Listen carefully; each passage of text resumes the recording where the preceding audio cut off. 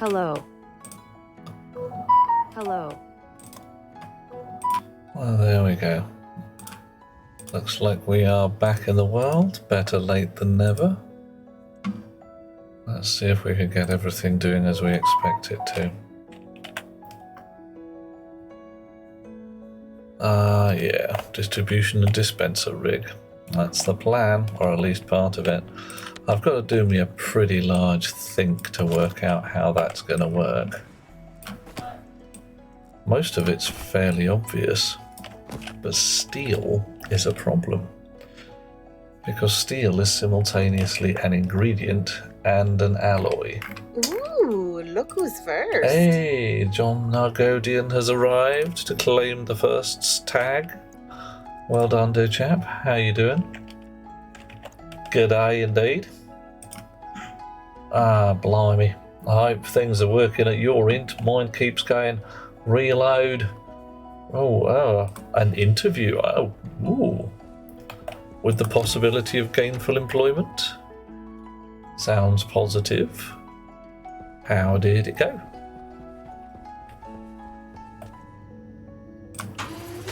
Down, down, down, down. All right.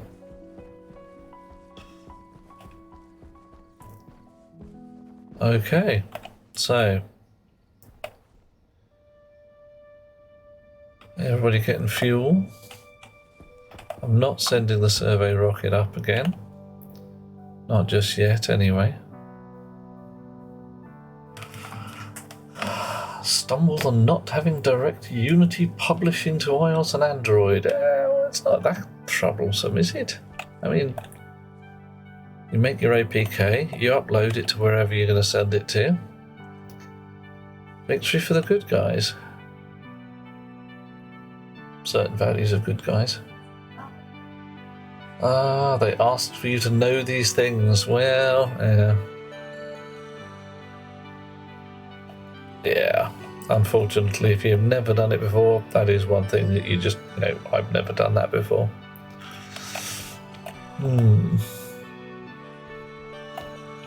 I wonder. See, these are filling up very slowly. Very slowly. And I've muttered about it before that I'd really like them to fill faster.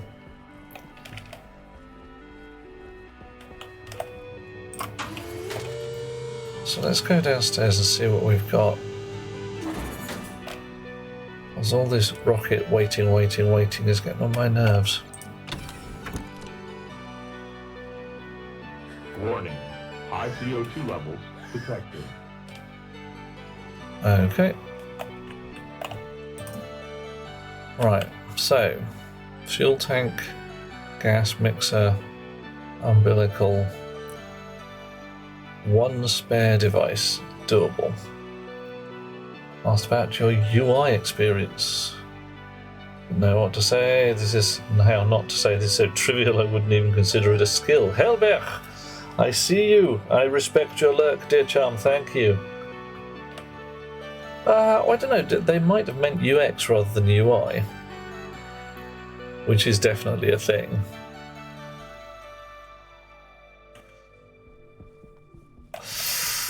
So, if I put... Oh, hello. Why have you switched off? Oh, because you're the other rocket. Okay, fine, it's legit. They meant UI. Yeah, fair enough then. Like, I mean, okay, UI is a thing, but it's not exactly a terribly tricky thing. Well, strange people.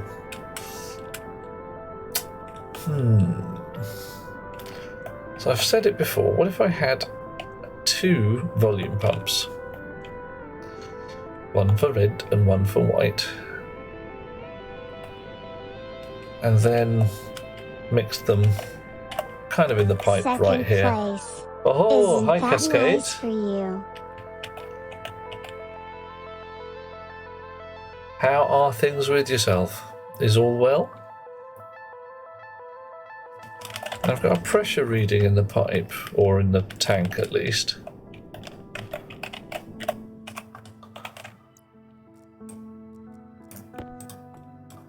They're at 30 megapascals.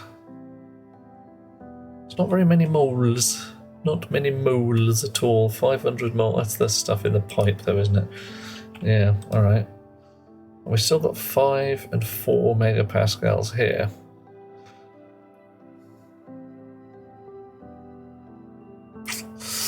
A lot of the world taking interface designs and translating them into Unity UI. Yeah. My pumping issues. My fuel pumps bring all the boys to the yard. All is good. Long day at work. Long day is long. Onwards to the weekend. Blimey. Yeah, I could put a fuel mix tank in here, but I mean, wouldn't be a terrible difficulty. I mean, I could pre-mix my fuel and stick it in the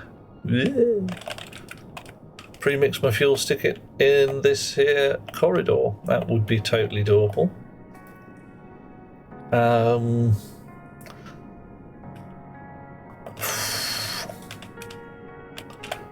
Plenty of physical space.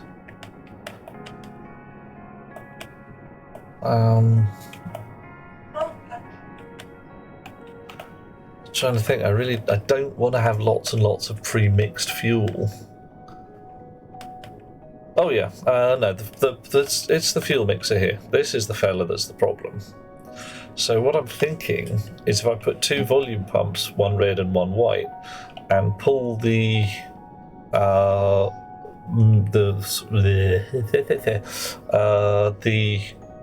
mixture settings out of the fuel tank in here, I can mix the fuel by tweaking the fuel pumps. Yeah. Third place? Oh, What the hey, heck were you Aliana. thinking? How you doing? Nah, I'm kidding. 3rd place is pretty damn cool. Right, I know what I want to do. Okay, what am I reading here? Fuel tank? That gives me my fuel mixture and pressure. Gas mixer goes away. Rocket umbilical lever, and that's a spare one for my other fuel pump. Suggested no, I'm storing the rocket fuel mixed in the rocket, but I don't want to store it outside the rocket. I don't want an external fuel tank full of explosions. Because if one of these goes pop, the last thing I want is a big tank of pre-mixed rocket fuel just sitting there going, yeah mate, I'm ready to go bang with you.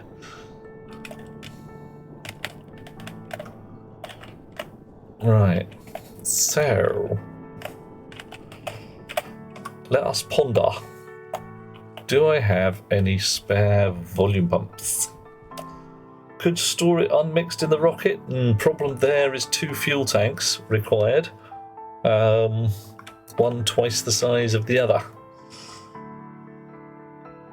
Oh, Helberg is doing another lurk. Hello, sir. How is everybody doing today? How are everybody doing? Is everybody doing? Could go either way. Right.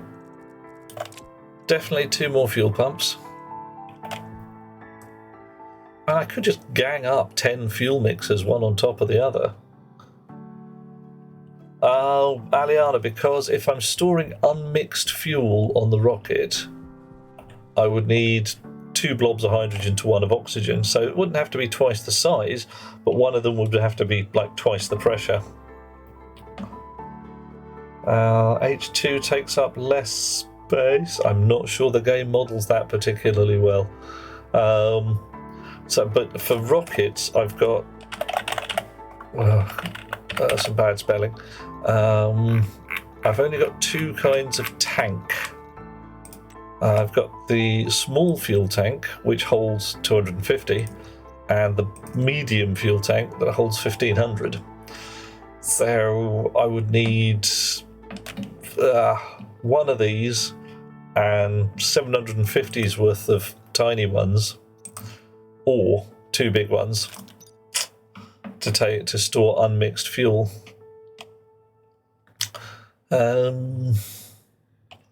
Right, if I stacked fuel mixers, that's a very simple way of doing it. I mean, really amazingly simple.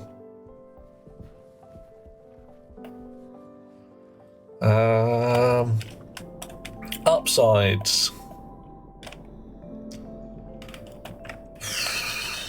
How would the electrics look? I mean, I just stack them down here, bop, bop, bop, bop, bop, and some pipe work.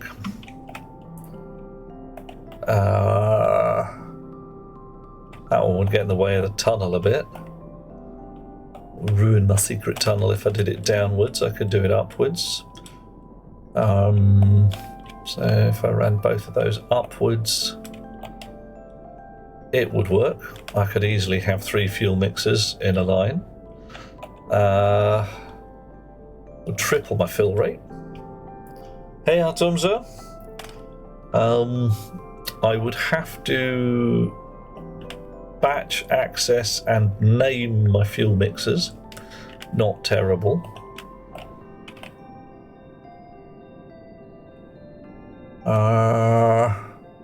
Because they're all on the same wire, essentially. Right.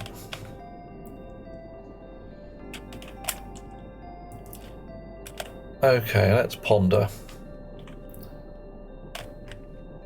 If I put 2 volume pumps, one for red and one for white, and read the fuel mix in the tank, turn the red one up to twice as much as the white one. Let's see if we can get anything. Gas mixer. Right. Blah blah blah. Blends 2 gases in proportion. Does not give us a throughput rate.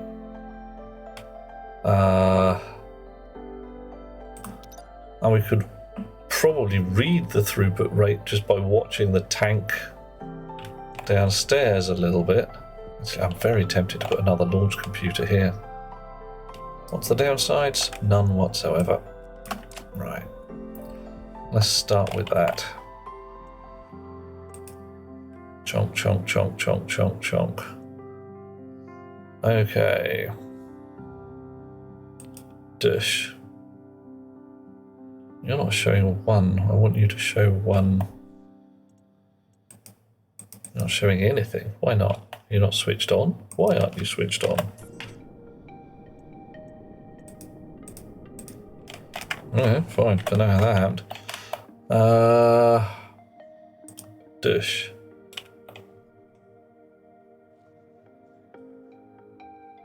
Houston, we have a problem.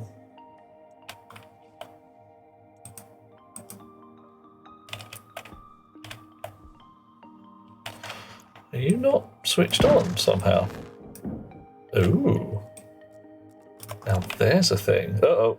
Oh, no! Oh, lunch computer is definitely a good idea. Something's gone horribly wrong. Something has gone wrong. Incorrect logic type at line 18. Bloody dodo. Damn straight, the bloody dodo's got in there as well. Alright. Pop, drop. Printer.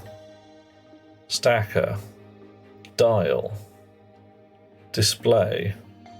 Reset. Q. Incorrect logic type at line 18.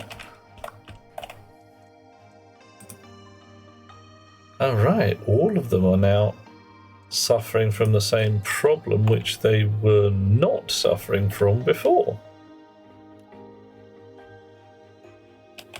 Has there been a sneaky update while I wasn't looking? Yeah. Alright, what's your bother? More bloody yak shaving. Line 18. Whoa.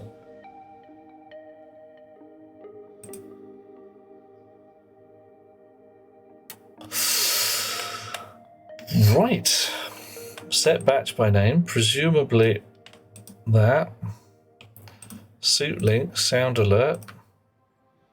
Could it be because I was wearing... Oh, I know what's happened here. I know what's happened here. I blew up my spacesuit, didn't I? I exploded it. And as such, this here, not linked to the correct thingy. Oh, now there's interesting. That's something I did not think about. Certain amount of flash just there, but that's probably because there was an eclipse of the sun or something like that. Right. Hard suit. Ringo Prince. Hard suit. Right. Wake up. And you back in the slot. And we're back to normal. Well, well, well. So, right, that's a bit of an interesting one. That is a bit of an interesting one.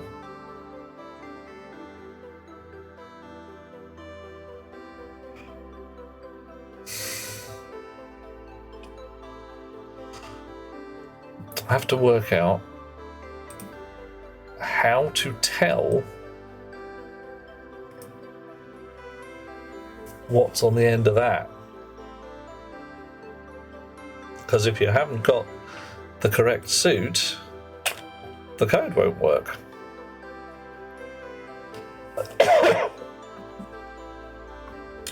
And of course, now I have a fresh suit because I blew up my old one. Everything needed sorting out. Ooh, that's a little bit of a hole in things, isn't it? Right.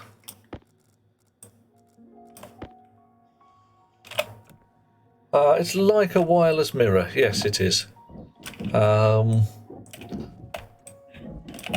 So detecting...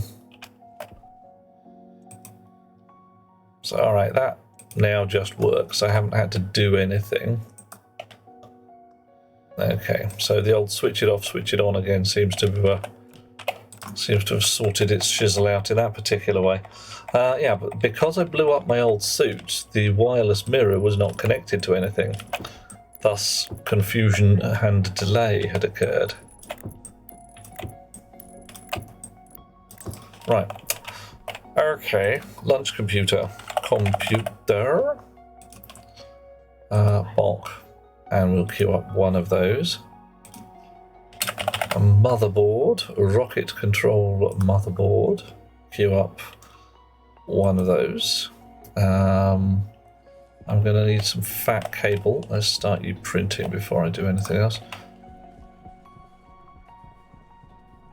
Fat cable. What do we got? We got 4 and 15. We can magically paint it the right colour.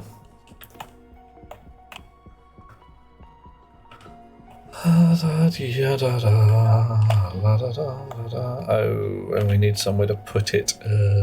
Fine. Back and forth, back and forth.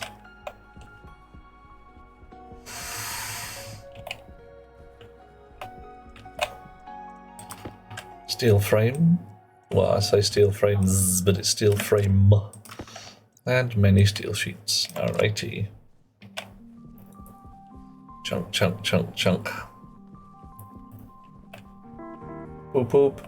Nice. So, steel frame. Chunk. Steel sheets. Welder. Alrighty. Computer bob.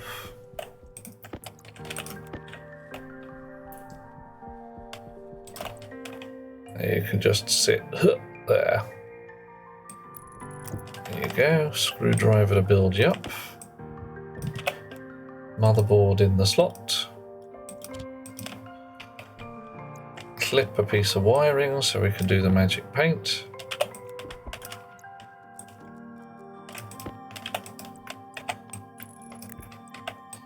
There. Done. Okay. Now then, you wake up. So, flight of cranes, main fuel tank, total moles. So each tick is somewhere in the region of 0.6 of a mole. It's not very much. In fact, that's really not very much. Okay. So really do a painter structure that will colour any objects that pass through with a spray can. Or just some chutes that you say throw everything through this chute and it turns out pink. Not impossible. Bit odd, but not impossible. You do have a spray gun object. A tool. Right. Volume pumps. 2. Pump volume. A pair.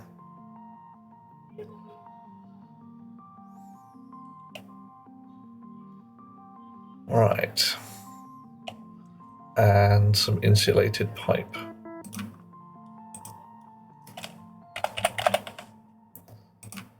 I don't know, half a dozen. Let's go with that.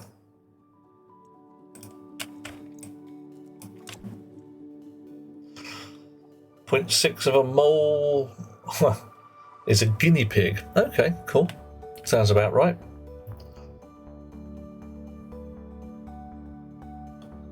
Still looking at these fans and thinking, what is going on with that? What are you doing?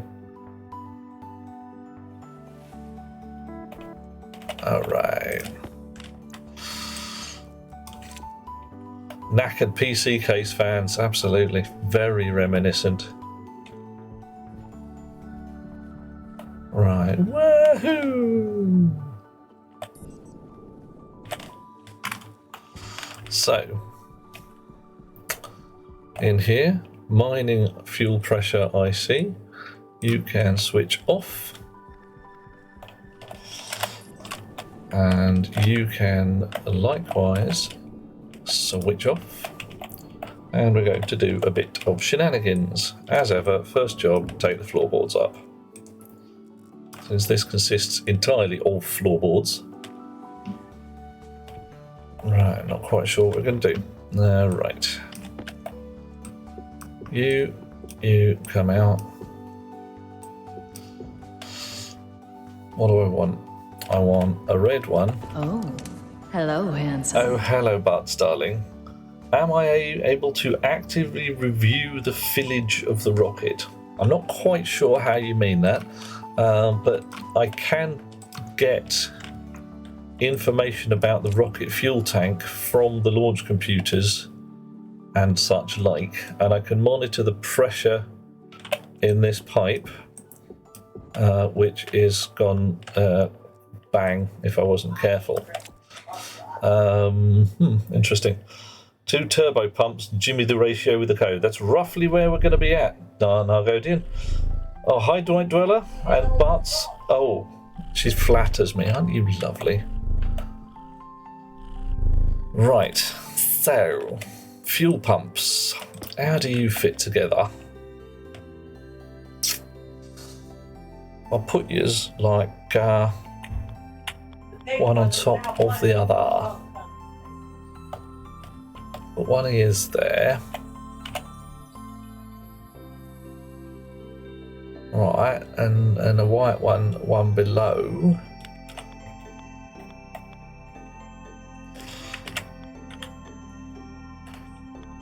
Really want, like, you know, that'll do. Okay, we've got a plan, and it's awesome.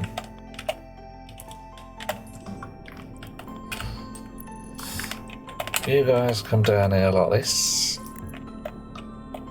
And we'll have our fuel pump.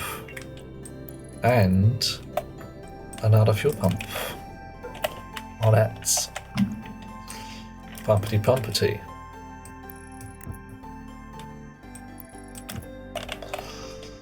Bit of the old fat cable. Lovely, lovely. Oh, snips. Snibbles.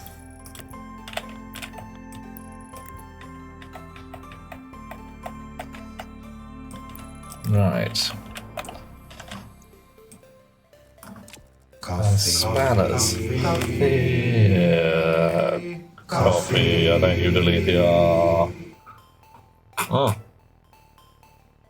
Oh. Night dweller doing some actual sleep? What is this sleep you speak of, Earthman?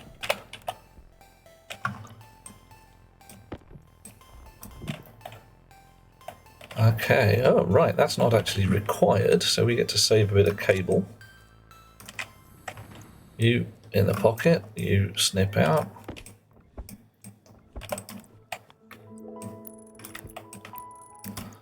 Right, and now pipes again. Doo-doo-doo-doo-doo.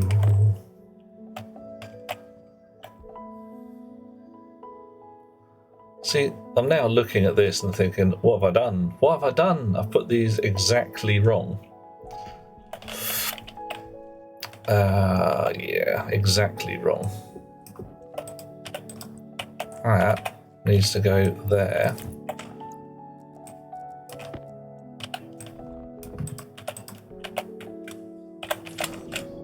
That needs to go there.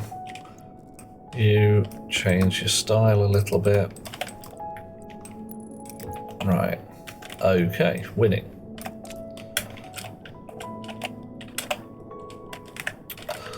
So, ba ba ba ba ba. La da da da da. Probably don't have enough pipe. Almost certainly not enough pipe. Maybe enough pipe, who knows?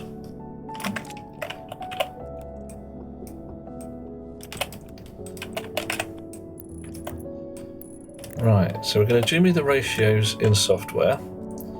That's the plan.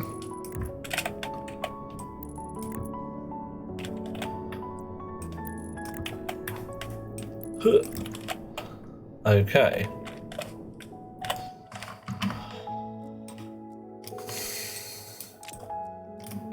Cable snips. Oof.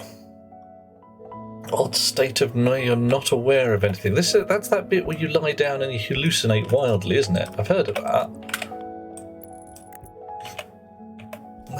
Sounds pretty cool.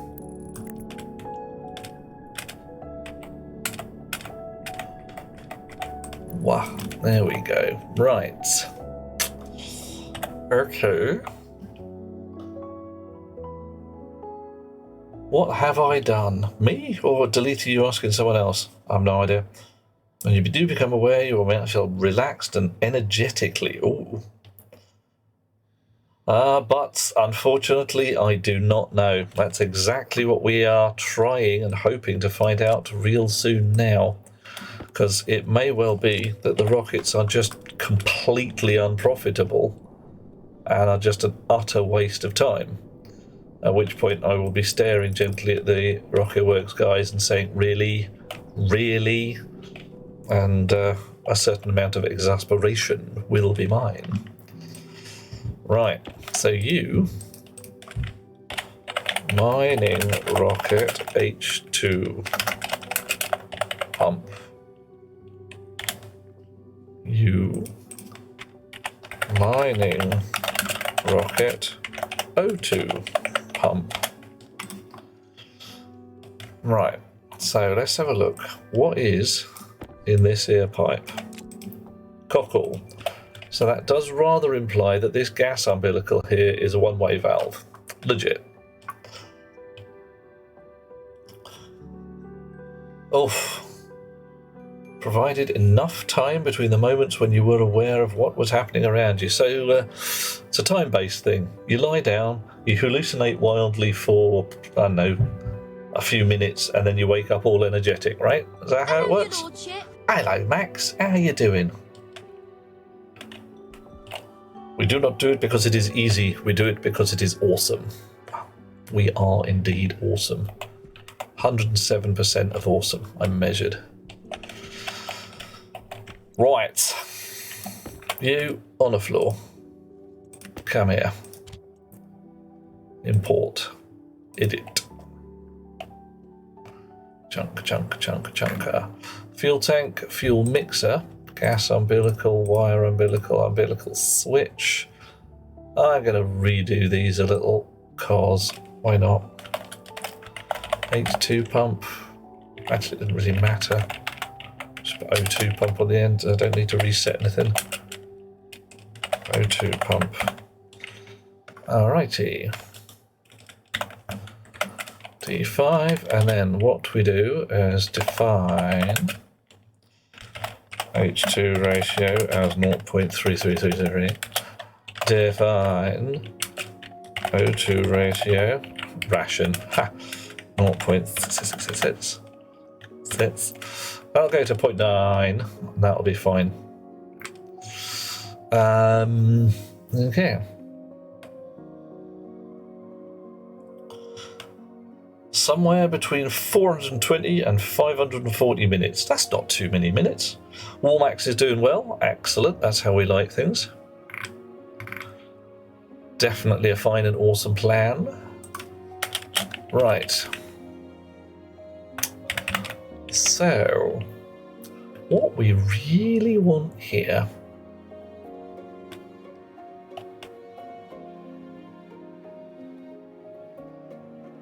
ooh, okay. This one turns the fuel mixer off. Hiya, chat. Happy time zone. Love all your precious faces. Oh, thank you, Taker. How you doing? We loved your face too.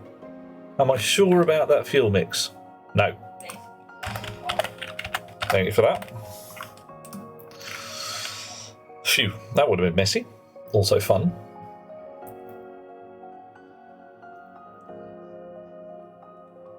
Gas umbilical setting. That might be interesting. I wonder whether gas... Okay. Don't know whether it matters, but... Days since chat saved my ass. 0. Yeah, but so I'm going to have to put that up, aren't I? I'm going to have to actually rebuild that thing. Alright. So we'll turn both the pumps off here.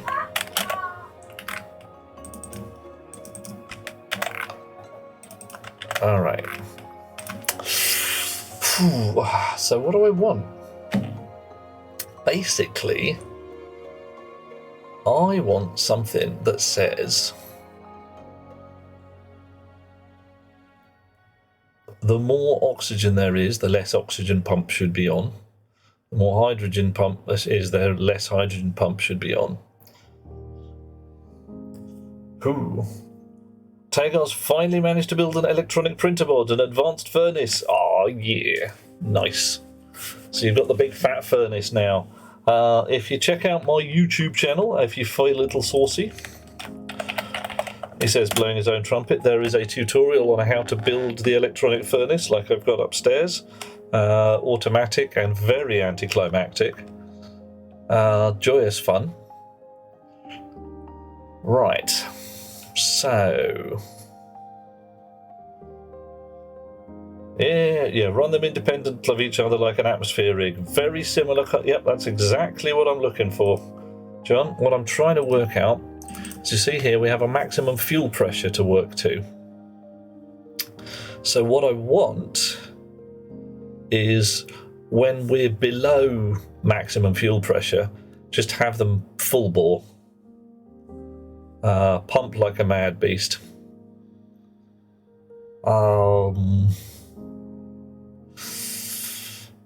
And adjust the pressure when we get close. Alright, so define max H2 pump 10, define max O2 pump 5. No, that's nonsense. That's not going to work. I need my old ideal gas laws, don't I? Yeah. Right, but hello. We're talking the same. We're talking the same thing. We are.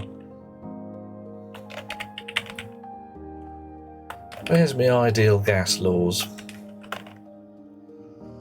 La da da da da. Great minds do indeed think alike. Gas law. What's the bloody equation? PV equals nRT. That's me bunny. Ha! Right. A homogeneous mixture of gas sets the variables of gas pressure times volume between moles of that gas by the ideal constant multiplied by its temperature.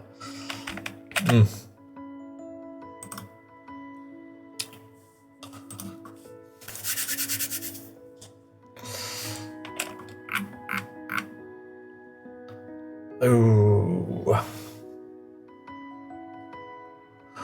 Right, my main problem here is that I can only get the ratio readings. I can only get the total moles reading out of the main tank because I haven't hooked up the other tanks. Hey Snow, how you doing? And John, yeah, you're about right. Hot, big, cold, small, very hot, boom. Yeah. Right, we'll put that in there, why not? So PV equals nRT, pressure, volume, number of moles, magic gas number, temperature. And the magic gas number we fiddle around with a little because we're measuring some things in kilopascals and all that jazz.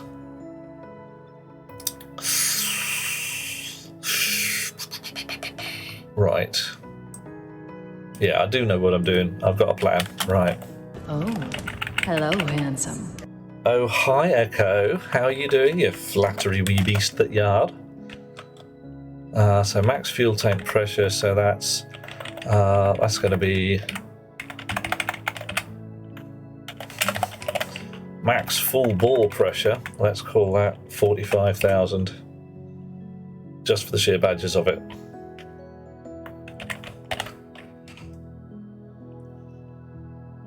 All right.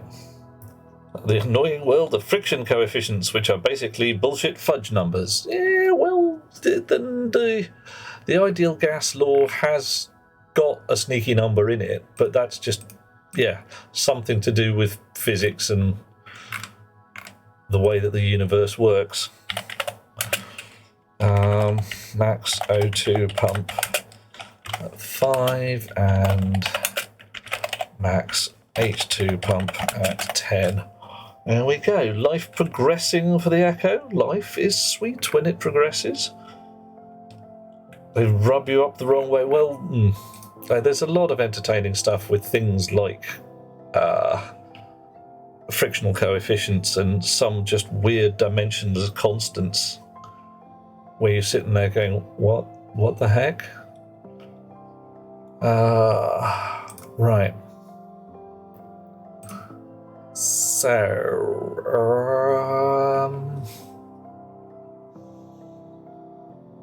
what's the easiest way of doing this?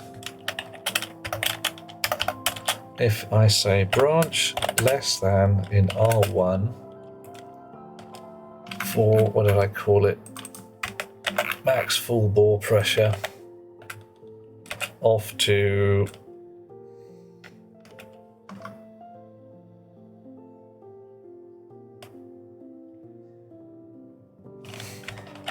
pumps full bore, and then we are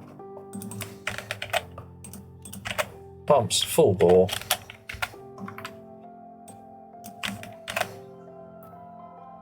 right, we know we're going to turn them on here, or do we? No, we don't actually, but we do know we're going to turn them on there.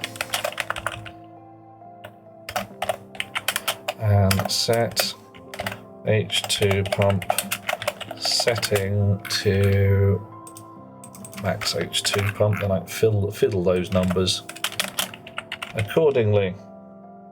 Chinese looks simpler, says Tagar. Yeah, well, this is all logical. You want me to talk you through it? I can talk you through it. Things are looking okay with myself, Echo. Mostly alright. Nobody's dead, nothing's on fire. Beloved lass of my acquaintance is being rather miffed because the previously accommodation provided by her employer has gone up to accommodation now costs more money than the pay rise they have given us to account for the fact that they are charging her for the accommodation. They basically said, oh, well, we're going to be charging you money for this, so we've given everybody in the company a pay rise accordingly, which pays for about a third of the charge for their accommodation. So they're just gouging. Very rude. So, Tagar, what do you want to know about? Where do you want me to start? We can write. Tell you what. How about once I've finished fiddling with this, I bang out a chip and we make something incredibly simple, like a light switch or something similar. How does that sound? And we can talk through it. And anybody who doesn't have a handle on how this code shizzle works, we can just go through the really simple shit. Okay. Right. We will, Echo. We shall have to get ourselves together and have a wee pint or something similar. Do the mental cheat sheet for breaking down what a function does.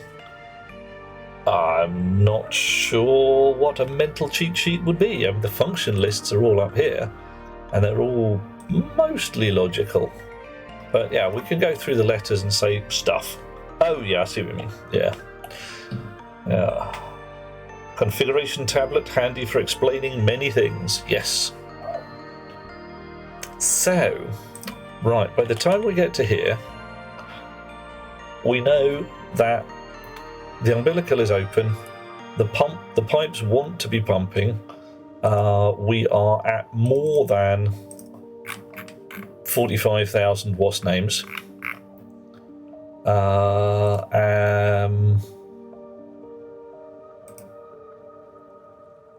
Possibly more than what we want for the whole thing. So what we could do at this point is put a nice simple branch there to say branch greater than or equal to max fuel tank pressure to pumps off. There are smaller, simpler ways of doing this, but this is nice and readable.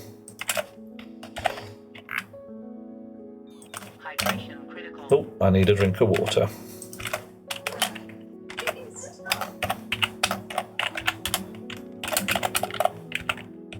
Yeah.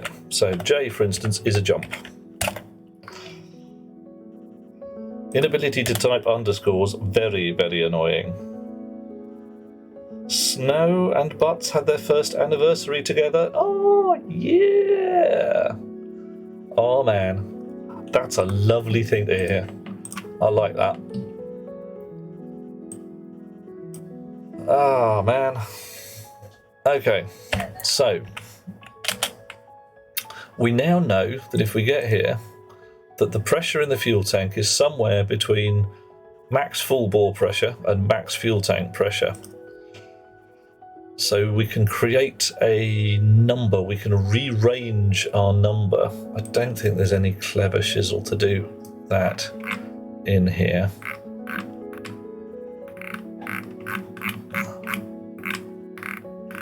So I'm scampering through all these instructions looking for clever things, but I don't think there is one. Right, I'm up. Annika, don't worry, we're not doing anything particularly heavy just yet. You've been here 2 years and 2 weeks. Wow. And you're doing a healthy relationship. How can this be? So, if I subtract into... let's let's give it some.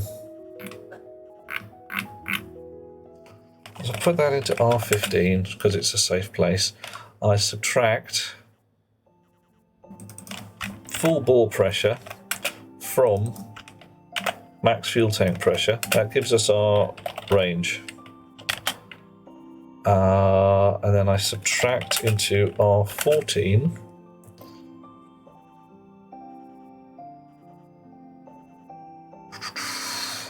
our current fuel tank pressure from the max fuel tank pressure. If I then divide one by the other, I should get a number between 0 and 1. Div into R15. I divide R14 by R15. 0 to 1 for how close we are to full. Am I reverse lerping? I am indeed, Monsieur Nargodian. Well done. Uh-oh, you ran into an issue with the furnace. What happened? Did it go kaboom in a bad way? I hope it didn't go kaboom in a bad way. Then again, kaboom in a good way.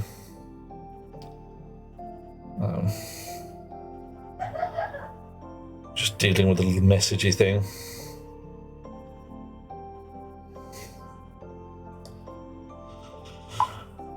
Stellite takes years. Oh dear. Did you insulate the furnace? Because one thing I did discover. Actually, how are we doing? We've still got. Oh, actually, yeah. I'm gonna duck upstairs, get a can of water. You followed the tutorial exactly. Yeah, I'm thinking that I might actually need to modify the tutorial to consider the gas jacket that I put around the current furnace. Because right now mine is wearing a cube full of warmish gas rather than just a cube of steel.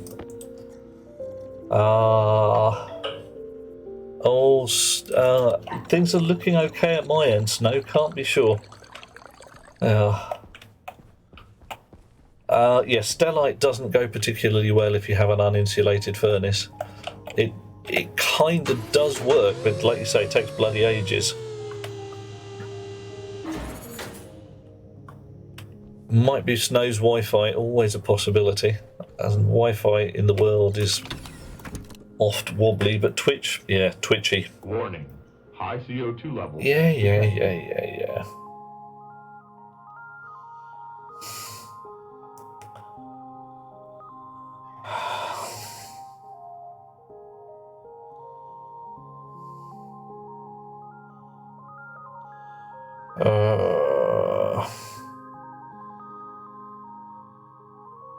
Right. Okay.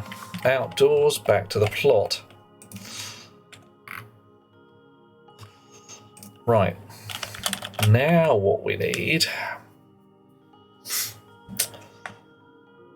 So we've got a multiplier in R15 for turning the pumps down a bit as we get close to our tank limit. Now what we need is something to turn the pumps up and down. Okay, oh, Snow. Oh, you're taunting us with pancakes. We like pancakes. Pancakes are yummy.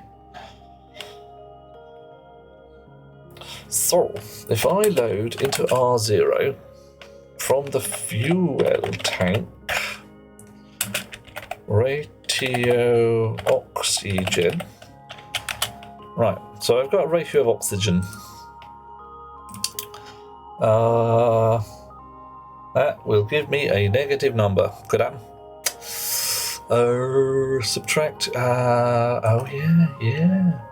Got me subtracts back to front, haven't I? Boop. Subtract max full bore pressure. It's yeah, A minus B. Thank you very much.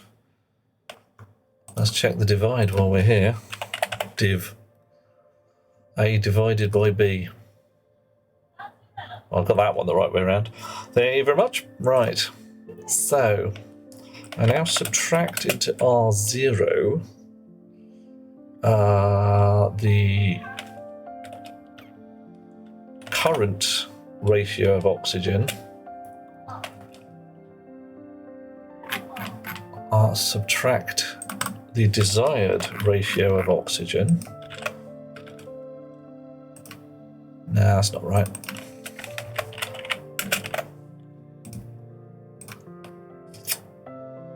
Okay, that's looking good. Right. Yeah, we always did work well together with that. Yeah. The whole pair coding thing. It's a fine and awesome plan, says I. So we get the ratio of oxygen. We subtract that from the desired ratio of oxygen. So if the two are pretty bloody close, we could get pretty bloody close to 0. Whereas if our fuel tank ratio of oxygen is less than what we actually want, we'll get a positive number in there. Nice. So then we max into R0, 0 and R0. So we get the largest of these two numbers. If it comes out negative, we end up with none. Sweet.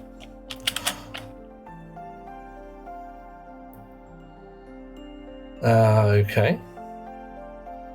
Then we want to turn that into a number between 0 and 1. So we have a division again.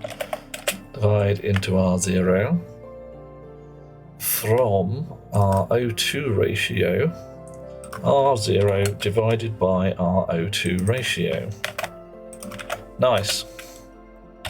Range it from 0 to 1. Multiply it by the maximum number for our O2 pump into R0. From R0, multiply by our max O2 pump, and set into our O2 pump setting R0. Right. Now, take our... This shizzle here that we're doing is reasonably complex. It's not... okay, I was going to say it's not rocket science, but it kind of is, actually. Sorry. What we've done, we've read the ratio of oxygen. We've subtracted that ratio from what we want. Yeah, I think I might turn on the pump as well, but yeah. So what I'm going to do here is set not equal to 0 into R0 from R0, and then set O2 pump on in R0. So here's the thingy that says if the setting is non-zero, turn the pump on. Boop. And we're going to do the same with the hydrogen. Yeah.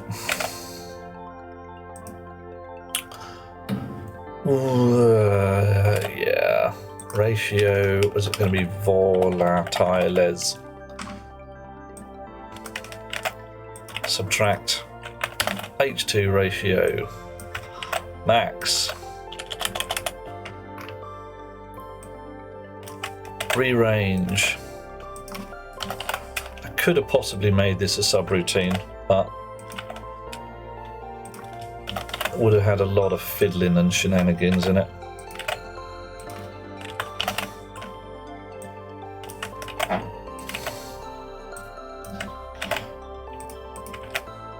There we are. Right. Oh, God, yeah. Cut and paste really should be a thing in this. It would be so much easier. It's concerned that this code relies on the ratio having never been screwed up by, say, a lack of gas of one gas over the other.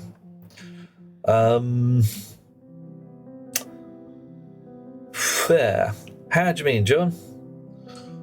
Because if the ratio is bollocks, like there's too much oxygen in here, then we will immediately drop the oxygen pump down to 0, and the hydrogen pump will be going as mad as it can to get as much hydrogen in there.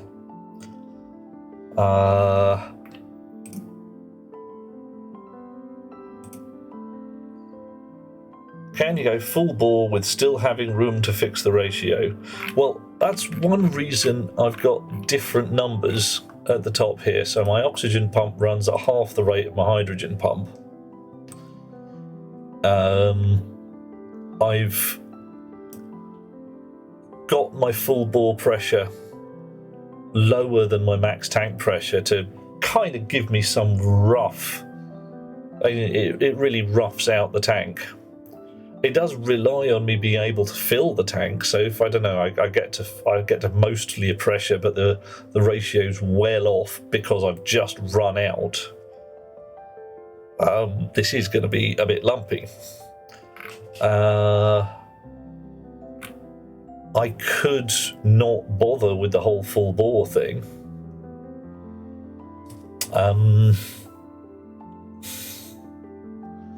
What I had intended to do, and I've now remembered that I did intend to do it, is that I was going to multiply my pump settings by this how close we are to full number as well. If for whatever reason you've got 80% oxygen because H2 cut off, I should have a job fixing it. I'll never get 80% oxygen though.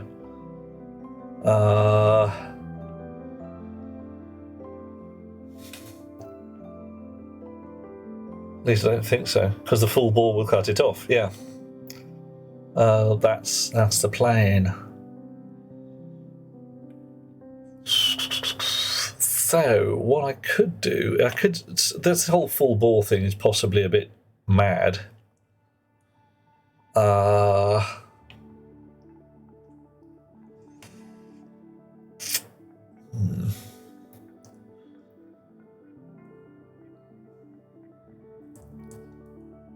Don't know. Overpressure pump to depressurize in the above scenario. I don't think I can do that, but I'm not 100% sure I can actually depressurize the rocket tank once I've pumped it through the umbilical. It didn't seem to read back pressure.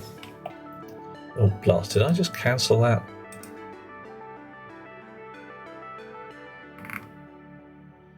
Yeah, that was a bit dim, wasn't it?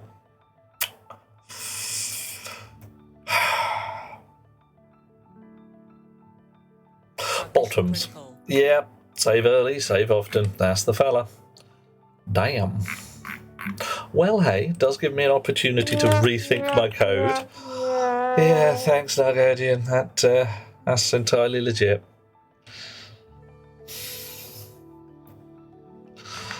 Hey ho, try again. So. Meow.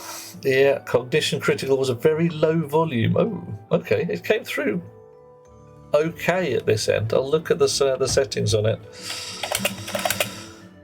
Hey ho, try again.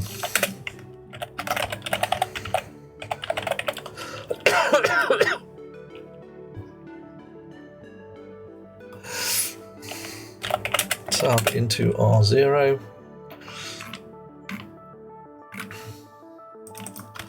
O2 ratio minus R0, max R0, R0, 0,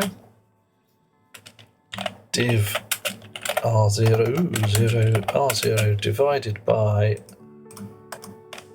O2 ratio, gives us 0 to 1, mul R0, R0, max O2 pump, set O2 pump setting R0 set if not equal to 0, R0, R0 set O2 pump on R0. Right. Oof. And then we do the same thing with volatiles.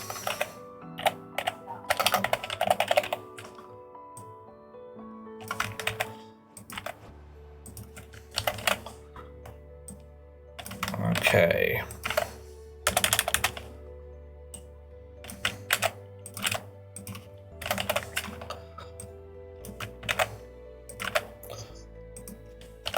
honk. Right. So without the full bore thing, multiply it by the ratio between target pressure and current pressure with a set pump speed as range, also multiplied by how much the ratio is off.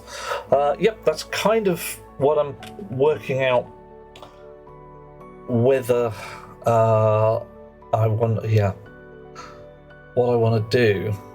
So I'm just thinking, this whole full bore max fuel pressure, all I'm doing at this point is essentially saying below 45 whatevers, the number is 1.0. So what I need to do is mul into R0 from R0 and R15.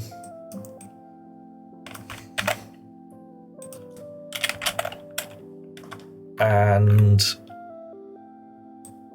bin that. Just, we don't need it. So if we're greater than max tank pressure, turn the pumps off. Full bore pressure. Hey, I'm listening. The second one should be in the difference between H2 and O2, because if they're perfect, they can both go full speed. Yes. Oh, bloody hell. Yeah, there should be some kind of swing thing.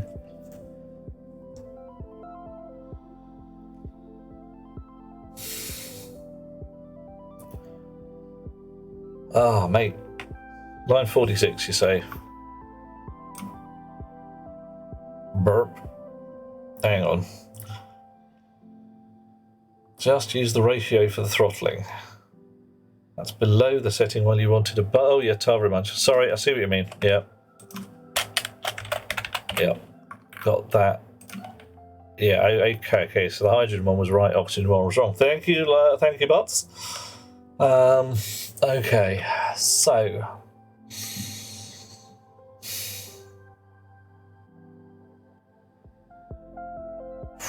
What would I have to do?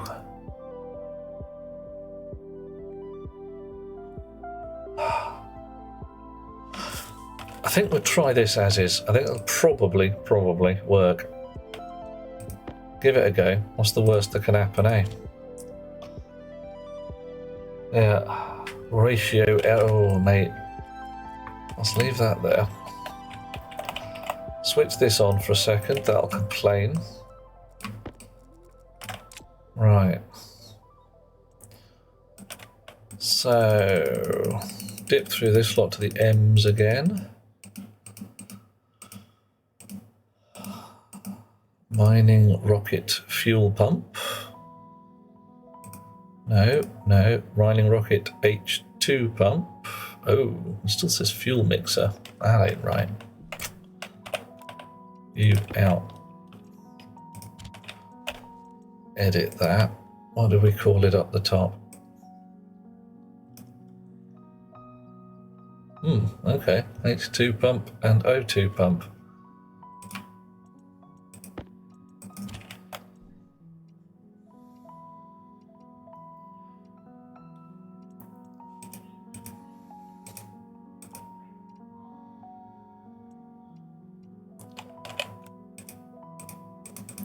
Right, so this needs to be mining rocket O2 pump. That needs to be H2 pump. I don't know why it's unhappy there. Dear Rocket Works, for the love of God, let us have a device to select the logic. Oh, good grief, yes.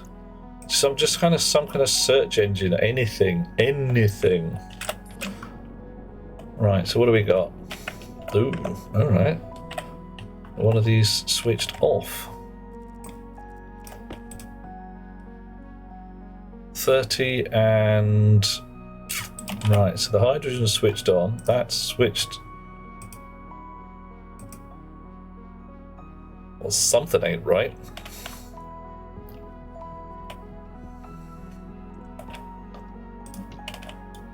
Right, you. switch off. You also switch off.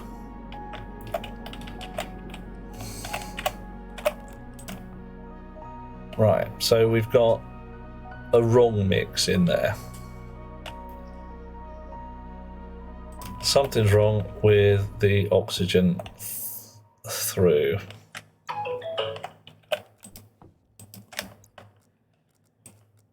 Have we got a decent name in here? Mining Rocket O2 pump. Mining Rocket H2 pump. I should have put the chips closer by, but unfortunately the chips melt in the rocket exhaust.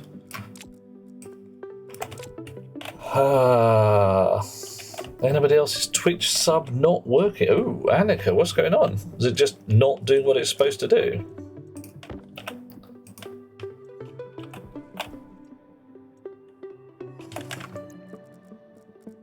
Right.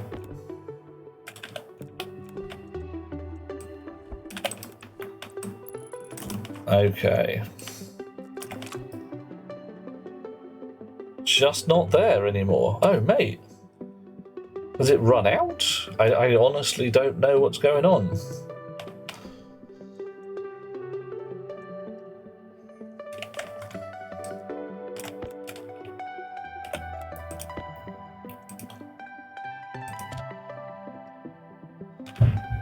That still says fuel mixer.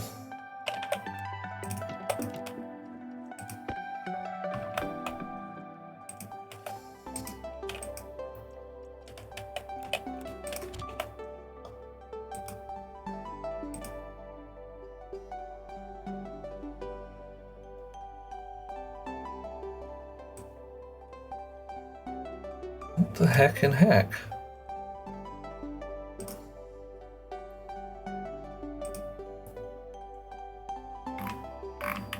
It's just thrown it. I don't think that exported properly. Crown means you're a Prime member, yeah. Ah, okay. Did I just have a pipe burst? I don't think I did, but you never know. However, you shut off.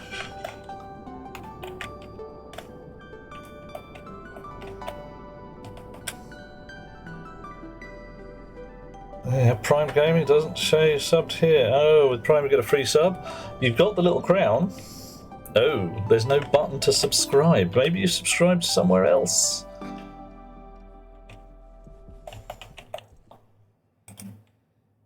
Okay, what's happened here? It's all gone very badly wrong and it's thrown the code away again.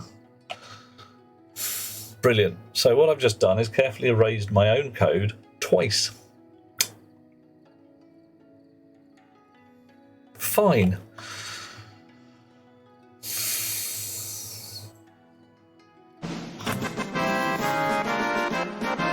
All right.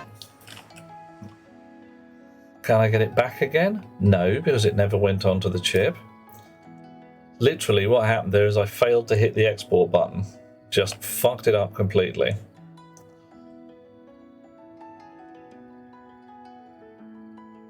Ah.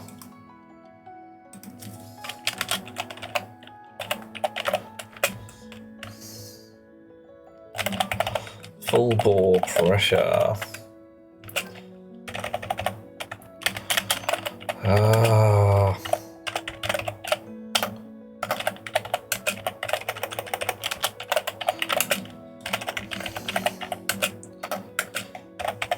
I've got to do this all again. How annoying.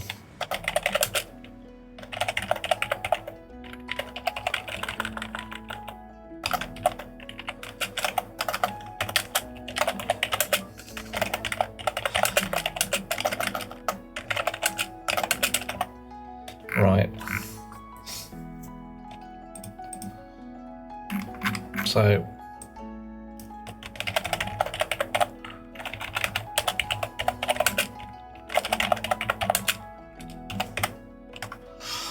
oh boy, oh boy, oh boy.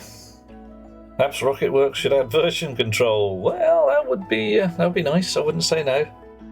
Like this the other day too. Thought it'd be fixed by now. Resub when you get paid. Don't say anything important during ads. Annika, I will make sure to repeat any important bits just for your lovely self, or anybody else who isn't doing with the subscription thing.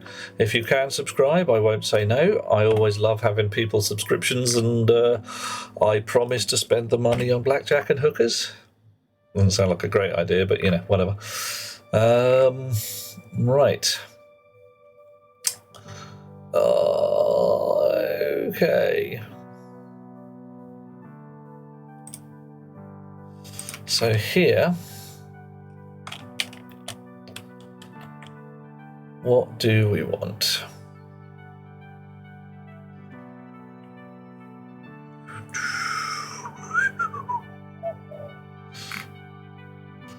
We want to set our fuel pumps off. Set H2 pump on to 0, set O2 pump on to 0. We turn the pumps off.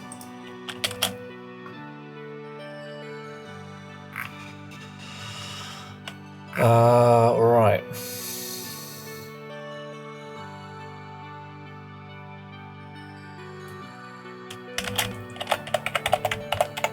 Pumps off.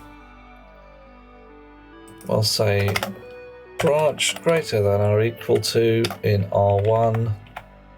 If branch greater than or equal to if R1 is greater than max fuel tank pressure, go to pumps off. Alright. Otherwise, we're off again. I think they would legalise escorts by now. Seems pretty crazy that prejudice still exists. Depends which country you're in, Annika. There are a lot of places where sex work and its associated business is entirely legal. In fact, if memory serves, I think it's Sweden where you actually get tax breaks if you are earning less than a certain amount for your hobby sex work.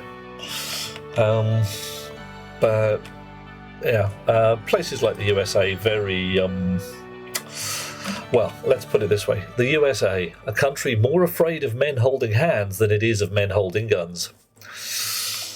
Yeah. Yeah, Netherlands, lovely place for these kind of things, mostly. Legal, regulated, unfortunately still too close to Eastern Europe for people not to be trafficked in for exactly that purpose. Right, so, sub into R15.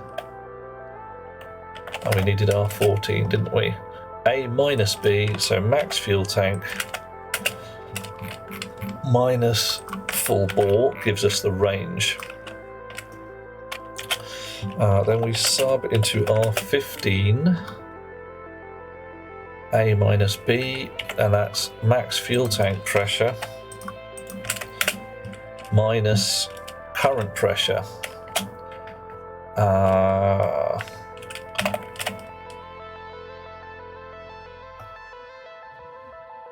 Minus current pressure. We know that it is less than max fuel tank pressure. If we divide R15 by R14, R15 by R14, and then max R15 and 1. Oh, blimey, hang on. Gun control is over-controlling too. Whoa, okay, Annika. You should be able to defend your home if someone comes in with evil intentions. Right, Annika. Do you play something like D&D, anything like that? Because my call there is you don't buy a sword to increase your armor class. Doesn't work. So the concept of, I bought a gun for defense. It's like, no, you bought a gun for attack. You want defense, you buy a flak jacket. Ooh, footsteps coming down your stairs doesn't sound like a fun day, though. Nasty. Yeah, so yeah, we've had people break into the house. They don't have guns in this country. They might have knives. Not much we can do about that. People can buy a screwdriver or just pick up a sharpened stick. But oh my god, Livy, what the heck's going on? You're playing Barrow Trauma in a nuclear sub. You forgot to turn the engine. Now there's fire, and fire is killing. Maybe people vomit. Oh my god. Yeah, Barrow Trauma's no fun. Barrow Trauma's traumatic. Clues in the name. Terrible, terrible game. Evil. But then again, it is actually supposed to be evil, so that's pretty calm. Right. So let's try this again. Load into R0. Fuel tank. Oxygen ratio. Oxygen ratio. Ratio oxygen, alright. Yeah. Oh, beautifully put together, just like punishingly vile and evil, but it's supposed to be. Yeah, I need many games. This one, for instance, punishingly evil. It's supposed to be. Sub R0. O2 ratio R0. Oh, ad break in progress. Barrow trauma could be translated to something like under pressure with traumatic events. That's about right. And Stationeers, not so much evil as indifferent, as the universe is indifferent.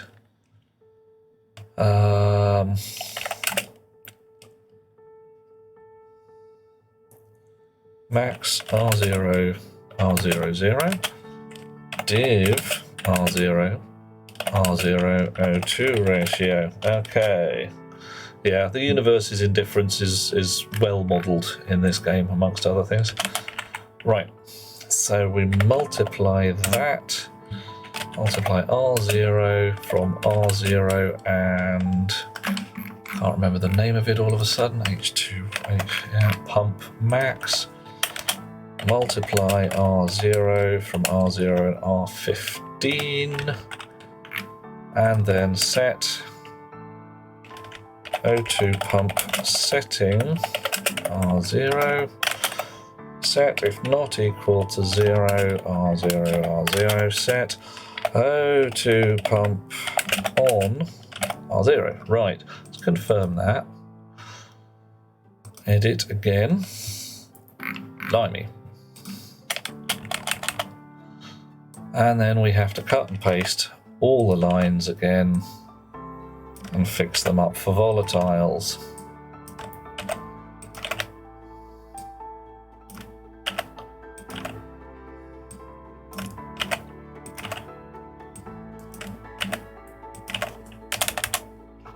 Oof.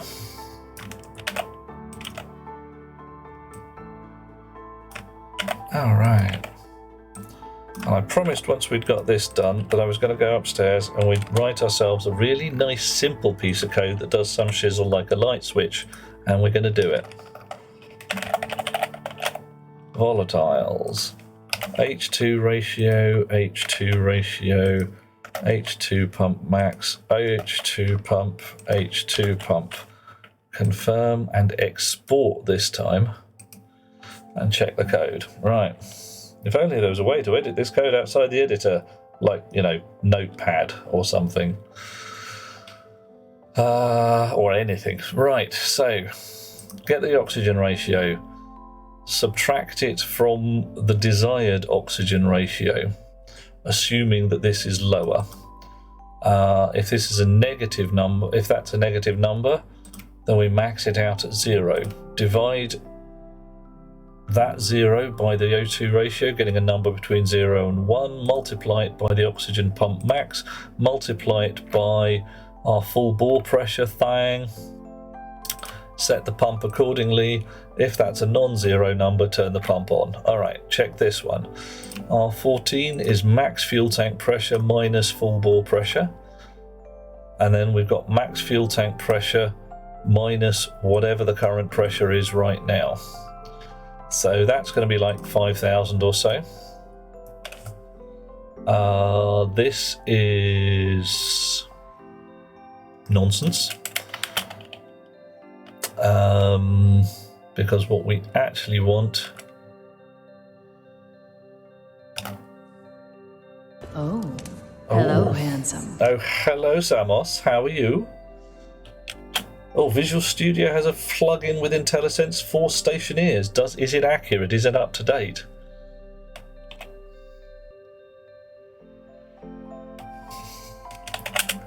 Sub into R15, our current pressure minus the full bore pressure. That's better. Yeah. So, that'll be about 5,000 or so. This will be however much this is above the full bore pressure.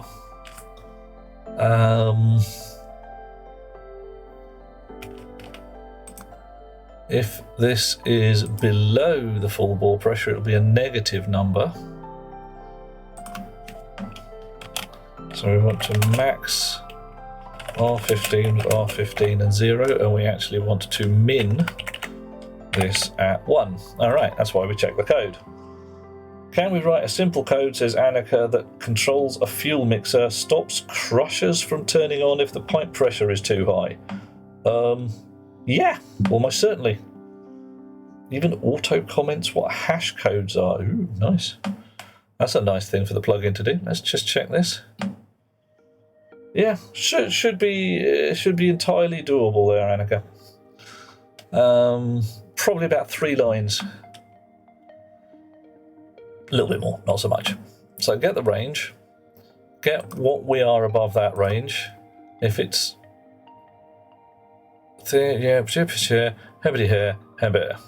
confirm. Export. Grab. Drop. Right, fuel tank, H2 pump, O2 pump, that's better. Alright, let's go and have a look at what the actual knobs and buttons are doing now. Right, the H2 pump should be off, the O2 pump shouldn't be off, but it is for some reason.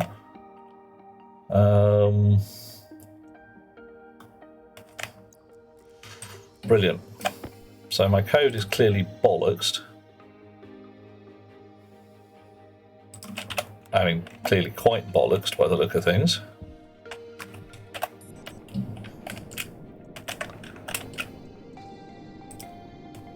Right.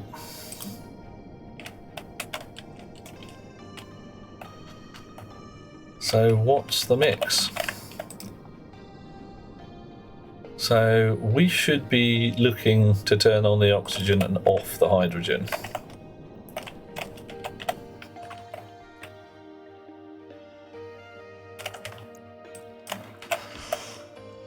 Oh, Smart is mediocre to okay. Oh, mediocre's not good.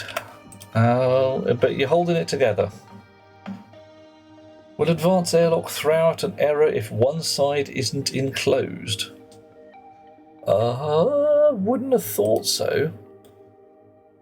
Yeah, it only really cares, like Nagadian says, about the pressure values. All right. So what have I got here?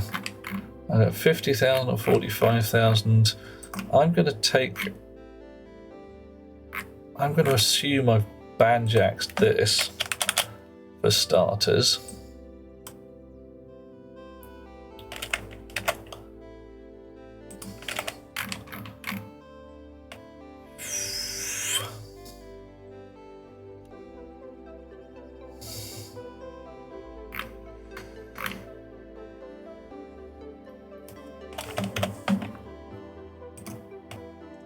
Let's see what we get.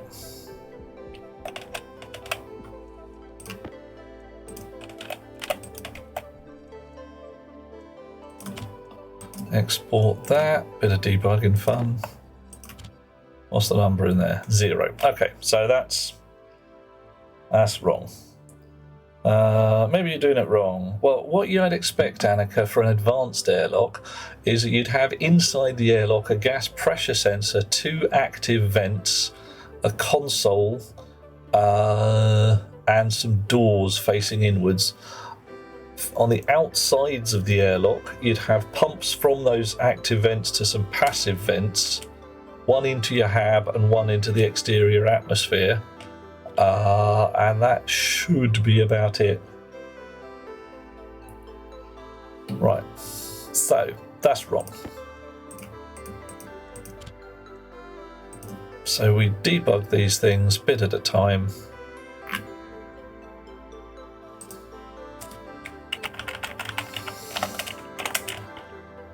This one should be really easy.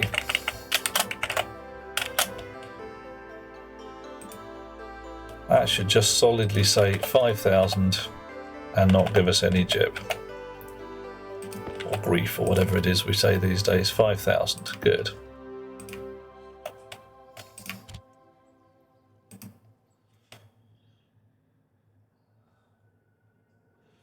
I've got this back to front, haven't I? Yes, I've got it back to front. That'll be why. Right. R1 minus full bore pressure. And I actually want this to be coming up as a 1 when we are below full bore pressure. So I do actually want, as I had before, that. So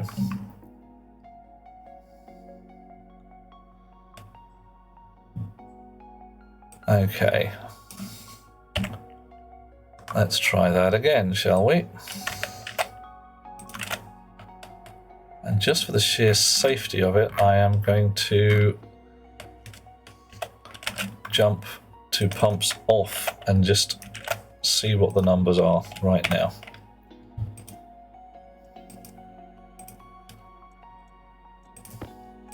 Chonk. 1. Pretty much as expected, that's fine. You need an active vent for each atmosphere, inside and outside for advanced airlocks. Yep. Simple airlocks literally control atmosphere to vacuum. Advanced airlocks are there to move between 2 different atmospheres.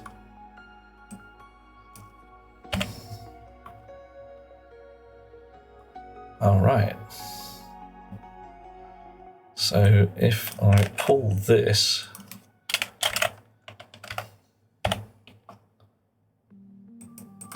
I'll be able to get the ratio as I want it. Confirm, export. Yeah. 29. All right, I'm coming up nice and fast, or well, relatively fast. So oxygen pumps on, hydrogen pumps off. Setting here is, what's the setting on that one? You gonna tell me?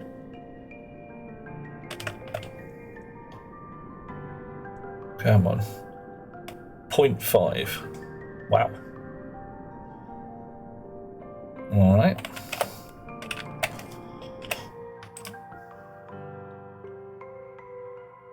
I'd rather hope it was a little higher than that.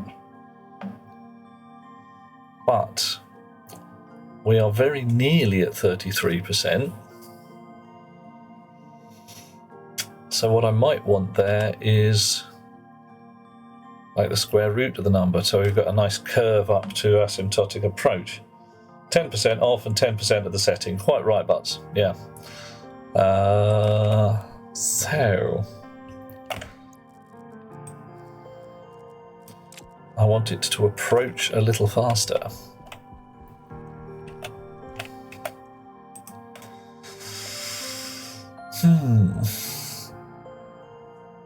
Oh, the pink and purple laptops missing each other. Oh, what a terrible thing. They should be more introduced to each other, I'm sure. It would be much more fun if they were sitting next to each other and not being, I don't know, stolen and thrown around the room, but that's a thing that happens. Okay.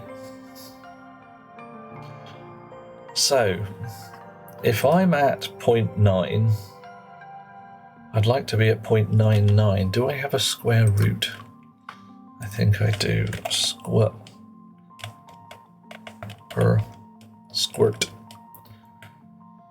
All right. So if I have a number that's 0.1 and I square root it, I will have a larger number, which is useful here. Squirt R0 into R0. I'll put that in there as well. So we'll have a curved approach. You come here.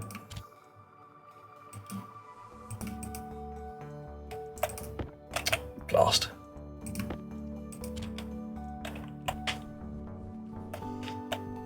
All right. So what are we at right now? Setting is, come on, get landed. Setting is, come on, give me, oh fine. Can't get the bloody setting because I can't get the bloody angle on it right. There it was, just for a minute. 1.38.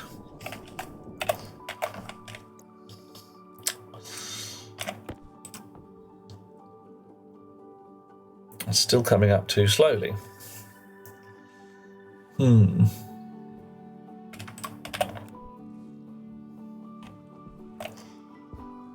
Hey, Bishmit, how are you? Are you having a fine time? We could route it again. Quad route, always fun. Everybody loves N to the 4.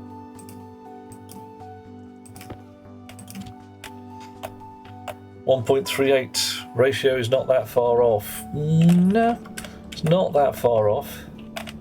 It's 1.38 litres per second out of a maximum of 10. So 238, so that's dropping. Tick, tick, tick.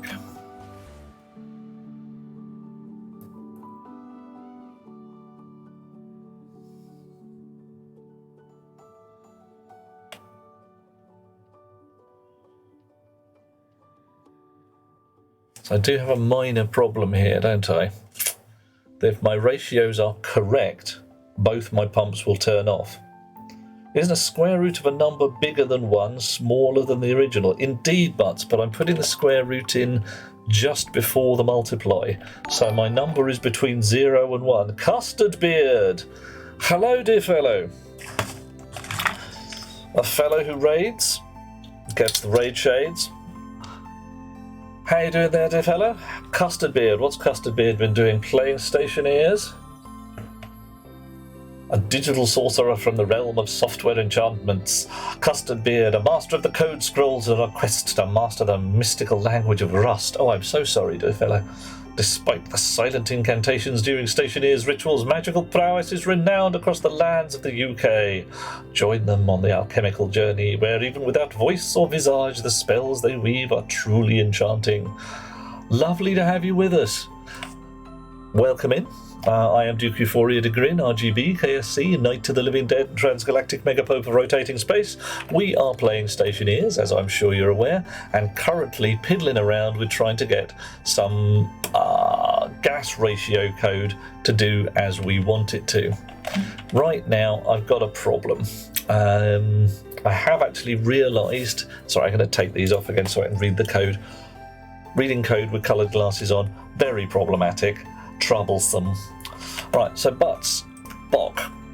My square roots are coming in here, where this number has been ranged between 0 and 1. So if I square root it, it will become larger and I will get a steep curve up towards 1.0.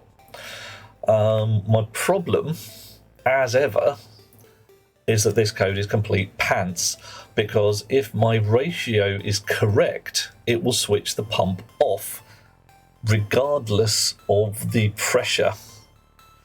in the tank. Bottoms.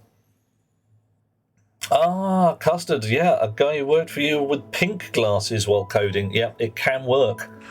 Oh, someone's doing us a join. It is the Custard Beard. Dear chum, lovely to have you with us. And now you are here. You must answer these questions 3. Now, we've got a possibility that you're in the UK, the machine says so, but let's find out. At my current ratio, I should be getting 5 and 10 on the pumps. Yes, John, that's what we want, but we're not. Because it's not doing what we want it to.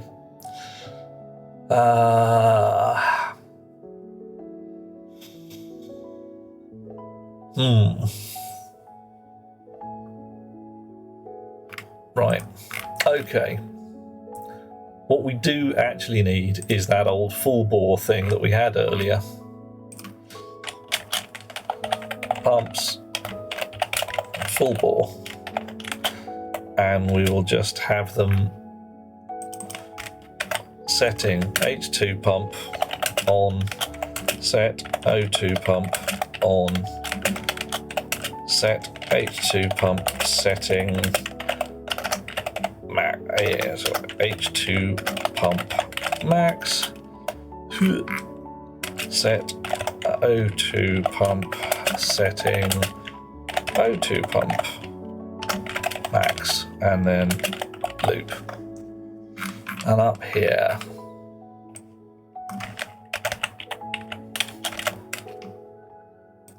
dish. I should have brought that with me. And what we actually need is some cleverness to swing the pumps between 0 and 1.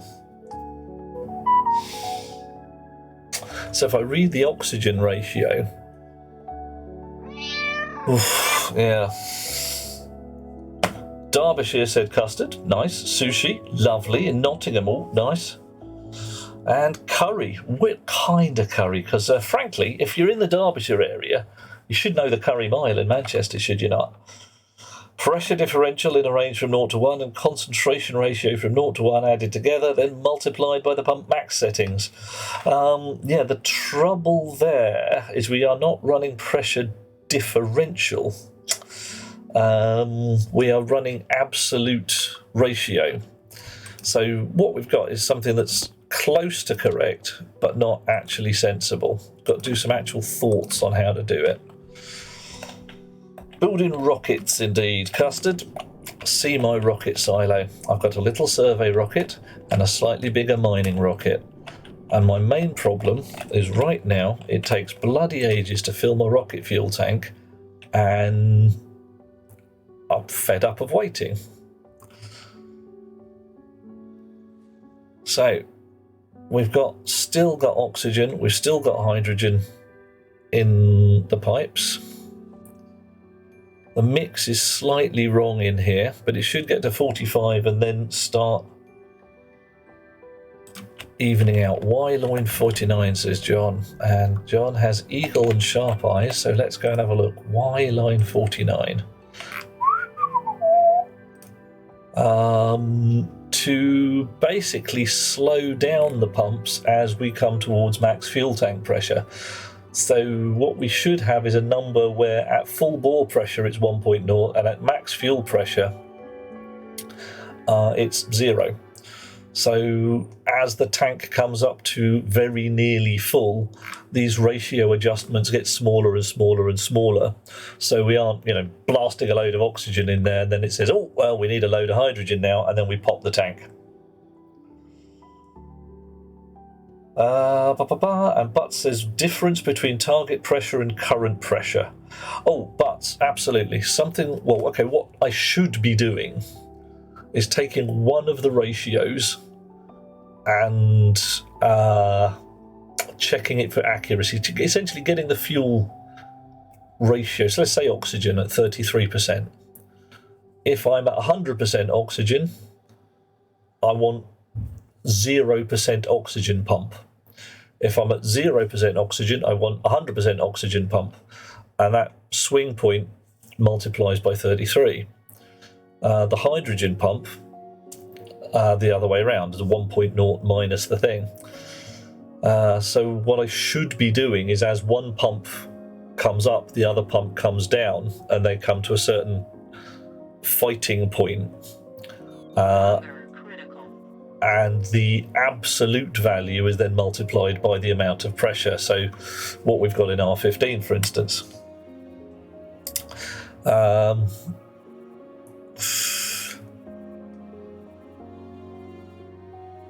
So the fact that this basically almost works, I'm going to try it for now, see how it goes, and have a good think and draw some curves on bits of paper to make the maths come out right.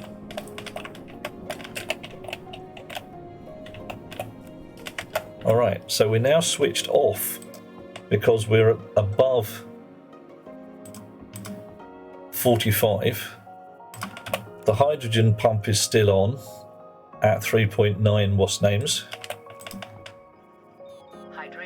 To slowly increase the hydrogen pressure to 66%.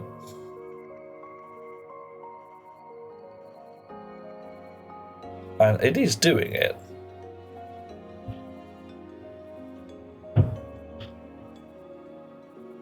Right. Pressure critical. Little bit, but yeah.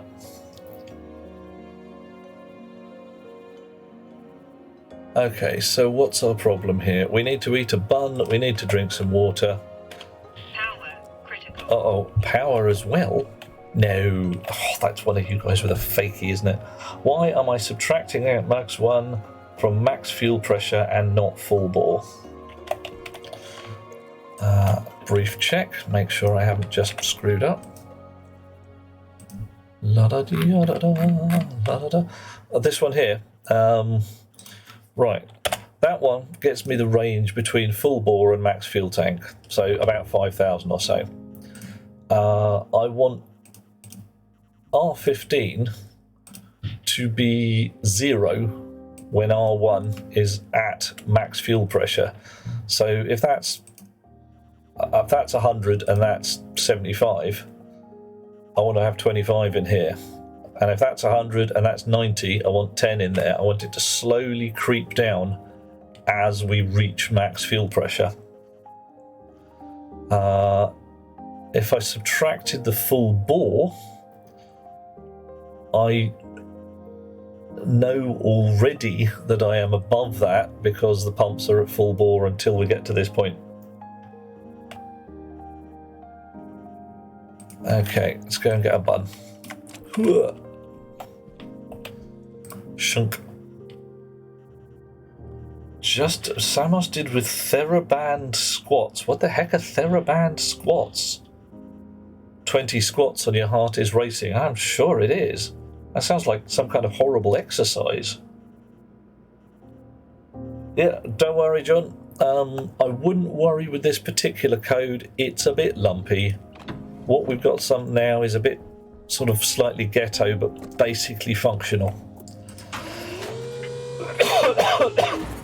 Oof. Right. I take it, Monsieur Custard, that resistance bands. Ah, okay. Big rubber bands. Excellent. I take it, Monsieur Custard, that you are a stationeer of some renown. You know your airlocks from your diggamajig. We are on the moon, as you can probably tell. Moon. Okay, you back in the slot. Currently building a hotel on Mars. Nice idea. Yeah, I thoroughly approve. We did a hotel on Europa a while ago. Lovely bridge across a massive crater, so you got a gorgeous view of Big Jove himself. All right. So, out into the world. There we go. This is our current military industrial base upon the moon. Still some work to be done. Just working on the manufacturing base. Got to start somewhere. Yep, we've got main manufacturing here.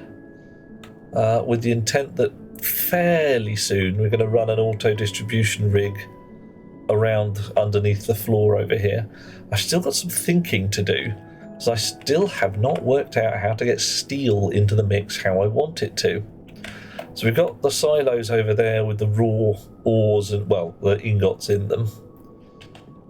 We got the auto smelter over here, so we can quite happily build a distribution thing that says we want to make some steel, give us the right chisel for that, drop it into the furnace, spit some steel out the far end, stick it in a vending machine. These guys can eat their steel or their waspaloy or whatever accordingly. Problem is that steel is also an ingredient. Now I can do it by hand and say make me an absolute heck ton of steel, drop it into a silo at the end there and have it treat it as an ingredient, but that seems a little tacky. So I'm trying to work out whether I can make steel, which is an ingredient and a smelted alloy, fit nicely into the rig. What about titanium? Not a shred of titanium in this game, I'm afraid, Samos. Not even a little bit. Oof. Samos, a runner, didn't exercise, only a brisk walk. Oh, well, fair enough. Still exercise.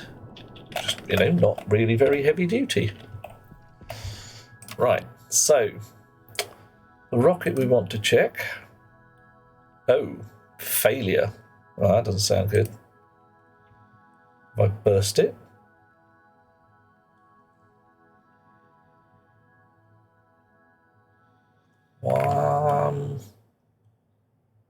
Why failure?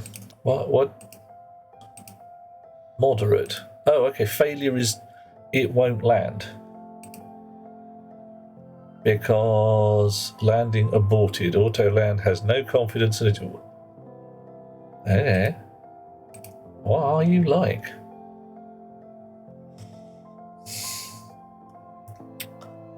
Why not have an alloy chip that just tops off the reserves? Yeah, Nagodian, it's doable. I've just got to work out the geometry of chutes and vending machines and valves and sorters to do the left and right things. It's just a whole bunch of looping back in on itself concepts. Right, where are we at? 46,000. All right.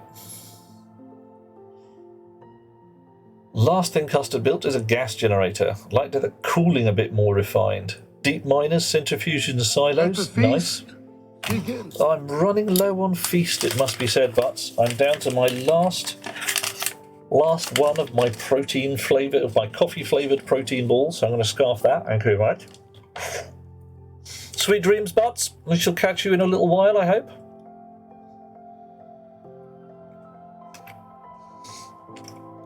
Okay, I can wander over here, show you the rig I've got for gas. Woo! I don't have a gas generator working. Because I'm on the moon, all my rig is solar at the moment, with a little bit of coal-powered backup. Centrifuges doing their thing, deep miners ditto. Little bit of automation in there to turn the centrifuges on and off and make them do their bit. Silos, yeah, I mean, it's a standard rig by now, I presume.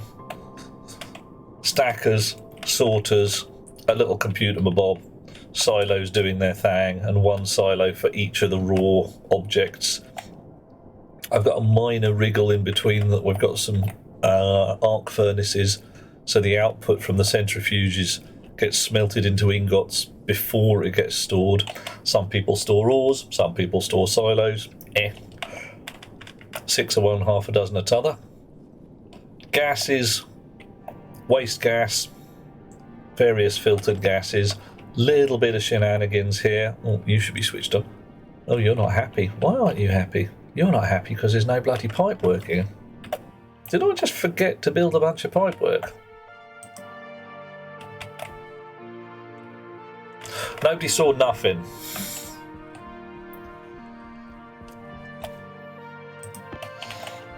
I can't just like. Cognition low. I must have just completely just walked away, and it hasn't gone. I pop. need to give myself a good talking to. Damn straight, Alice. Thank you for that. Wow, that's pretty special.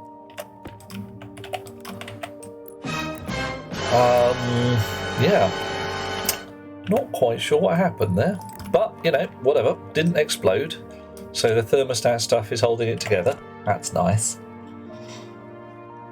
Okay, didn't explode because reasons, and now it did. Immediately exploded. Fine. Fine. Are you going to go pop again? Yeah. Alright.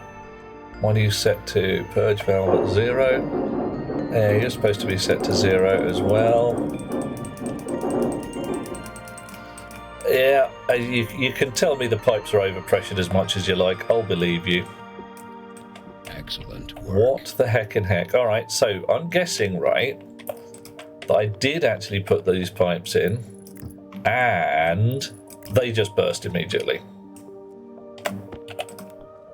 Right. So why are you popping? What's going on?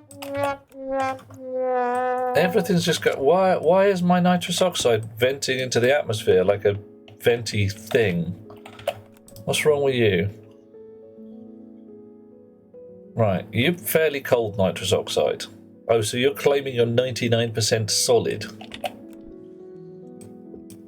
But you're quite happy sitting in the tank, just being annoying.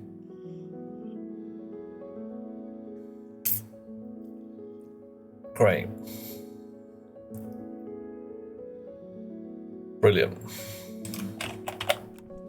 So how do we get this out? And you're fine. You're a bit gassy and a bit liquidy. I don't know why you're not purging out of the tank. Because the tank pressure's way lower than the pipe pressure. Fine, that'll be it. A bit gassy, a bit liquidy. Yeah, I see where you're coming from, Custard. Oh.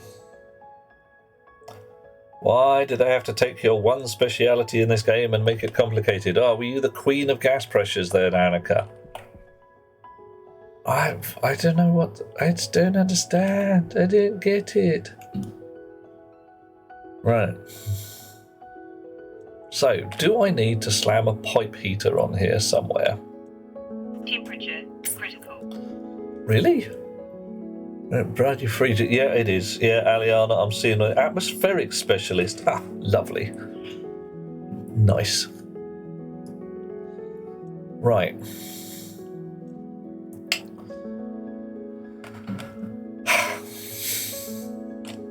How's this lot doing? That's just doing fine. I'm tempted to just dismantle this tank and throw it all in the bin. I don't want any nitrous oxide anyway.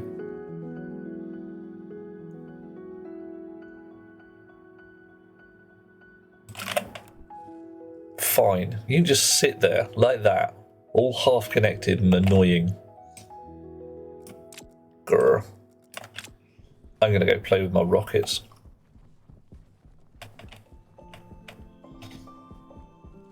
Right. So, this says, well, it's just, no, Autoland has no confidence in achieving landing success. Why? Why? I don't understand. We've got absolute heck tons of fuel. Is our ratio wrong? 664 to 336. It's like, it's not that wrong.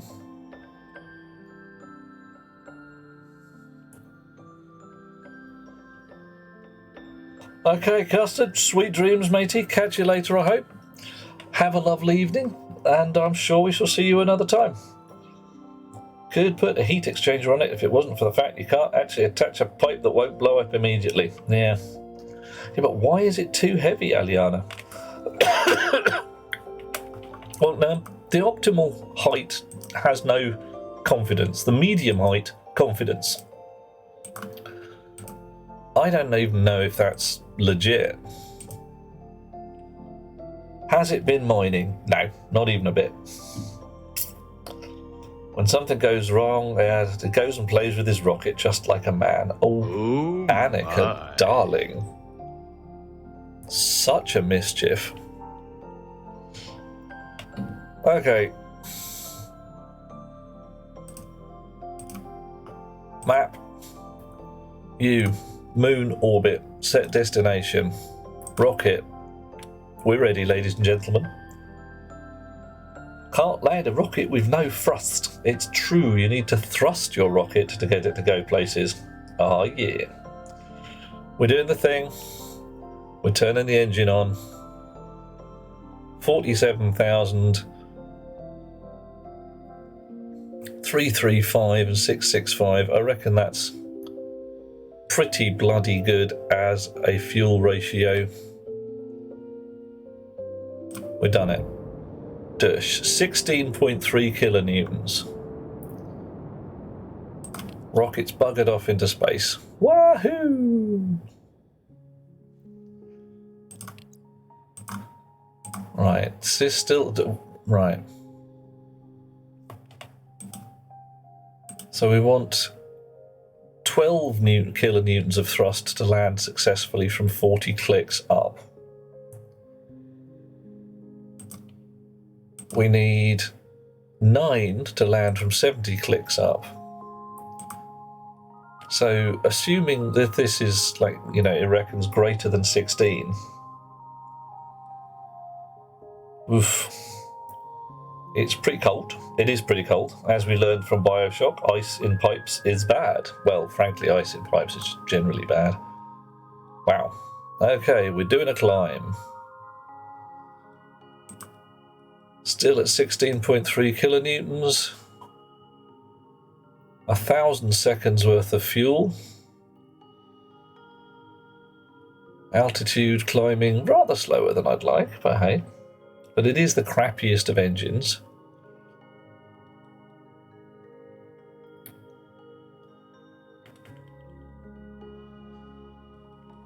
Whoosh.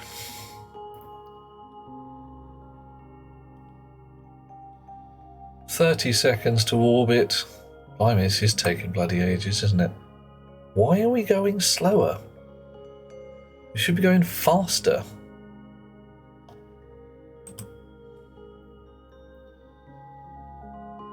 Oh well. 980 seconds of fuel left. Rocket's still at full bore, I suspect. Rocket engine, 100% throttle. 52 point blah moles per whatever, I suppose. Alright, a pressure fed engine, it's a pumped engine then, sir. It's the crappy engine. Alrighty, now, what do we got? We've got volatile ejector, water ejector, oxygen, what's ejector? Ice. Right, well that's what we want. We want some volatiles and some oxygen. Let's go there. Let's go and mine us some volatiles. Set destination. Rocket. Turn on the pipes and the thing, and off we go. Whoosh. How are we doing? Accelerating towards where we want to go. 70 seconds to get there, 950 seconds worth of fuel, and 16 kilonewtons of thrust. Okay. Well, oh, stop flashing and looking annoying.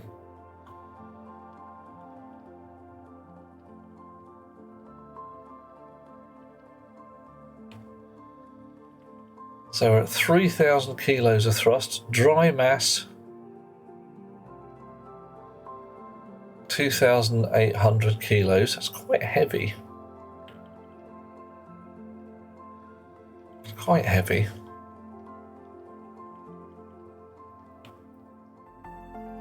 Right.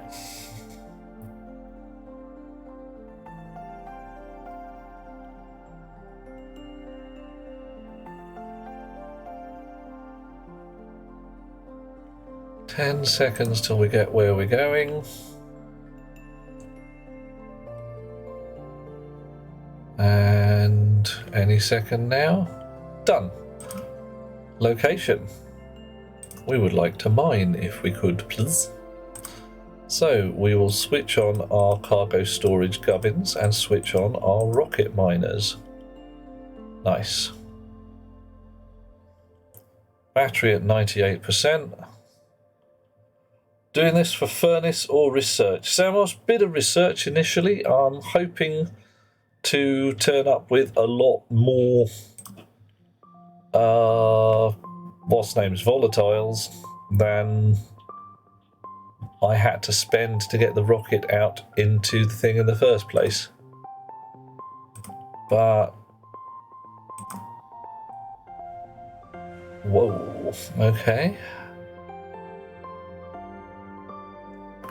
So I am doing a mine, that's good. My cargo storage, I have imported one thing and I've got 0.02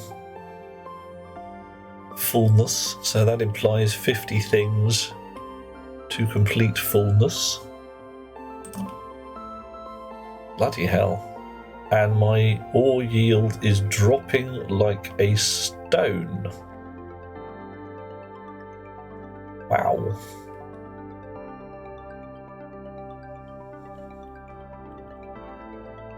And I've surveyed the living fish out of this one, so, you know, we're getting a 25% mining boost.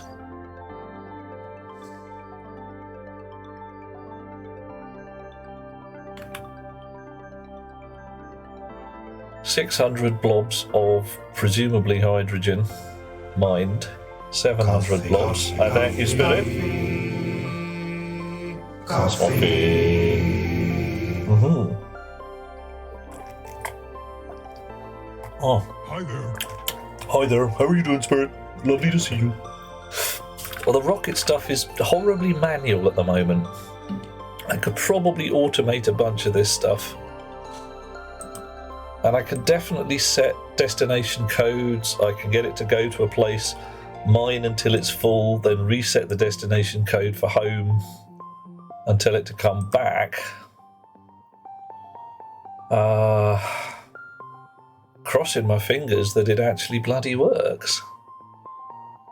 But this is slow. This is ridiculous.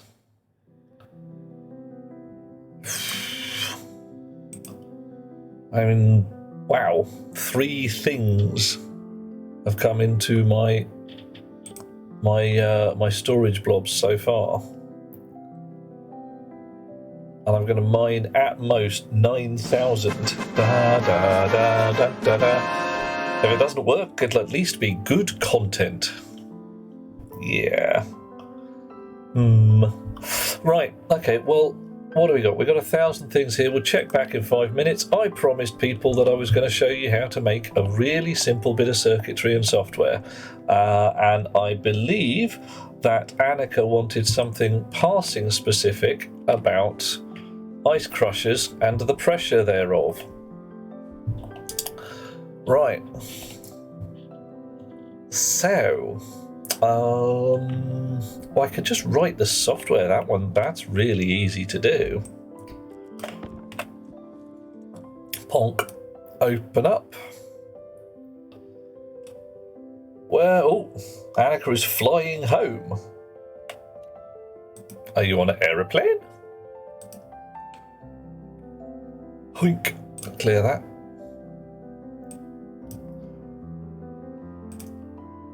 Yeah, that's gonna be pretty heavy duty. A jetpack. Yeah, close. So not quite with the arms, fortunately.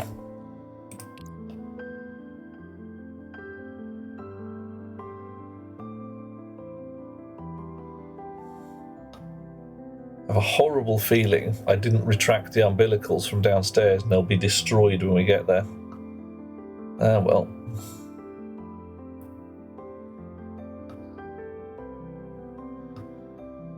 So 1,800 blobs of ore. 0.12. 12% full. And we've still got a fair bit of ore to deal with. Yeah, I'm going to go downstairs and have a look to see if I did retract the umbilicals or not. Horrible feeling I completely forgot. Oh, okay, give me a sec, Annika. Well, that ain't right. Yeah, everything destroyed. Launched the rocket with the umbilicals still connected. Broke them all. Bust the lot. See, that's why I had those big important buttons upstairs rather than putting a computer. Hey ho, well, they're fixable. It'll be fixable. Right, whee! Thud. Okay. So, you wanted a thing that had an ice crusher, alias ice crusher on, we'll put that on device 0. And you wanted something that measured the pressure in a pipe. See, or you wanted something that measures the pressure inside the ice crusher. Because your ice crusher itself doesn't actually have an internal pressure, I don't think. No, there's nothing available there. So we'd have to read the pressure from something else. The issue is the pipes for the fuels for the furnace are bursting. Okay, how queer. You have 4 tanks, right? I'm listening. Volatiles, oxide, mixed, okay, and coolant. Alrighty. So you've got volatiles and oxygen, a red one and a white one. You've got a mixed tank there, and your coolant is, I'm using purple. The pipe after the fuel pump burst.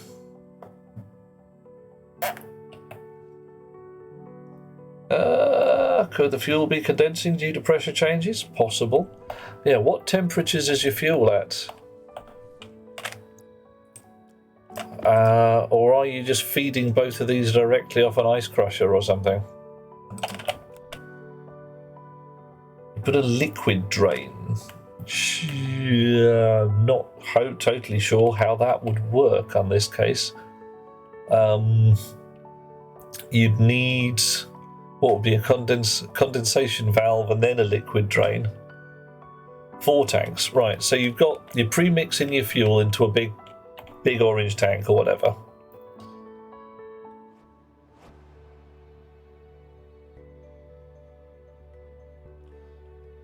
And it's after the fuel pump directly into the furnace.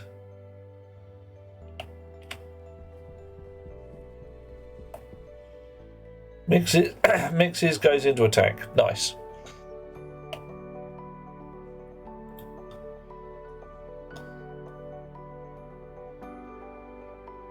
So your furnace fuel pump should only be on when the furnace is looking for fuel. Is this the issue I had before I did with the old fuel mix? No, the big flamethrower occurred because this beastie here burst because I had fucked up the automation on this side that mixed the fuel mixes, and it basically just didn't switch off. It turned on the fuel mixer and left it on because I'd screwed up. Yeah, all went zippy faced. Yep, that's the one. Right. I thought the code controlled the fuel mixer. It isn't doing that. It doesn't control the fuel mixer. The furnace code only controls the fuel pump into the furnace. There's a separate patch of code that I've got in here that's, fuel pressure maintenance. I can pop that out and we can look at it if you want, if that's the bunny. And that might be the thing you're looking for.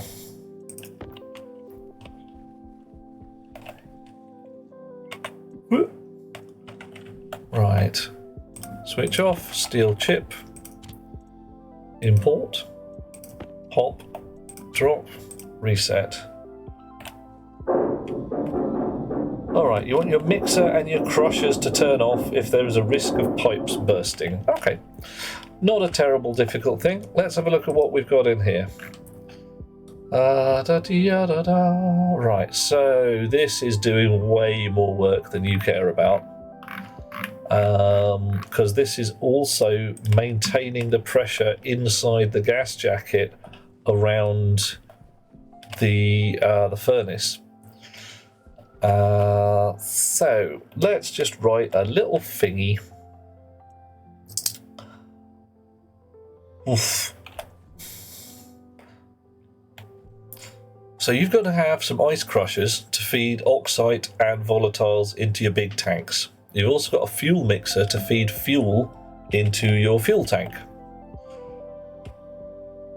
So let us say, clear that, and we will have alias O2 tank.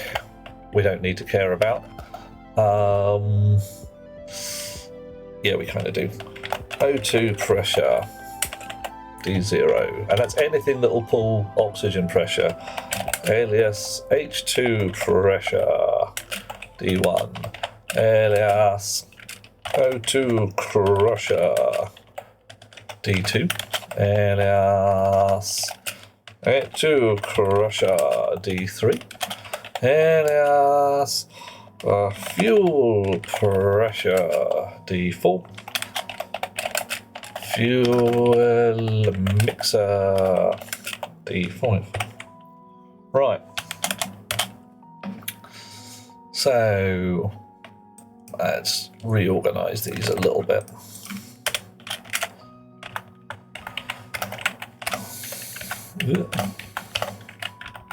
Okay, so is that the kind of thing you're looking at, Annika?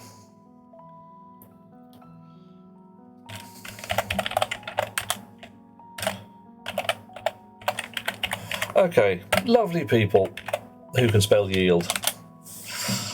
Basically got three things here, 3 pressure sensors and 3 things we wish to turn off if the pressure gets too high.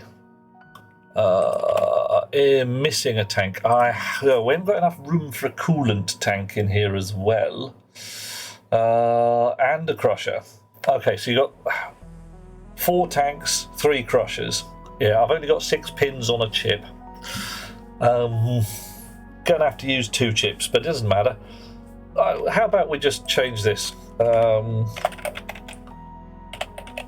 Pressure 1.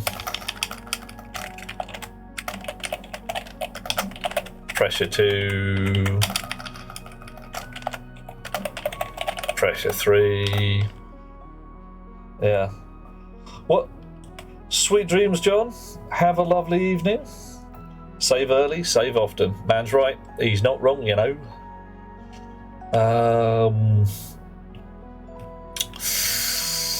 Right, do you want me to do this general case? So that you can just say, like, I will connect anything at all to this and it'll be fine. Or do you want me to set it up for crushers and fuel mixers?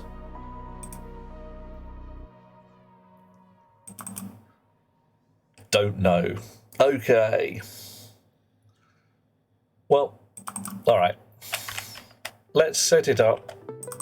Pretty obvious. And you can change accordingly. Because I'm fairly sure from here you should be okay. Right, it's going to be 3 chunks of very similar code. Just change the label. Don't even need to change the labels. So long as they're the same kind of thingies.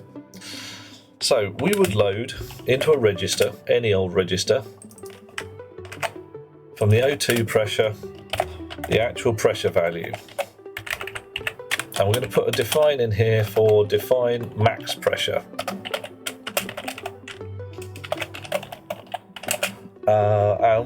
Normal burst pressure for a pipe is 60 kilopascals, so we'll put this at 50 kilopascals, which is about the point where it starts making unhappy noises.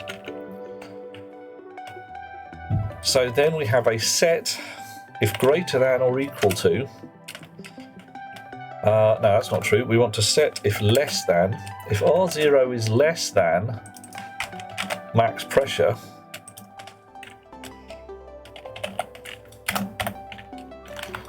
right. If R0 is less than max pressure, R1 will be set true. And then we can say set O2 crusher on to R1. Now, that's fine. The crusher won't activate unless you feed it, I don't think, but we can always tweak that a little bit to say whether it's got something in its slot. So let's do that while we're here.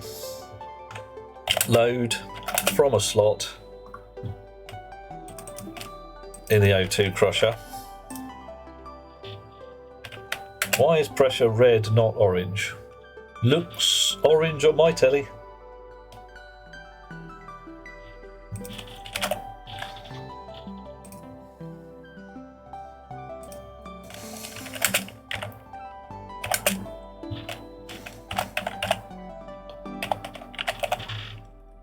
Right.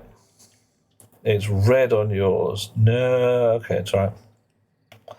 You're fine. Well, okay.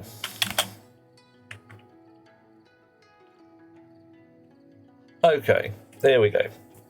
Hi, Annika. I see the ads. Don't worry. No idea why it would be red on your telly. Looks orange on my telly.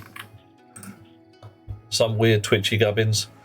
So what we've got here, we're loading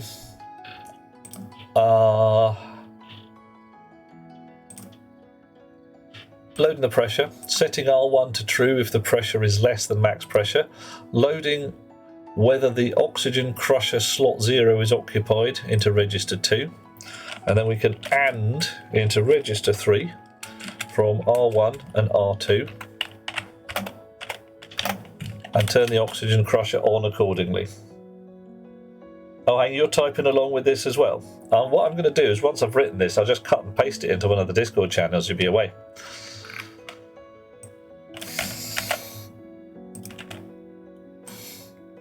Right. Do this for the hydrogen crusher.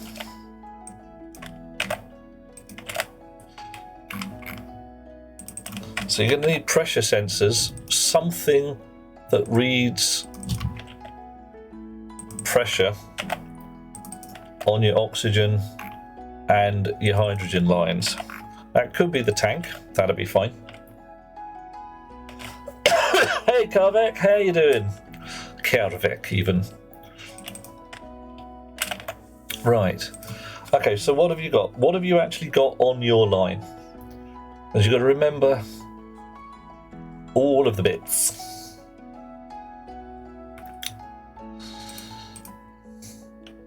Karvek should really up your game, start learning how to use the chips. Do it. You spelled it wrong. Ah, yeah, no problem. That's fine. Karvek, they're not actually too troublesome. We're doing a little bit of chip work right now. We're going to go after this, do something incredibly simple. We're doing something relatively simple right now. So this one's even easier because the fuel mixer doesn't have a slot to worry about. So if I just load from the fuel pressure sensor the pressure value into register 0, set if less than into register 1 if register 0 is less than max pressure. So that will mean this is true if the pressure in your fuel can is less than max pressure. and then you set fuel mixer on to whatever value is in here, which will be true if it's less than max pressure and false if it is greater than or equal to. So that's it. And then once you've done that, back to the loop where it waits half a second for everything to change values and does the same again. Does that say 1S? I don't think it should say 1S. It should be SLT, set if less than.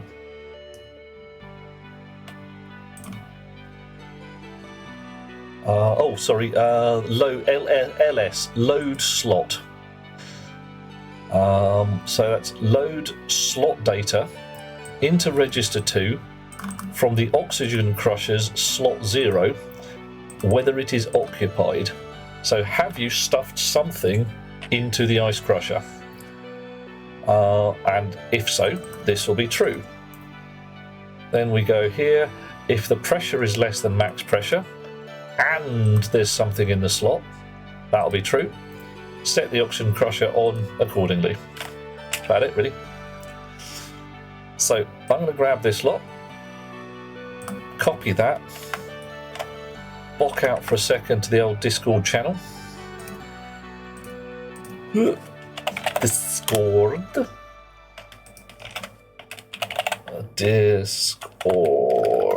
Did I put a command in for that? I did. Here we go. Can you put in the Discord right next to each line what it does? I'll do it right now. So, I just put blocks for them. Give names to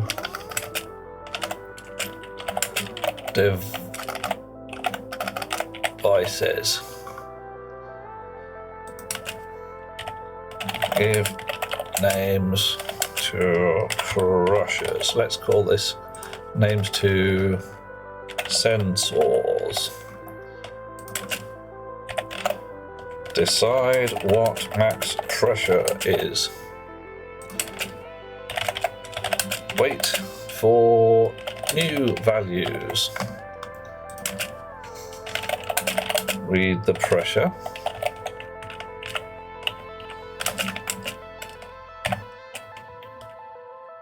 Set R1 true if less than max. Read the input hatch if pressure. Set R3 if both true. Turn on crusher if both true.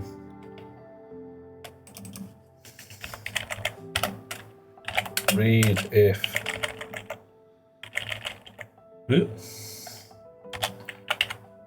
ice in if object in crusher. Right, so this one's a little simpler. Read pressure. Set R1 true if less than max. Turn on if R1 true, else turn off. Go round again. Copy that. Hit Discord, wherever it is, there it is. And in my personal server where you have, there is a 1001 channel. And book. There is the code, all ready to go, anytime. Right. So, anybody else out there want to learn how to do this coding nonsense? Actually, let's go and check on the rocket, make sure that nothing bad has happened while we're doing all this coding gubbins. How are we doing? Total ore, estimated ore at location 9,000. Total ore mined 9,500. Well, that's not bad. 62% full. I reckon we're probably done here. Batteries at 32%. I think we want to switch all of this gubbins off or we run out of battery. Clunk, clunk, clunk. Right, 2 batteries empty, 1 battery not so bad. Cross fingers that we can actually get home on 30% of battery power. This might go very badly wrong. Set destination, back home, on the landing pad.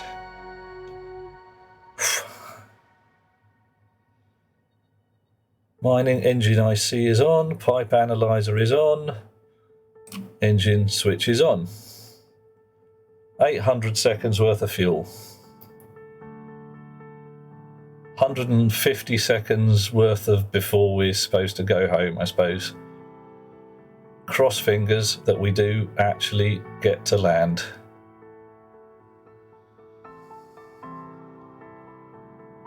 Right, so right now we're going from the particular patch in the asteroid belt or whatever to the gas cloud. Thank you very much, Dweller, may need that. To the gas center of the gas cloud. Then we're heading back towards the moon.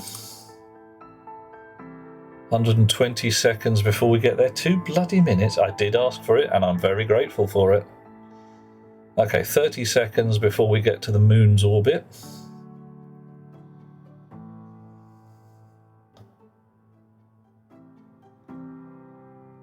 Where's our engine? 100% engine. Nearly at moon orbit. So now this is going to be the dicey bit. This is going to be a bit on the twitchy side, I reckon. Okay. Everything's looking okay at the moment. 900 seconds worth of fuel. 160 seconds before we run out of fuel. Throttle at 75%. Thrust 12 kilonewtons. Minimum of 12 available, required to land successfully. We're looking good at the moment.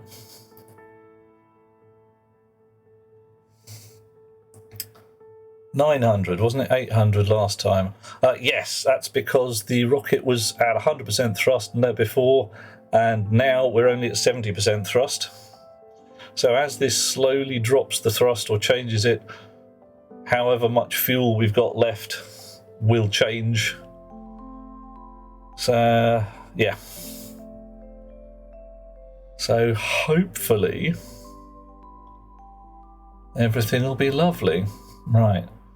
Altitude 18,300, 17,000. We're doing a proper plummet, you know. 16. It's kind of giving me the fear. Hey, Skizzers, how's it rolling? 13. Ooh. 12. We are slowing down. Still got 30% battery left. Doing a proper balk for us. Nice.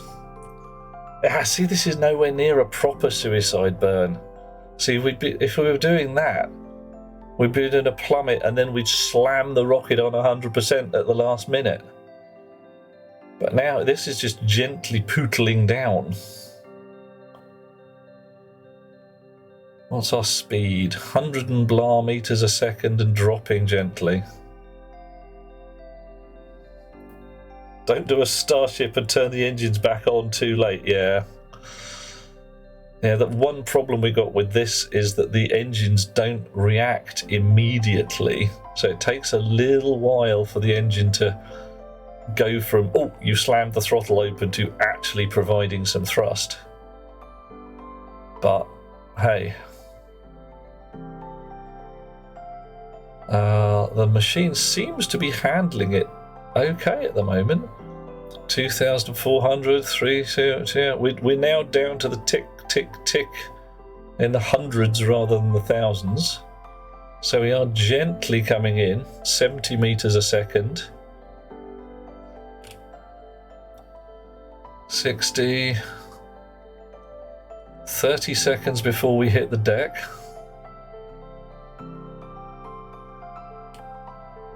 Point of zero velocity, 40 meters or so. Still 900 seconds worth of fuel left. It's not bad. 100 meters up. Should be able to see it by now. Oh, look at that.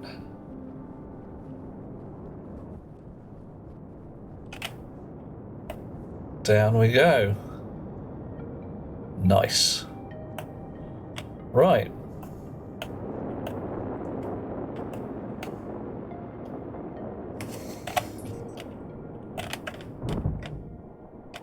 And the Eagle has landed. Okay. It's a bit fucked up where I forgot to disconnect the umbilicals. Whoops. But we're not doing too bad, I reckon. We have come home with, notionally, a big load of fuel in our storage gubbins, which we can't do anything with right now because we need to access, we need to get a whole bunch of chutes down here and some ice crushers and all that jazz. That's destroyed. Maybe yeah, alright, you gone. Alright.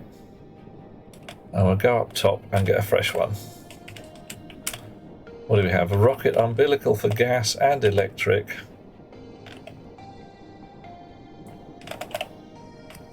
Clonk. We need one of each. Hello.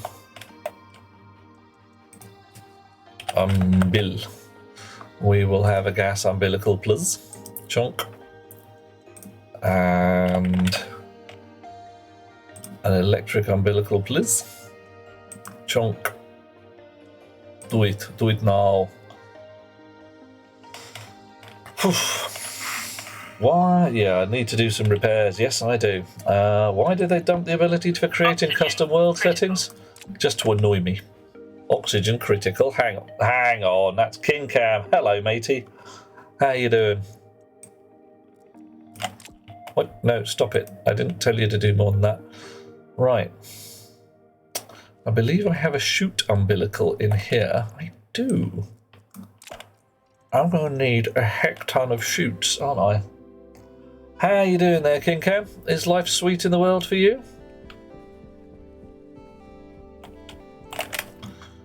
Right, you in there. What have I got for chutes? I ain't got none, probably. Anything in a box? Oh, look at that. Some chutes in a box and a dead filter. How did I know it was you? I kind of had your fingerprints all over it, mate. I mean, you turned up, you said you need to do some repairs, and then suddenly my oxygen was critical. It's like, hang on a minute. Hang on just a cotton picking moment. I think I know who that might be. Let the feast. Oh, I've got to go get some more feast. I've run out of feasting goodness. Give me a mo. And I will scamper for a bit of feastiness. Okay. It's alright, Dweller, don't worry. I will not starve. My feast is in the kitchen rather than sat right next to me. Wahoo! How is the coffee? The coffee is doing very well. We have got plenty of coffee in the mug. Coffee. Coffee, coffee, coffee. Coffee. Oh. Thank you. Right. I'm going to land. I'm going to go get a bit of a feast, and then I shall do some repairs. Back in just a moment.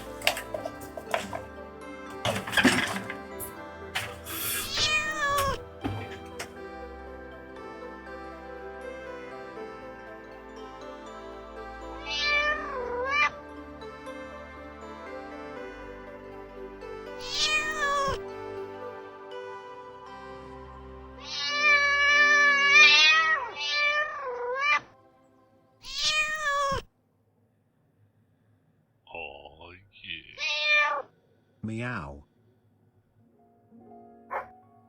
Power low.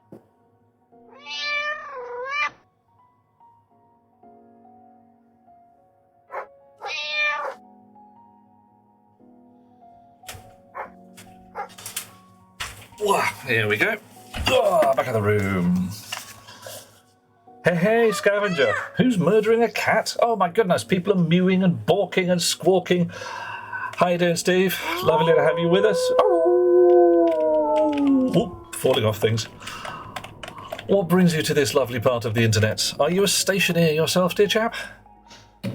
Tonight's feast, healthy, healthy oranges. Max has done a subscribe. Oh, thank you, dear fellow. How can we make your life delightful? People, I nip out to get some feasty goodness, and there it goes. And one of the things, Stationeers addict. Oh, yeah, that's how we like it. Doing a bit of rocketry here, Steve. I made an elephant. Uh-oh. That's a fakie as well. That's King Cam, I can tell. Because there's, yeah, you can look at that. I bust it. What happened was here, I got the umbilicals quite badly wrong. I need my gas umbilical at this point. Because what happened is I did not disconnect them when I sent the rocket up for a bit of a fly. There we go. Reconnect gas and electrical umbilicals.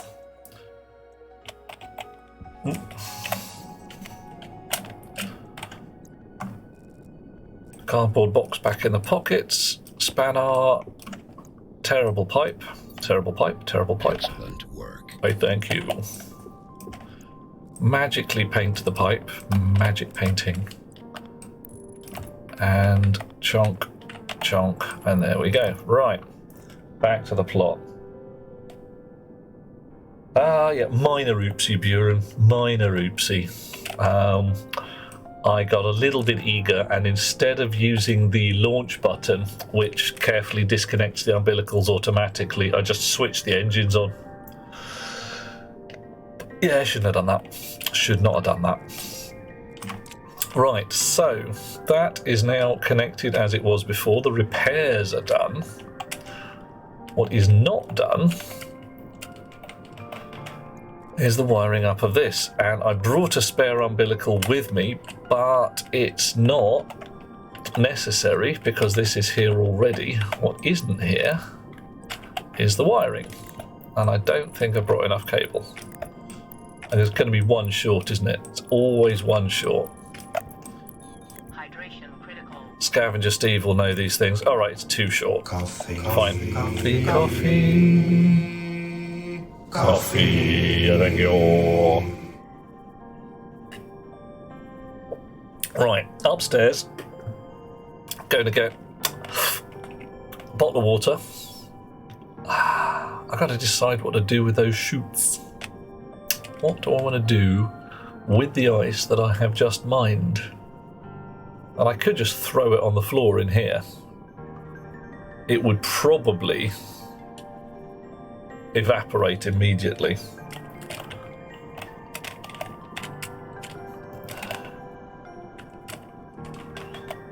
Wow. Too short. Can't. There must be a spare one somewhere. It's always one short. Yeah, that's normally how it is. Okay.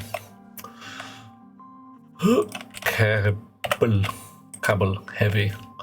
Chonk, chonk, chonk. Chonk, chonk, chonk. We'll have a stack. Here's the cable. Whoosh. Thread my way through. Oh, airlock. Slurp the water. So which planet are you currently on, Scavenger Steve? Where are you hiding out? Yes, you can probably tell we're on the moon. Anybody who wants to say that's no moon, you'll be wrong. It's the moon. Moon, Earth, Earth, moon. There you go. Sun somewhere below the horizon right now. Right. And I've got to say that was a little more anticlimactic than I thought. I was expecting... You're really dark. Oh, damn straight. That's no moon. Someone had to, didn't he? As soon as I say that, someone has to just do the thing that you do. You guys cannot be trusted. Cognition low. Yeah, it's normal. Right. Oh. Still printing. We got lots of gold, lots of copper. You are somewhat predictable now and again, Dweller. Somewhat. Thank you for the feast, by the way. Okay. Meow. Fuss your little ears, I will. Yes.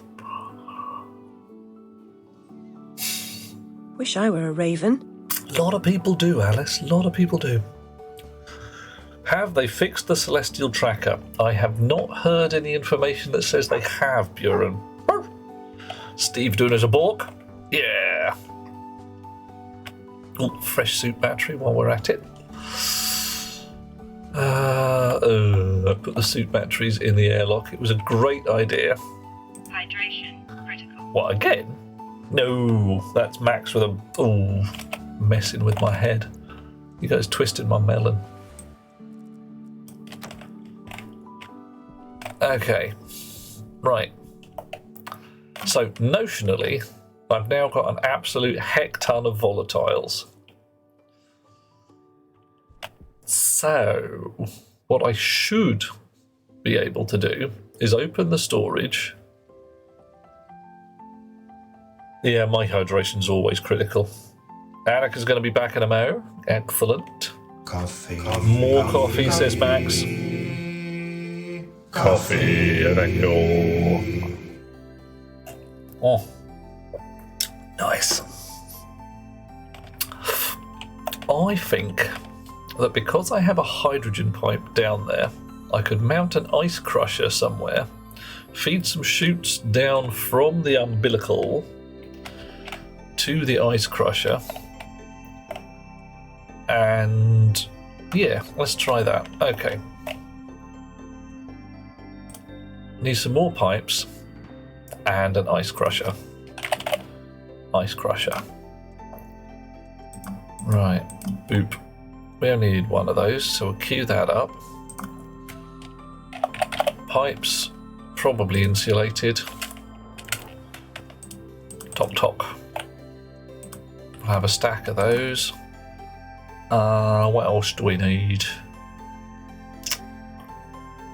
That'll do for the moment. Oh, okay, other printer's finished. It went boop boop. Thank very much. So, Steve, where would you say you were at? He hasn't said. I was wondering what planet you're on, but he's vanished. Vanished like an old oak table.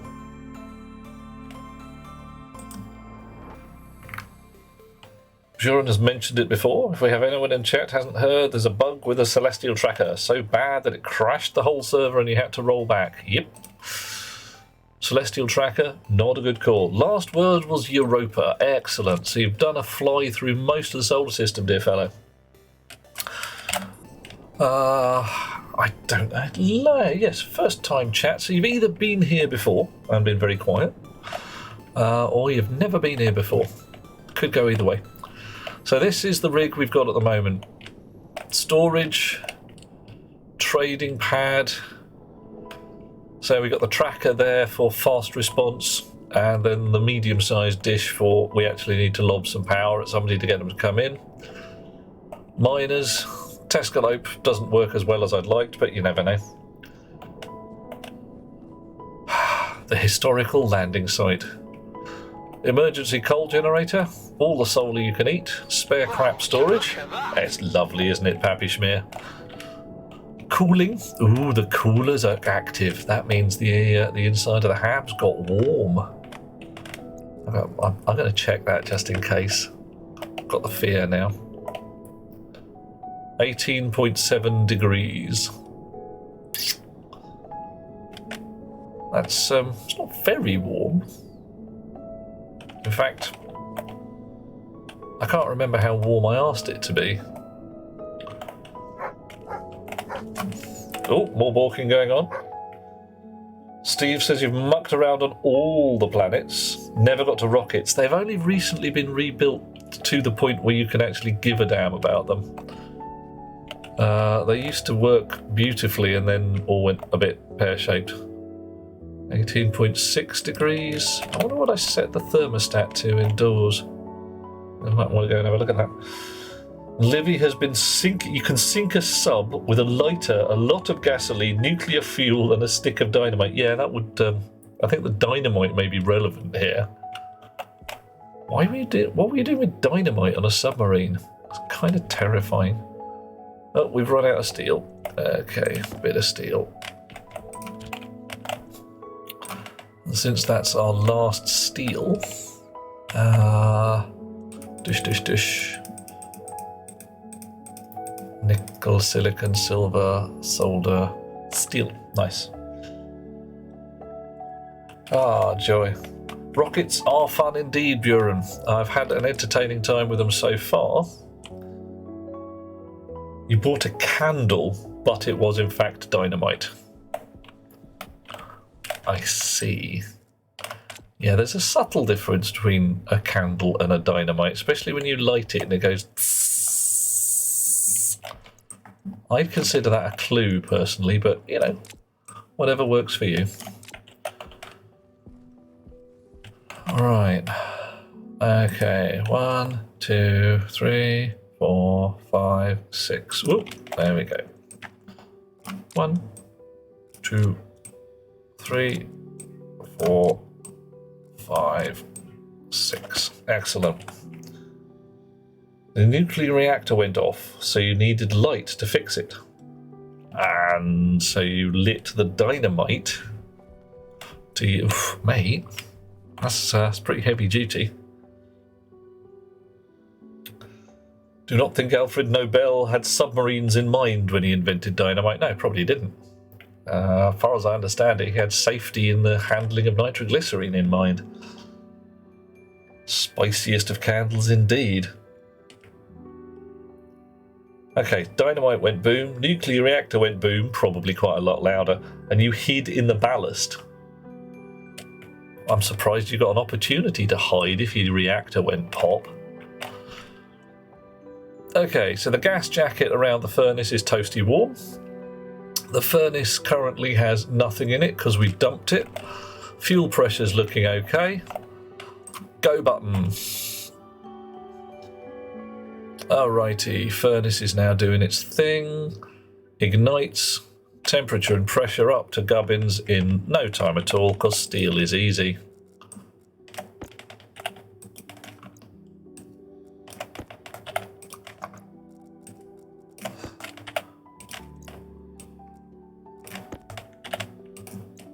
Doing a smelty melt. Nice. You realised it was dynamite, so you ran away, forgot to tell the mechanic. This is the kind of thing where you shout fire in the hole as you're running. Yeah. Pop. Or you wear a t-shirt that says, you know, I am a bomb disposal expert. If I am running, try and keep up. Oh, someone's doing us a join. Who's doing us a join? It is Suicidal Bread. Interesting. Suicidal Bread. Hello, hello. Lovely to have you with us. New people to this channel, you have to answer us the questions. Answer we these questions 3. Hello, hello. Which part of the world do you call home? Where are you from? What's your continent, dear chum? What are you going to feed us when we come to dinner? And what are we going to feed you when you come to dinner here? Things that inquiring minds need to know. Australia. Brilliant. Okay, I've been to Oz a couple of times. Only been to Perth, though, so I don't have a lot of information about anything other than Western Oz. Apart from, you know, it's hot, damn hot, real hot. Oh my god, it's hot out there. Buren having a t-shirt saying Stationeers, things go boom, stay clear. Yeah, good plan. Right, so we have made some spare steel. Not as bad as the time you used a grenade to play catch because we lost a ball. Mechanic didn't tell you not to take the pin out. Which in much the same way as people say things like keep clean does not mean fill with washing up liquid. I get the feeling, Livy, that perhaps the mechanic was not 100% at fault there. Possibly, certain things are taken as read. Right, the ice crusher requires some iron sheets and some cable coils. I don't know if I've got any iron sheets left. The grenade was green. Why, I don't understand why that is relevant. Paint it any colour you like. Iron sheets, lovely. Cable coils, also lovely. Brilliant. Suicidal bread is from Victoria. Brilliant. Oh, Steffi, good grief, it has been a long time. A whole lap around the sun, give or take. I'm still enjoying the game. I'm still finding it absolutely delightful on a number of levels, at least partly because some of the rocket issues have been fixed. Not all of them. Extra content is added in various places. I have my Minuteman silo here. Check that out. Underground rocket silos for sneaky stealthness. No one will know my rockets are here. Well, yeah. Oof. And Suicidal Bread's going to feed me some nice kangaroo meat. Oh, kangaroo on sticks.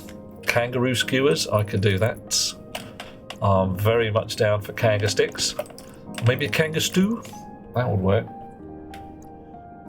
Okay. No, you go in there. You go in there. Right. So you can switch on and be happy. You can switch on and be happy. Right.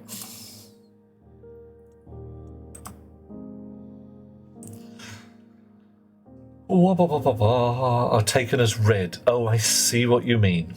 Yeah, alright. I see what you did there, Livy. I don't know.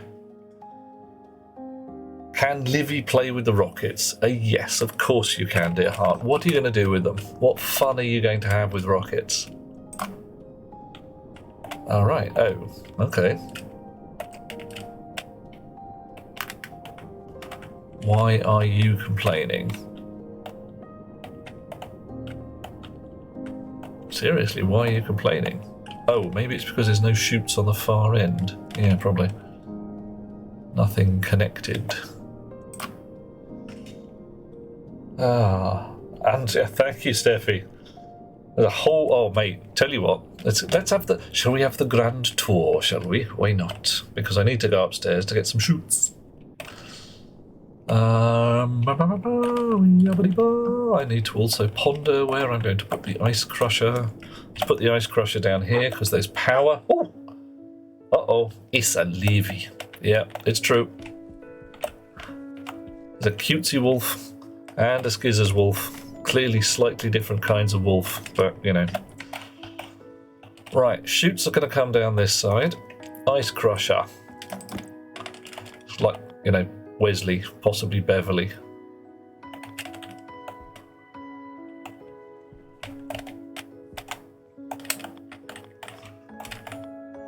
Alright, gas. Things in at the front. Power in at the front. Gas is out at the back. Welding torch. Iron sheets. Cable coils. Ice crusher complete. Right, going to do the grand tour in a moment. Show you all the commitment and ting I had for tunnel digging and, oh man, all the, oh no, my tunnel's subtly in the wrong place, etc. Right, we're going to briefly steal a patch of red pipe. That way we can sneakily paint all our pipes red without actually using any paint. Shh, don't tell anybody. Now I hope... Oh, missed. Try again. Oh, maybe I didn't miss. Oh no, I missed. I want yellow, not green. Yellow. That's better. Hoping that what I get out of this is nice, clean, volatile ice that I don't have to filter. So what I'm doing is I'm putting this pipe here, but I'm not actually connecting it up in case what I get out of there is some kind of gacky slime that I have to clean before I do anything with. Wow. Steffi was just about to build a first rocket before you got distracted when you left off on the game. The rockets are a large undertaking, and now, as of these days, a very large undertaking, because it used to be that you just, you built a rocket nose and some rocket fuel tanks and some rocket engine, and now you have to actually pack everything into the rocket yourself. Have you played with the recent rockety gubbins, Steph? Wow. So yeah, I'm still trying to find out what suicide bread is going to. What do you want to eat when you come here? Right. Okay. I'm going to do your thing. Hold on to your elbows. Inside the rocket, you have to build all this shizzle yourself. So you're trying to pack the rocket full of bits.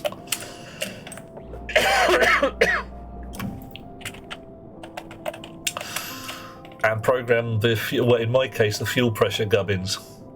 Oh yeah. Oh yeah. It's not awful, but there's a certain amount of Tetris required. I mean, it's pretty cool trying to basically build something functional that fits in the boxes. Right, I've got to grab some chutes. I've got my ice crusher done, so it's time for the grand tour. Pipes come in through a tunnel. It's not a particularly special tunnel, it's just a tunnel. Not even properly lined, with a heat exchanger in it, and that just goes up towards where all the gas works, is at the top. That's the survey rocket, which is loaded to the gills with surveyors. That's the mining rocket, which is loaded to the gills with miners and storage compartments. What clunk? The chips over here control the fuel input to the rocket. This one is flashing because I destroyed the umbilicals on the way past. Actually, come to think of it, I better rename these, didn't I? Give them a name. Mining umbilical. Mining umbilical. Honk. Oh, my waste tank's getting a bit full. And mining umbilical. There we go. Shonk. Shonk. Okay, so main mining rocket fuel tank. Good. Mining rocket hydrogen pump. Mining rocket umbilical gas, one hopes. Mining umbilical lever. Okay, right. I just renamed everything, so things are not in alphabetical order anymore because some stuff's just been renamed. So we do the sneaky trick of clipping a piece of cable to make it re-evaluate the cable run. And now everything's in alphabetical order. Right, so gas umbilical, mining umbilical, gas. Through to the M's. L. Mining umbilical power. Mining umbilical lever, which is upstairs, and then we can pop this, drop it to reset the chip, switch it back on again, and everything's fine. Okay. Suicidal bread would be fed some good pub food, possibly a nice pie, some mash, that kind of stuff. That would entirely be doable. And Warmad wants a purple rocket. Okay, I think we can manage that. I'll have to go and get some paint, but I can do it. I'm not going to build a shiny new rocket. I'm just going to spray one part of the rocket purple. You alright with that, Max? because otherwise I'll be here for a month building a new rocket. That's bringing a hugeness and the size of a cow, etc. And I'd have to dig more tunnel. Oh, also, Beyond any doubt. look at that. I've got a volcano patch at the bottom. I've got to build a bridge over here for throwing people in who I don't like. Proper evil lair. Alrighty. Okay, indoors. Can't wait for that to pressurize. Too boring. So we are on the grand tour. This is part of the rocket tunnels. Here's the lift, which took a while to get right. The lift was an absolute pig. Whee! Rocket control, or possibly just the viewing gallery with the umbilical things, so I can clunk off the rockets, clunk them on again. Right, that's not reading the right thing. I've got to update the console again. You can see the fuel pumps are pumping fuel. I'm gonna have to attach a sample to that. Painting something. How about something from Paint It Black? I see a red door and I want to paint it black. Okay. Bottom floor, the mushroomarium, where the mushrooms live. Medium floor, spare cupboards, and currently the portable air scrubber just in case to get rid of some spray paint stuff, and my cryo tube for when I hurt myself, which happens. The upper floor, greenhouse, hydroponics, and my living room, as 'twere. Suit rack, emergency suit rack. Last time things got interesting. Somebody, Tagar, naming no names, asked me to stand on top of a rocket as it launched. I thought, yeah, you know, why not? What happened? The rocket got moving quite quickly, my suit was destroyed, I fell to earth in the vacuum of space wearing nothing but my pyjamas. Managed to get into the airlock downstairs and slap the cycle button before passing out on the floor by that much. Yes.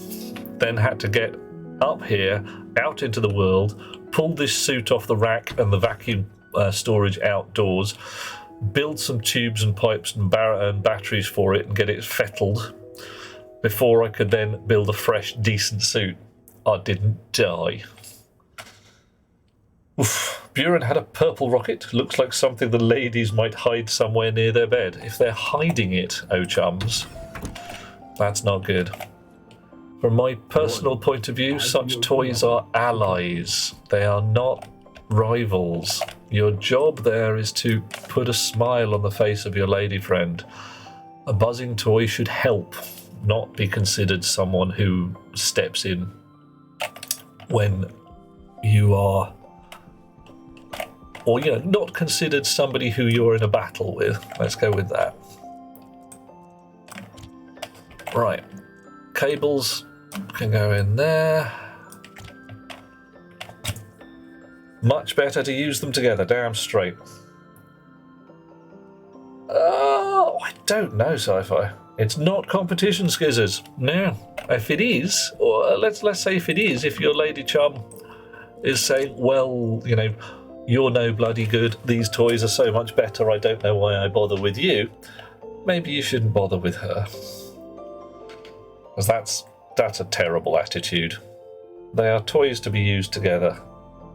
Dweller.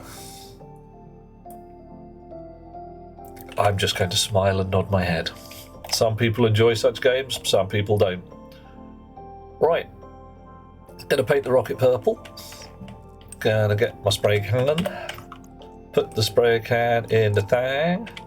Put the spare spray paint back in the box. There we go. Competition is to finish last. Ooh, Kervek, no. Sort of. If you're a chap, well, you've heard the phrase, good guys come second.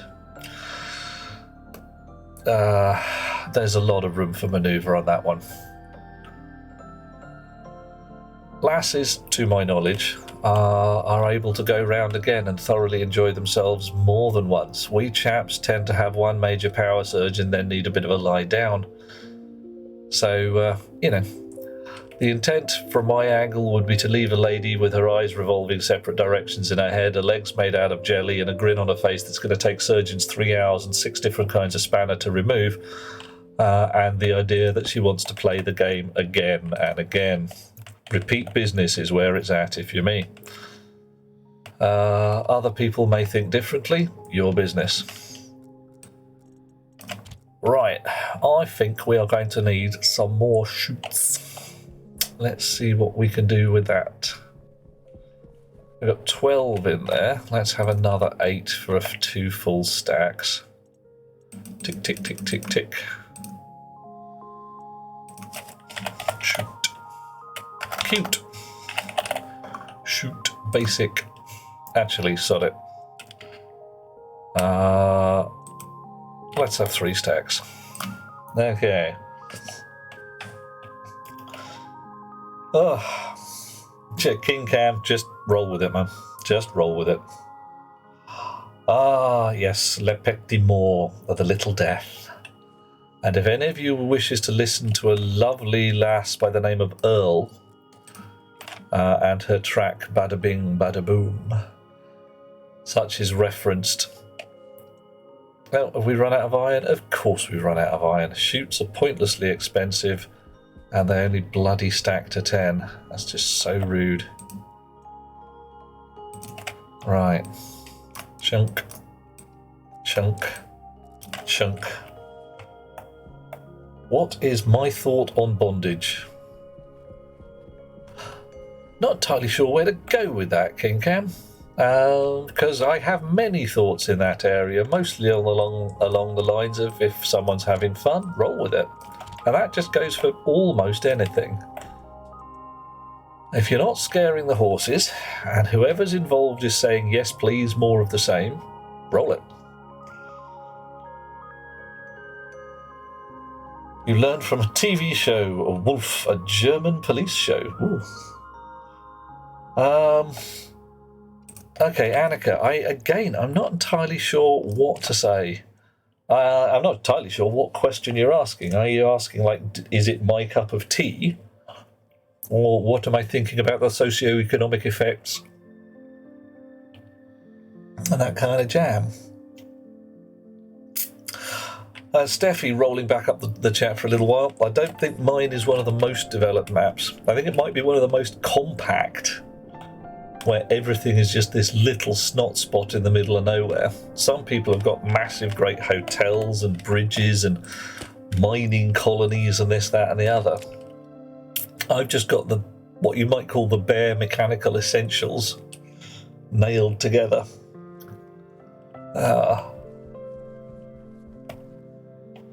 What are the socio-economic effects of bondage? Well, okay. Ponder that some people like the concept of restraint. They like to have the idea of their choice taken away from them. Like, I'm enjoying this, but I'm having it done to me rather than doing this off my own bat, of my own accord. Now, where does that come from? Why is it that somebody might decide that their choices should be taken away rather than, just like, I'm having fun with this, I'll do it, it'll be a laugh? It implies very solidly, I say implies, it does not prove, that there is a power imbalance within the socio-economic build of whichever society you're running with. That some people somewhere are given more more access to resources or whatever than others, so that imbalance can be played out in the bedroom as a toy.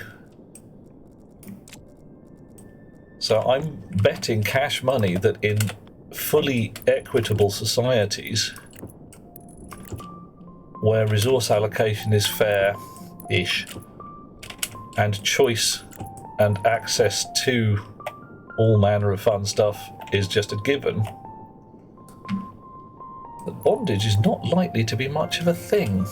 People will be like, oh, okay, you want to do that? Do it. Nobody's going to be on the, oh, do it to me.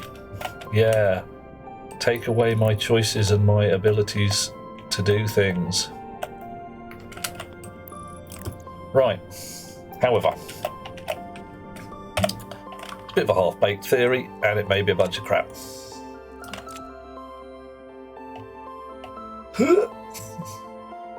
Steffi is vanishing, going out away. Dinner time in Canada. Enjoy your Canadian dinner. Little maple syrup and politeness for breakfast. Seems like a fine idea to me. And Dweller said the line about not having control. Brain went, nope, not happening. Yeah, it honestly is just not some people's cup of tea. It's a thing. All right. So, that is not a happy umbilical for some reason. Don't know why. We've got an umbilical output there. Alright, let's just dismount it and remount it. Turn it off, turn it on again. Didn't work.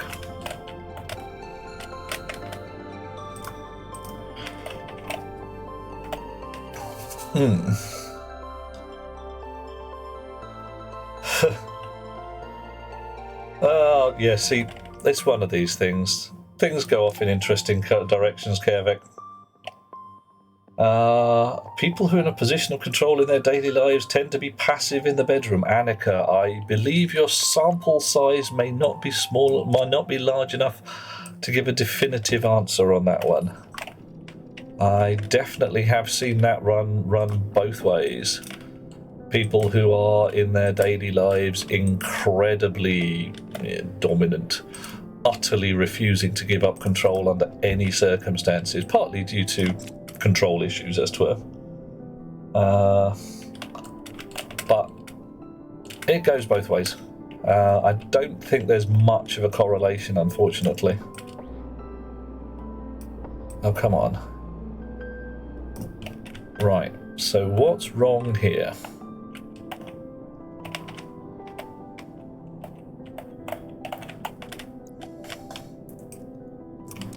Let's try remounting this fellow.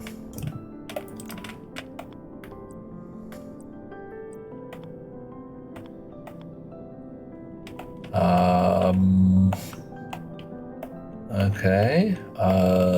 That's good. It likes that.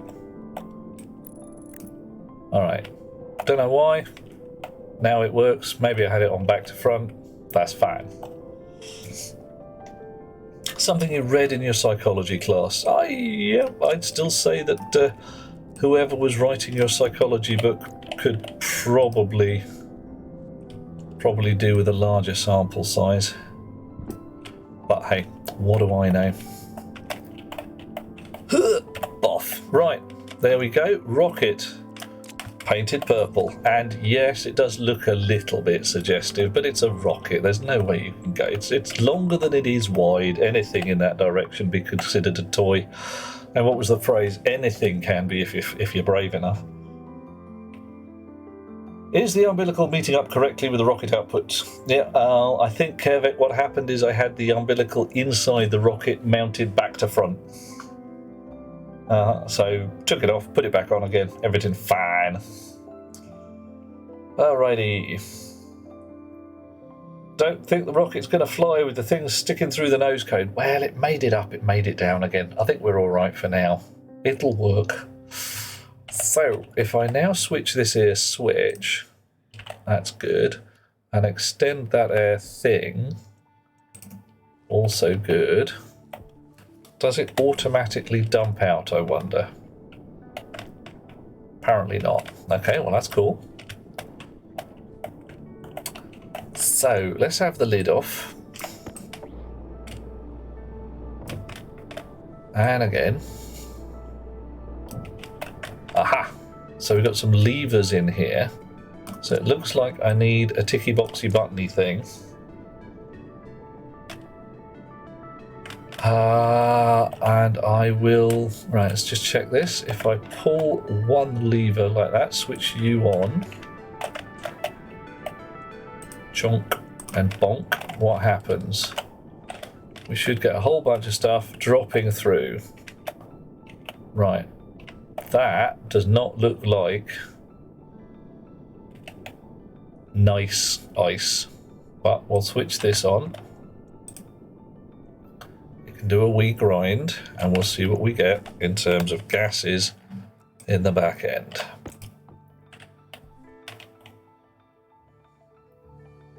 %100% volatiles. Brilliant. Well, in which case, 100% volatiles. Did I leave the pipe? I left the bloody pipes upstairs. Oh, man. Dude, alright. Switch off.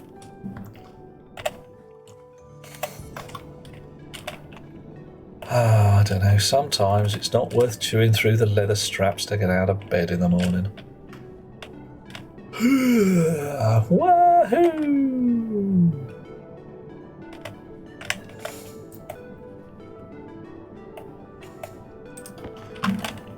Wahoo again!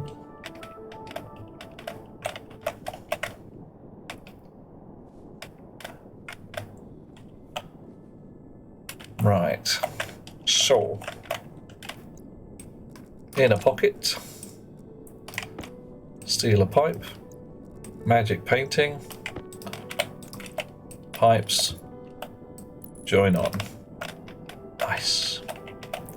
You on, grindy, grindy, crunchy, crunchy, etc. Nice. Okay.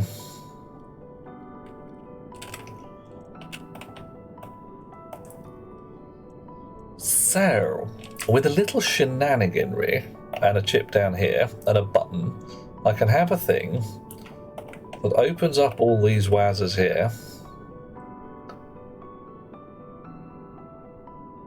and throws their ice into the grinder. High pressure. Oh, yeah, a little bit, King Cam. A little bit on the high pressure side. Let's see if this is actually doing... Let's check the actual pressure. Ooh. 168 kPa. What? 167. Why is it dropping?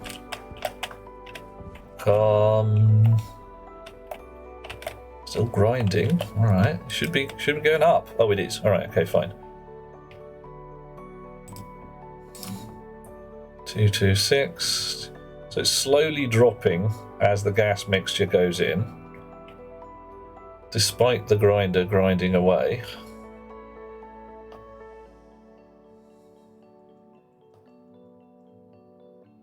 Right, so my grinder is taking bloody ages.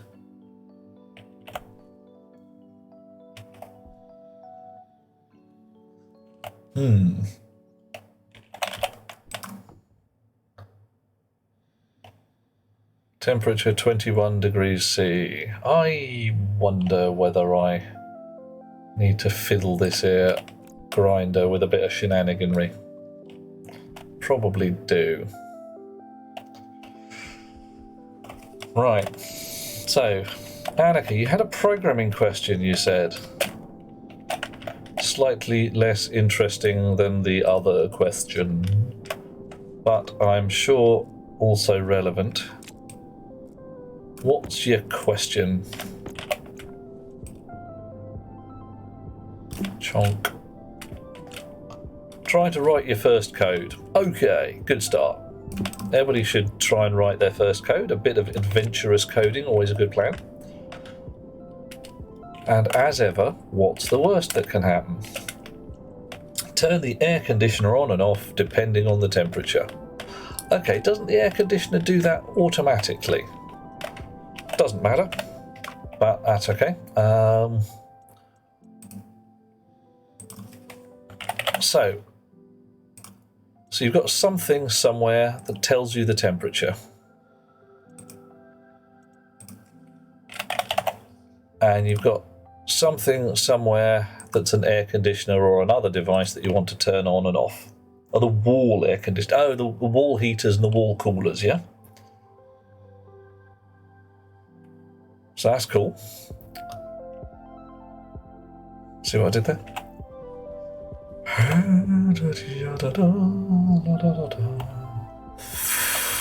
What do I need? I need some more cable. And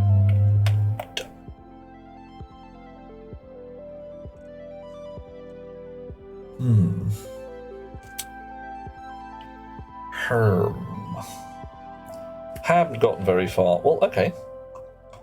What have you got?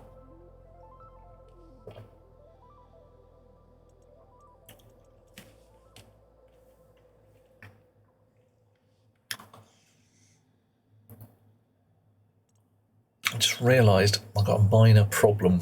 I want to open 3 umbilicals and a reference to 1 lever and a rocket avionics and 2 fuel pumps. Need to define the min and max temperatures. No, you put them in Kelvin, Annika. Suggestion, if I may. Get your tablet and stuff into it a configuration chip. That will allow you to read exactly the numbers that your device is kicking out. You can wave it around and it'll just tell you what you've got available. So you can read your air conditioner, it'll tell you what temperature it thinks it is in. So Kelvin is 273 degrees higher than Celsius. So 0 Celsius, 273 degrees Kelvin.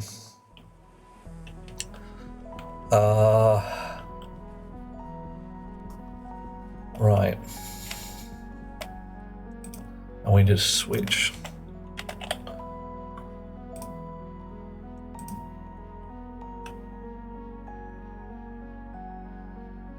Okay, where should I put the switch? Dunno.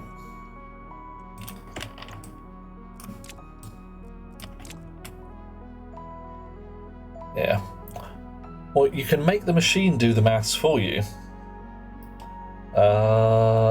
One of the ways to do it is just put a thingy at the top of the code file that's like Kelvin offset equal define Kelvin offset as 273.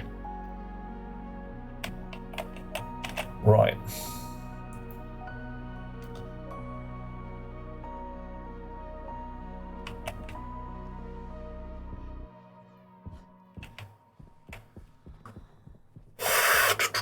Okay, do we have room in here for another chip? I think we do. Kind of, sort of do. Definitely do if I put it like that. Can I put wire up the sides? Can't put wire there. Can put wire there. So I could have 4 chips. 1, 2, 3, 6 chips. Connector spine down the middle and 4, 5, 6. Well, I've got 3 in here and I don't really want to pig around. So, right. Cable snips. And we will put a vertical connector up the side. Love me some cable radar.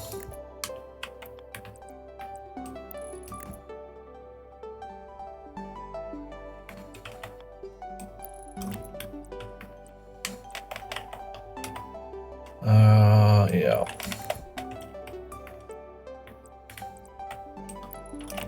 And we'll put another another one.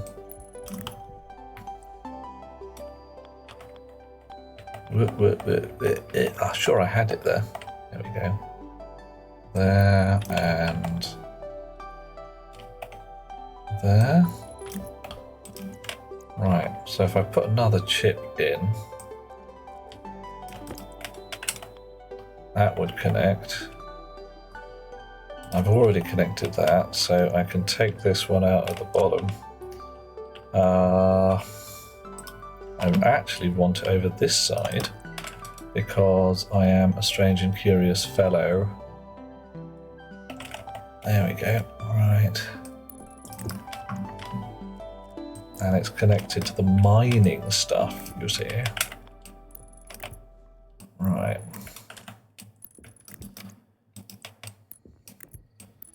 So, and you come out. Right, so plenty of room for chip sockets in there. Anyhow, right, rewind. So, what is the number you add to the Celsius? 273. Because minimum needs to be 22 Celsius. Maximum 27. So your minimum would be 273 plus 22, which would be 295. And your maximum would be 273 plus 27, which would be 300 exactly. Haven't seen what I have in the rockets. Aux batteries. No, I got. I've actually got 3-ish medium-sized batteries in each rocket. If I pop the top, you'll be able to see my survey rocket, Buren. Actually, let's go with the mining rocket again. Right, because this one's a little more hungry. Yeah, all right. All my batteries, I got 3 medium-sized batteries in there and 2 extra fuel tanks. I can't get any more batteries in there. Well, actually, I probably could. I could probably tuck another 2 batteries in there.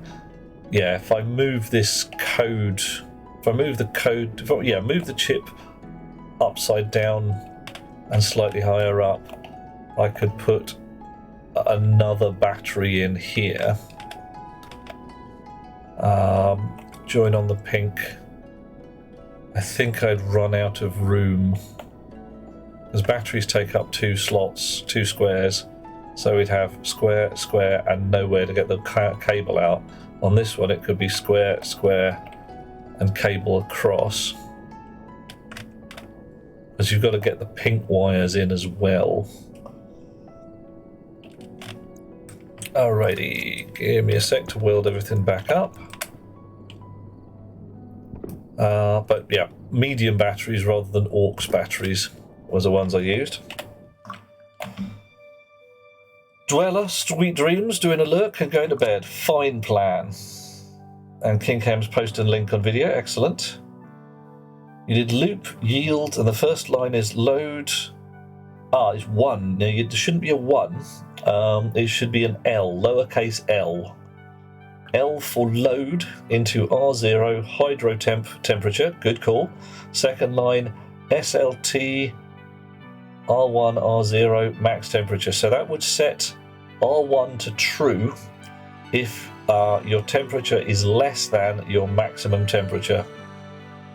Aux battery is very small, should be enough to get the rocket home. Just keep it off until you really need. So that's your emergency battery, I take it, yeah.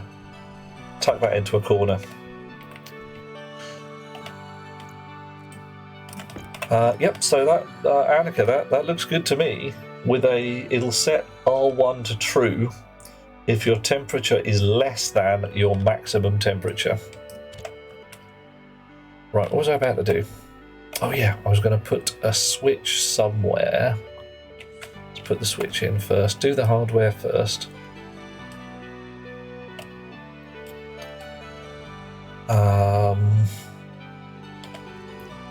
Right, hey, I can put the switch on the wall. Can I spray it a colour? Probably can. Right, spray you purple.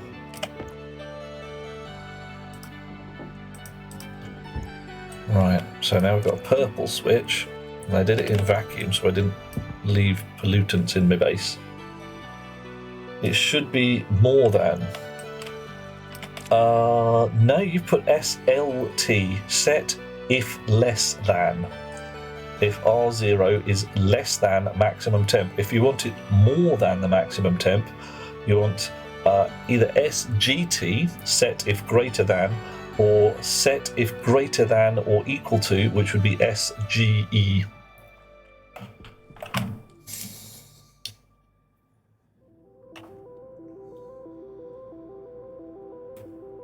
La da dee da da da, la da da da da. But if you want to turn your heaters on, you've got it right. If you want to turn your coolers on, I don't know, if you're trying to turn your heaters on with minimum temperature and your coolers on with maximum temperature, then yeah, you need a slight shenanigan, you know, a little tweak to your code. For the min temperature, right, you want to do the coolers, that's fine. So what you would have there, your first line is LR0 hydro temp temperature, cool. And then to turn the coolers on, you would want to turn them on if it is more than maximum temperature, so it would be SGT R1 R0 max temp. Yeah, as Buren says, put it in the 100 channel in Discord. That's what it's there for. Alright. So you put SGT R1 R0 max temp. Yeah, absolutely. We're not trying to do it for you. We're just saying if you put the code in there, we can say that's right, that's wrong. We got powers, you see. Powers. Okay. So we're going to stick another lever, this time purple. Can we name it from here? No, we can't. We have to take the window out. Did we double glaze it? Yes. Just got to be a little careful.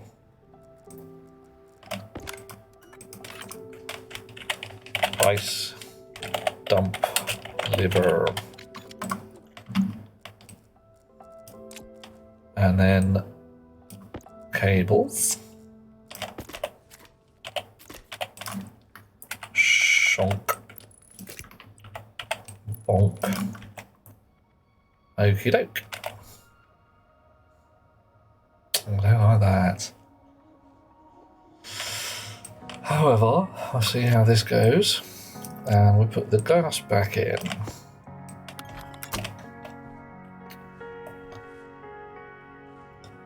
Right.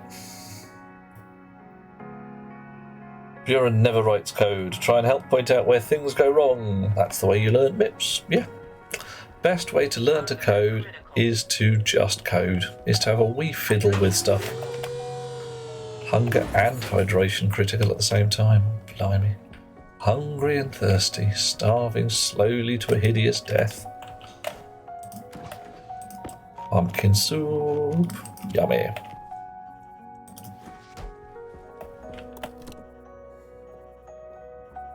Warning. High CO2 levels Nom detected. nom nom nom nom nom nom nom nom nom nom. There we go. Right. So, essentially, your coolers turn on when your temperature is above maximum, greater than the maximum. Your heaters turn on when your temperature is less than minimum. And your set functions always start with an S. And then it's common sense from there. Less than, greater than, equal. On that note, it's why it's important to have a clear code, easy for people to read. It's something that we work with at work. The concept that you spend 90% of your time reading code and only 10% of your time writing it. Oh, okay. Oh no, I didn't actually write any code in there at all, did I? So, if your code is readable, you will save much more time. So, what do we have here? We have alias ice dump lever D0. alias ice crush in D1 and alias storage device, storage object, let's call it that, obj in D2. Right, start. Alias storage hash in R15. Storage name hash.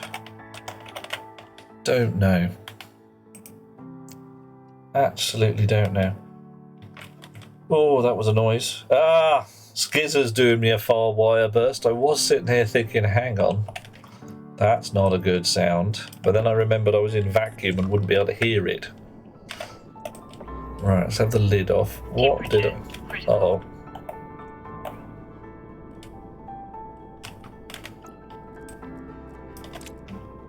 Hang on, my temperature's... Oh, bloody hell, it's Aliana again. Started a new game 7 days real time ago. Oh, yeah, unfortunately the real world clock in Stationeers is currently a bit banjaxed.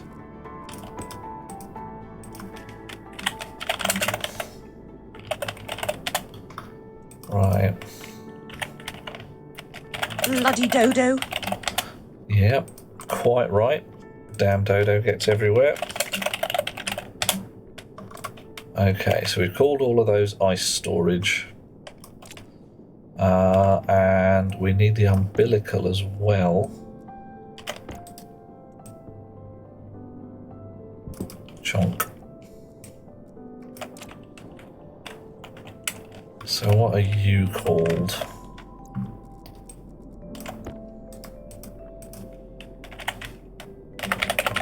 Mining umbilical. Shoot. That should be easy to find. Okay. And then we'll head back here. Katusha, you have to make mass solar. Oh. Hang on. Rebuild. Manica doesn't need the heater because it's Mars. Which version of the game are we playing on right now? After the recent update, you're stuck on current day. So we're Mars with 11 large batteries and wind turbines and no storms. Yep. The timing's bollocks. There's no storms on Mars for the moment. Solar is unfortunately the way. Even the little wind turbines just don't work because there's no variability in the wind and it's always rubbish.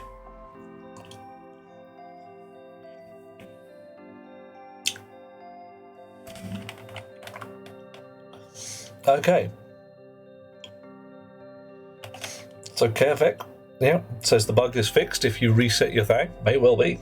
Haven't tried myself, haven't gone to Mars since the dawn of time. Well, a little bit in the dawn of time. Ice storage.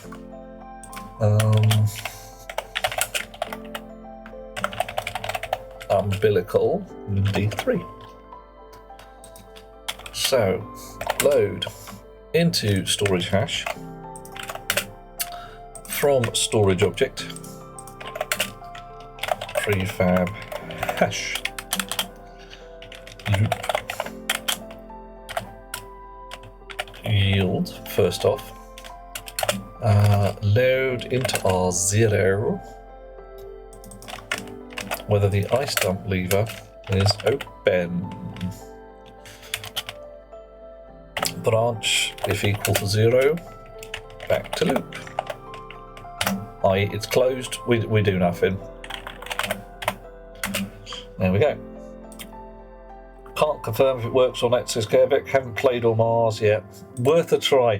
Katusha, yeah, if you do get an opportunity, bounce us a thing that says whether it does or doesn't, because that's always lovely to know. Right. Changing for any config for any time, make a backup. Good call. Sure. If the ice dump lever is open, let us load from what are we doing? Load batch by name from our storage hash. Let's put it in R0. Storage hash storage name.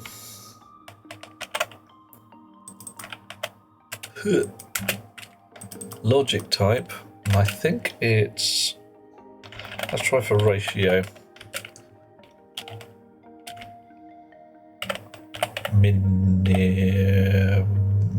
No, maximum.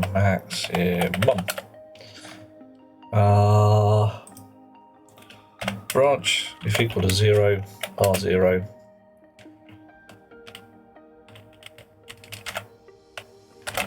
Finished.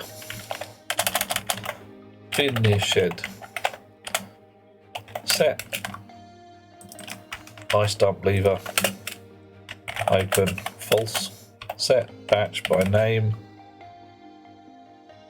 Storage hash. Storage name. Open.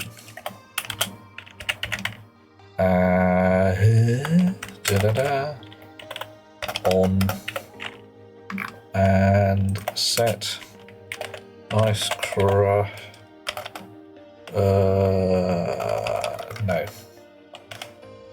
La la la la la la la.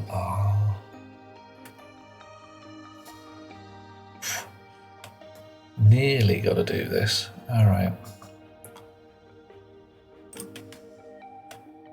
The ice crusher can do its own business. Right. Plenty of people posted about the issue, many suggestions. Yeah, that's how we like it.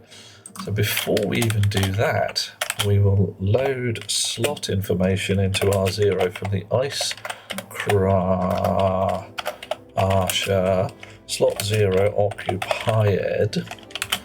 Set ice crusher on according to R0. If there's something in the slot, put the ice crusher on. Otherwise, turn it off. Here we are going to set ice crusher setting to 274 Kelvin, i.e. 1 degree C. We'll be crushing the ice a lot faster at that point. It starts off about 290 or something by default, which means it warms up the ice, uses a heck of a lot of power. We don't care about that. We'll dump cold ice. It's fine. So, ice crusher switches itself on if there's something in its guts. If the ice dump lever is not open, back to loop. Otherwise, check the storage stuff. If the storage stuff is empty, go to finished. If it is not empty,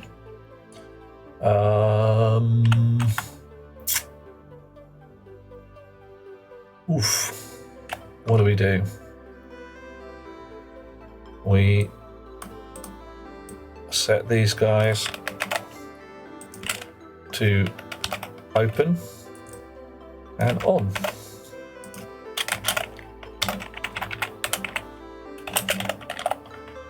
All right.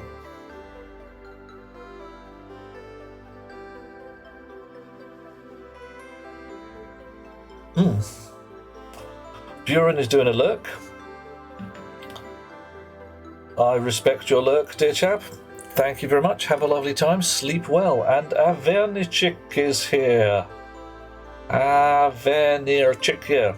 Long time indeed. I have been out of the loop for a little while, shall we say? Right. Actually, looking at this, yeah. La da da da da da da. So what I want to do is set if not equal to 0, R0. So that cleans it to a nice 1 and 0. If it is equal to 0, ignore, right. Because what we're going to do is set all of this stuff. If it's not equal to 0, we want to turn all this stuff on.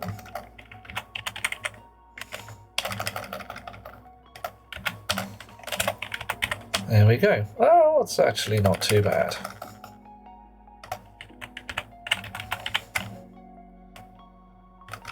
Alrighty. Okay. Sure. If the ice crush is occupied, set it to switch it on according to whether it's got some ice in its slot. Otherwise, switch it off. If the lever is open, jump straight to the top. Otherwise... Oh no, we don't want to jump straight to the top. Oh dear, yeah. Not quite right, because otherwise nothing will switch off. Oh, knob.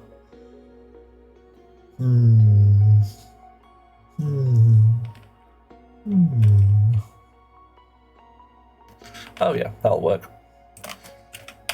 Right. And R0, R0, and R1. Okay. Shonk. Right. Load into R0 whether the lever is open. Load whether there's something in the storage. Clean it. If the lever is open and there's something in the storage, open up the storage and set the lever to open.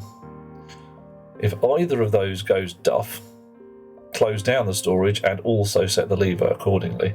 So I'll pull the lever, cha-chunk, and it'll empty out the storage, and then when there's nothing in it, the lever will automatically be shut, and that'll be fine. Hey, Alvy! Coffee. Coffee, coffee, coffee. Coffee, and then Oh. So, yeah, Averne, not been well for a while. Didn't die, it's always good. But I dropped out of the old streamy gubbins for a little while, and now I'm back. This time it's personal, something like that. Boop. Okay, so ice dump lever. Hopefully, if I EFI ice dump lever, nice. Ice crusher. What did I call you? Let's make sure I gave you a name. You need a name.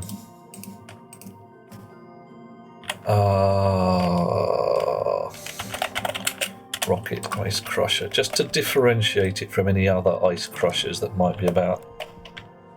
Yeah, gotta watch out. It's personal. I'm taken against the entire universe. I've got to remember to snip a cable to get everything back in alphabetical order.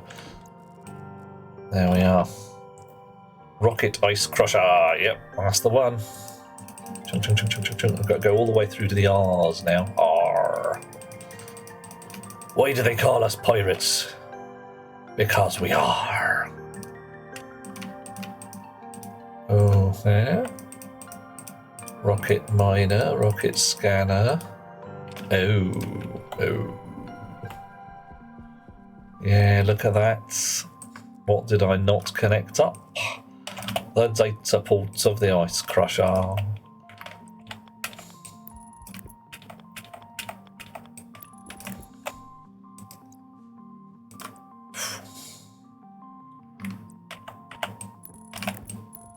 Yeah, let's clean this wiring as well while we're here.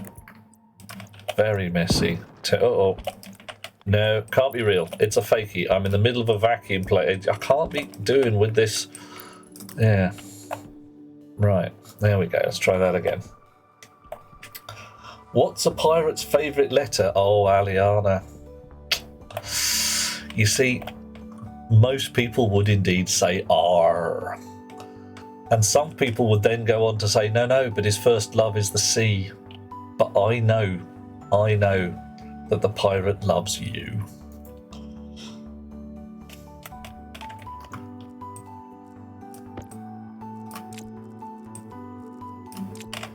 Sorry, that was incredibly cheesy, but you know, whatever. Oh, goodness me. Right, the plot. Where was I? I was trying to find a rocket ice crusher, wasn't I? Rocket ice crusher. Storage object. I think that was I called that ice storage, didn't I? Ice storage. Nice. 3 kinds of cheese. Oh man, one more or we can go for a pizza. Umbilical. I'll be under M. Ice storage. L. Mining fuel pressure. Mining umbilical chute. Right, it also reminds me that I didn't actually write any code at all for the umbilical chute. Yoink. Honk. Edit. Right. So this is also set umbilical. Ooh, is it open? Can't remember. Umbilical. Umbilical chute has what kind of logics? All manner of joy. Power, open, mode. Right, let's go get the old configuration 8-inner on it and see what it says. Because I don't trust it. Not for as far as I could spit rats. What do we got? What have we got? We've got open 1, mode 0. Right. Retract. Open 0, mode 0. Alright. Extend. Open 1, mode 0. Right, so open means attached to the rocket. Okay.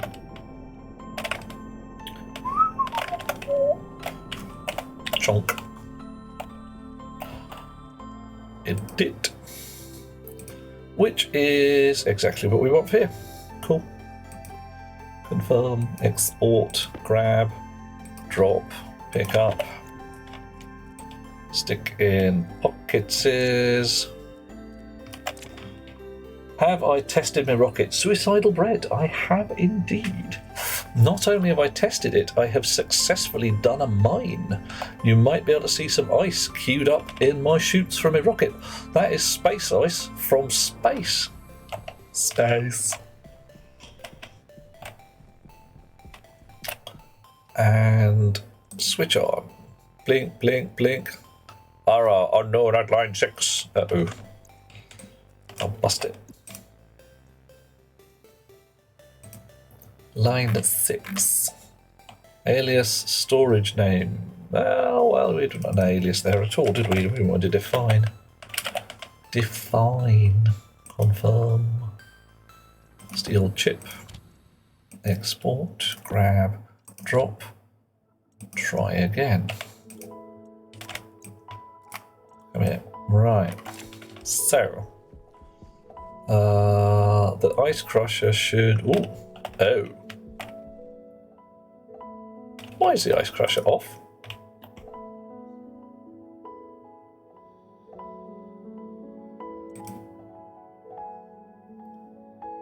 That ain't right. The ice crusher. Oh, don't tell me that chutes don't feed ice crushers properly these days. I would be quite put out.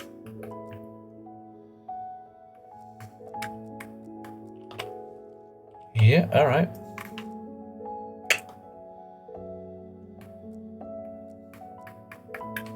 Okay.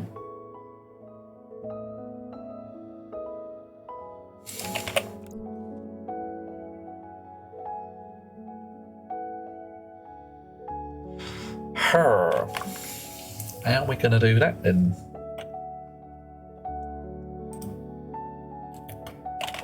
So see,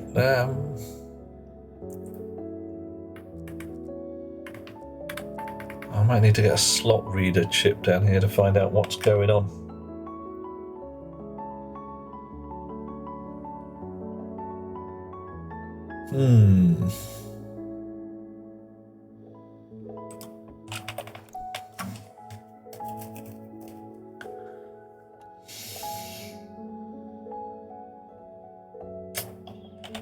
That's inconvenient. So I have to...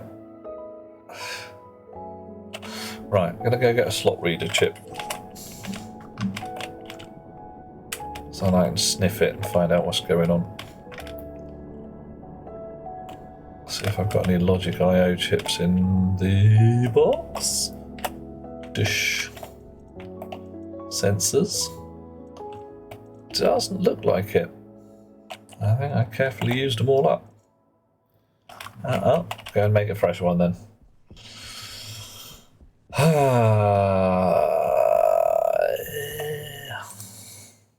Logic. I/O. So very much. Giz.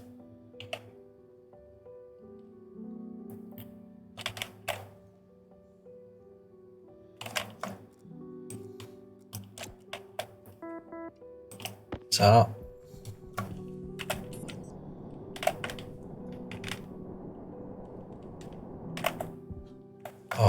Oh, dude. Woohoo! If SGT and SLT set true if greater than less than, what sets false? There isn't one that deliberately sets false. It's just that SGT will set true if greater than and false if not. So min temperature be set false. Right, no, not quite sure what you mean there, Annika. What you should have is an SGT which will set your variable true if it is greater than and false if it is not. So if you consider that it's kind of got a built-in else.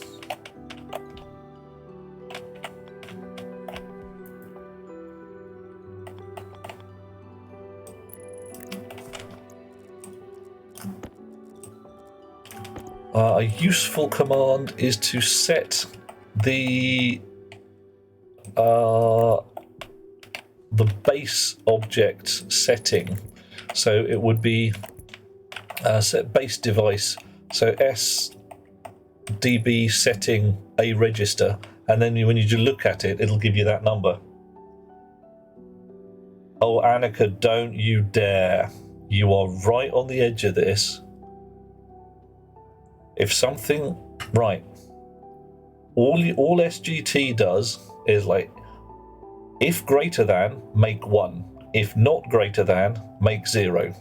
That's all. That's what it does. No mess, no fuss. It's that you're overthinking the problem. So if you want your coolers to turn on when the temperature is too hot, literally SGT R0 temperature. Max temperature, but you need it to be in a temperature range. Not quite sure what you mean. So you want it to turn on when it gets too hot and turn off again when it gets too cold, yeah? Right, so the simple 3-line code that you've got will literally turn it on when it's too hot and turn it off again when it's not too hot. So you need something to say, all right, it's on already. Let's change which value we use. Let's get this fella out. So edit, clear. So let us load into R0 sensor.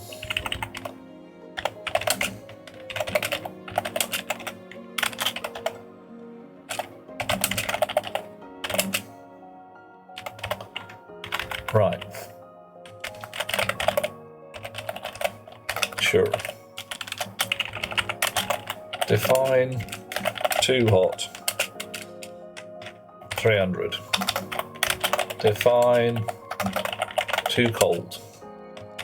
200. Whatever. Pick some numbers. So what you actually want to be comparing against is if it's less than too hot. If it's greater than too hot, you want to turn your cooler on. If it's on and it's greater than too cold, you want to turn it off again, or you don't want to turn it off again. So the way I would do this, load into R1 whether the cooler is already on or not, and then select we're choosing which temperature to compare against into R2 according to whether the cooler is on or not. So if it's on, we want to check against too cold. If it's off, we want to check against too hot. So that says into R2 which temperature we're checking against. Or select set if less than R3. I might change my mind in a bit. Whether our temperature is less than our test temperature, which is in R2. We can give that some names. We'll give it some names. Alias current temp a register. Alias test temp another register.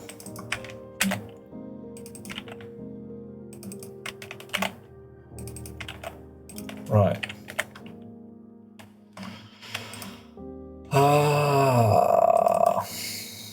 And actually we want this to be greater than. Ugh.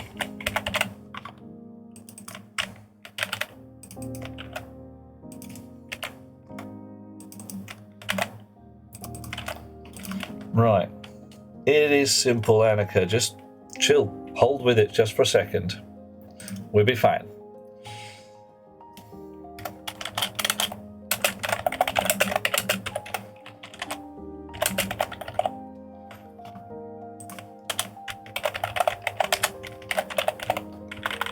I can't remember how to spell yield. Okay. There's another way to do this, but the way you do it, the sneaky way, you load whether the cooler is on or off, and if it is on, you go to one patch of code that checks whether it's too hot or too cold, and whether it's off, you check in the other patch of code. So you essentially load whether your cooler's on or off. If your cooler is off, check whether it's too hot, and then turn your cooler on. So you've got branch if equal to 0. So load cooler on into a register, branch whether it's on or off to different patches of the code. Yeah, BLT and BGT. Everything is exactly the same concept.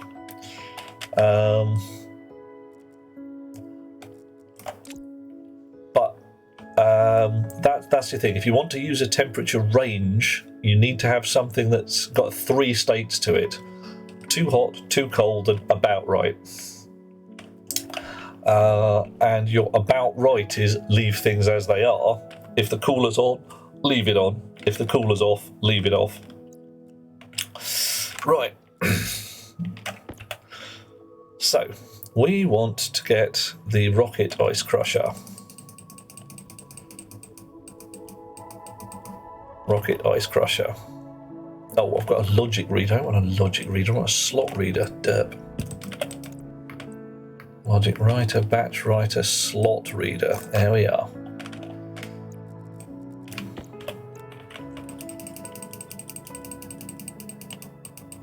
Rocket ice crusher.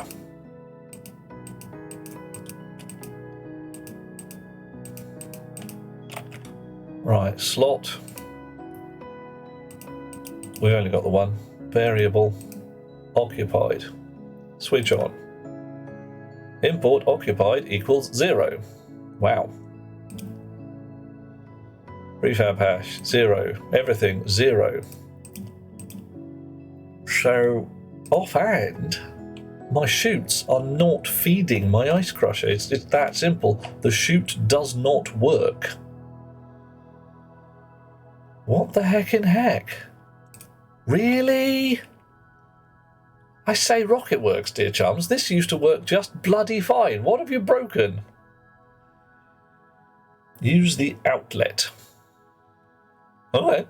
Yeah, I see where you're going. Alright. Her. Your brain reached capacity at age 40. Annika, chill. take it one little bit at a time. It is literally, if it is too hot, turn the cooler on. If it is too cold, turn the cooler off.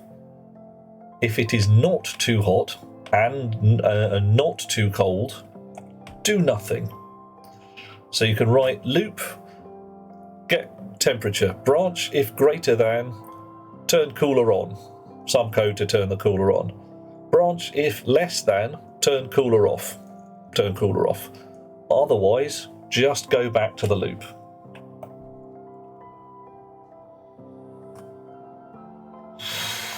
Right, how do I stop this from just emptying the ice all over the floor? Might not actually be possible.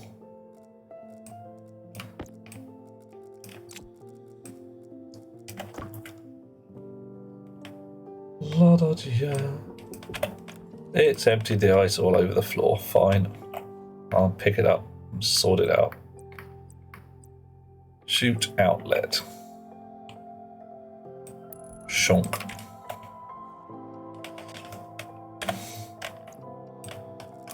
In my pockets. Oh, this stacks to 100. Oh, that's quite a lot more ice than I was expecting. That's rather more ice than I was thinking I would get in my pockets is. Ooh. Twice as much, even. Space ice. How do I tell what space ice is? Don't forget, coding is a language. Languages take time and repetition. Absolutely. That's exactly why, Annika, I are saying don't give up. Just roll with it. You'll be fine. You got powers. I believe in you. Seriously, I do.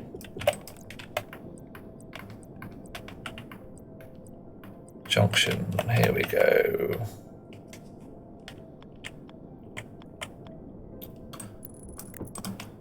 Alright, and an inlet. I'll do. Okay, let's see if this all works out.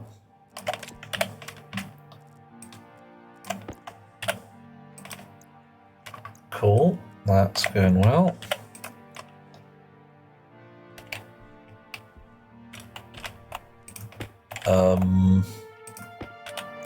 Right.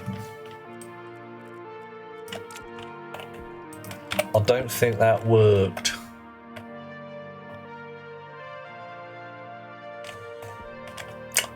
I think that went wrong.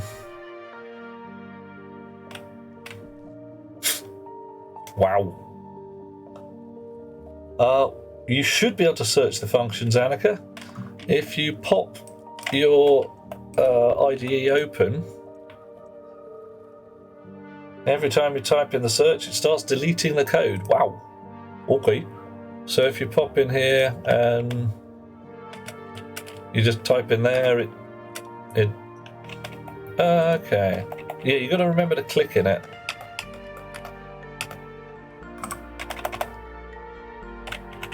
Let's see what we get.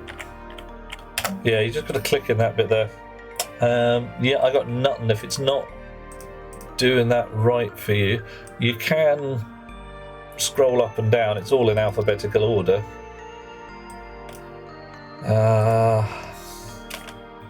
Click 800 times. 1,000,000 times.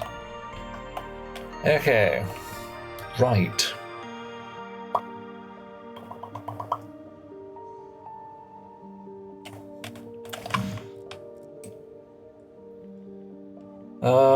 Yeah. Okay. Okay.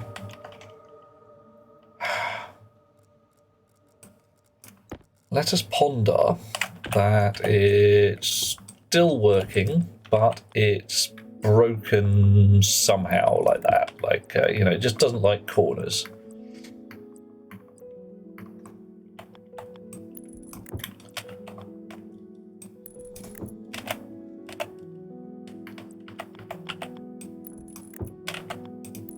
There we are, right. And now I'll get a piece of space ice. Put it in the thing, and what happens? It stalls. Unless that's switched on, in which case it eats it. Okay. Yeah, but if I leave a gap, it's going to spray everything out all over the place. So the problem is essentially this doesn't eat anything unless it's switched on. And it won't switch on unless it's got something in its thing. R0, R1, that's literally register 0, register 1. It's like you've got 16 different post-it notes. Yeah, so if you consider literally 16 post-it notes that you can write things down on, and then numbered 0 to 1, or 16 little boxes that you can put a number into.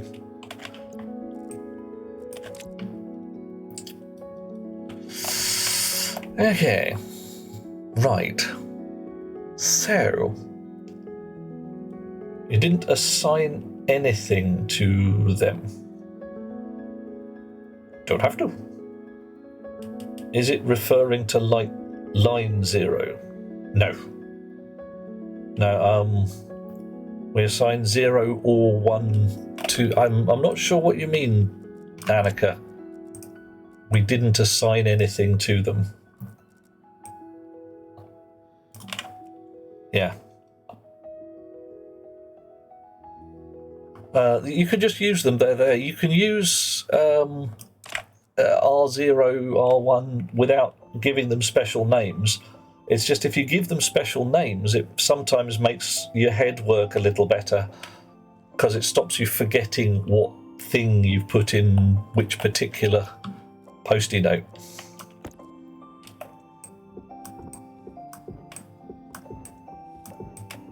Right, shoots. Shoot. Powered shoots, basic shoots, shoot overflow, shoot valve, shoot digital valve, lovely.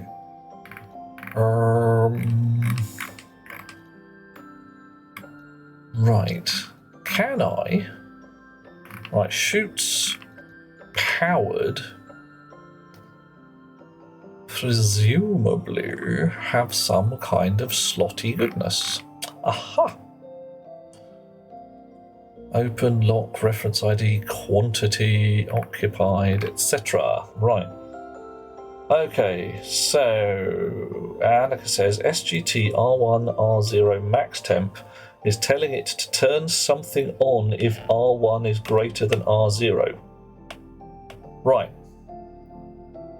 Well, R1 is post-it note number 1. Like the processor comes with a set of 16 little places to write things down.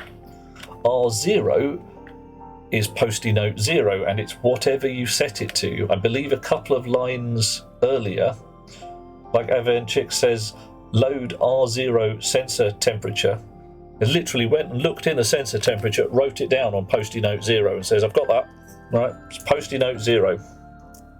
Whenever you do a compare with R0, it's whatever's written on this number. So it's not so much defining it as just saying, writing it down. What have you got in there right now?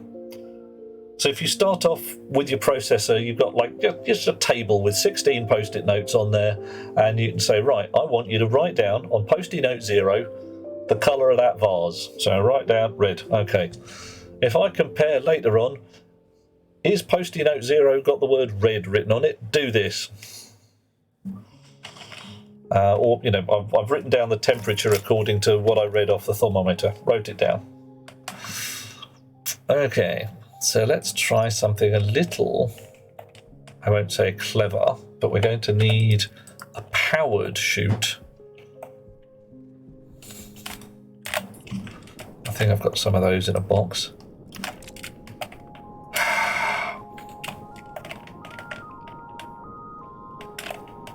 It's a bit, oh, I don't know, it's a bit tacky, this is. Shouldn't have to do this.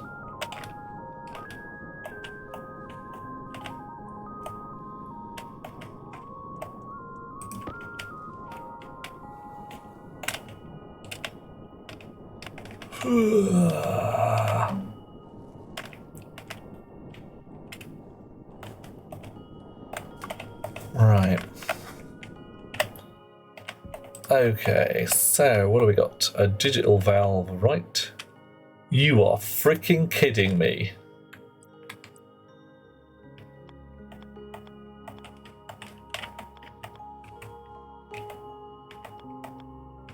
I can't attach a powered chute to the. It's just oh, that's painful. That is actually very sore. I hate it.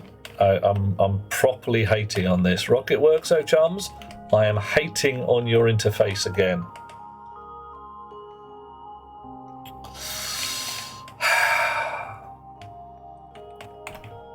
Fine. Power word fine. Things are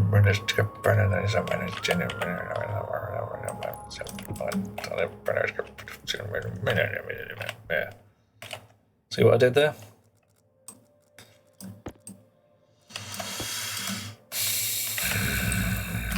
This used to work.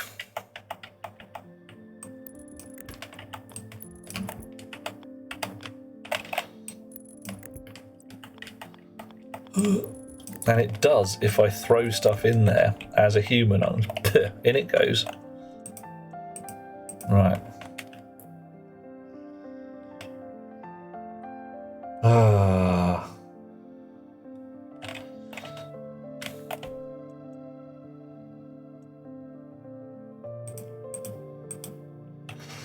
Okay.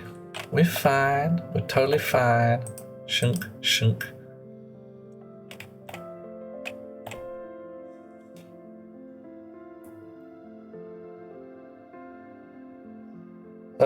Probably one of those times when you need to use export and import count to figure when the chute is empty. I'm going to be doing something along those lines with this here valve. Right. Okay. So, switch on. Close. Now then. Hello. Screwdriver? Screwdriver. Where's my screwdriver? Where is my screwdriver? I've left it in a box upstairs, didn't I? I've left it in the box when I went to get the chute. In the crusher, you reckon? It's worth a look. Not impossible.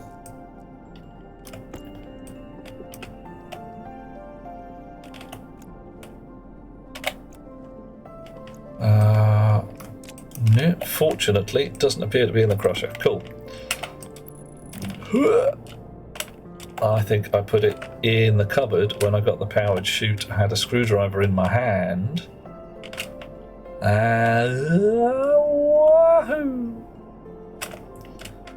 Dear Rocket Works, please allow us a ticky box to up the draw level in our games when we have really butch PCs. Ta very much.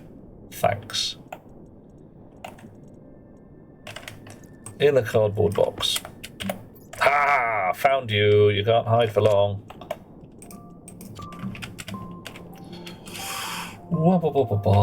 Okay, Björn Hisse. Speaking to Annika, set greater than, set R1 to 1 by comparing R0 and the value you have of the max temperature. Need to load a value to R0 first. To compare, so that leaves R0 with 001. So here, yep. That's pretty much the bunny.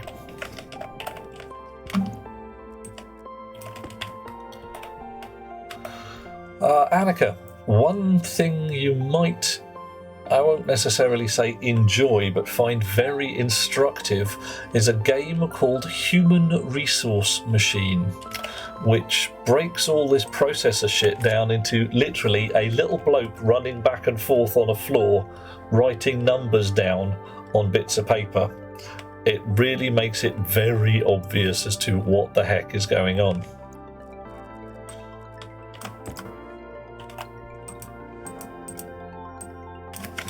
Ice chute valve. Okay, so yeah, you hush up.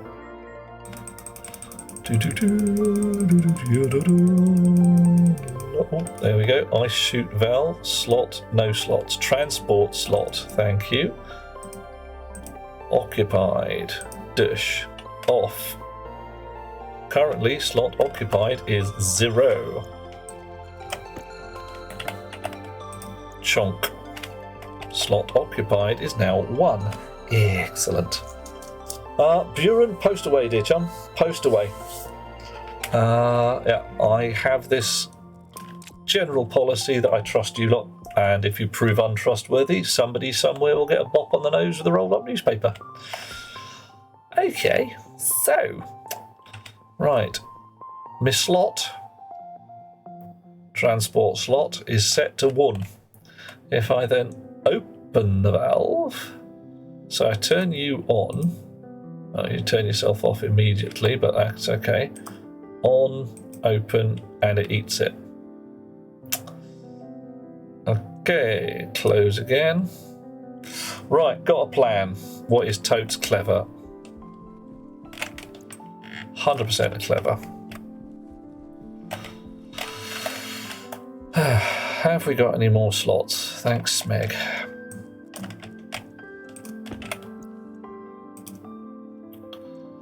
Come here, you. Right. Edit.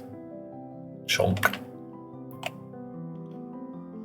Will it close immediately after letting the chunk through? I don't know. I can tell it to let a few. So what my plan is, Evan, is to say, is there something in the valve? Set it closed. Is there something in the valve? Yes.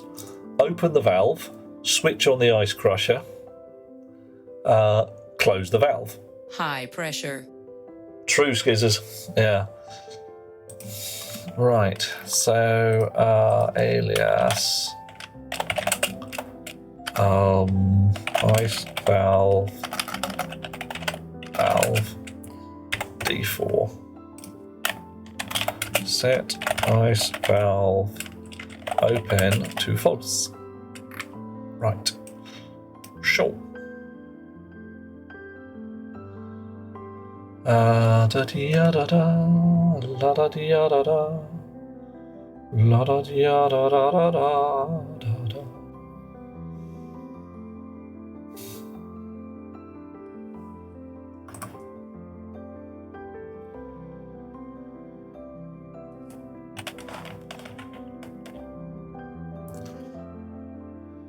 I think it might switch the crusher off too early. I'm hoping I can do something passing clever here. So let's start with load slot, ice valve, slot 0, occupied. Oh, and we've put that into a register.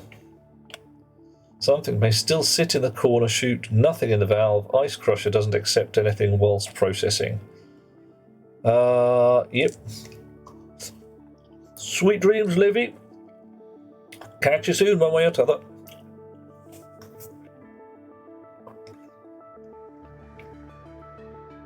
Right.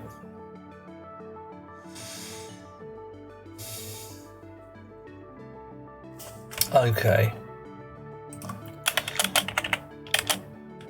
Load into R0. Ice crusher on. Branch. If not equal to 0, subroutine. R0. Do ice. Do ice crusher. I'm going to make this a separate subroutine. Do ice crusher.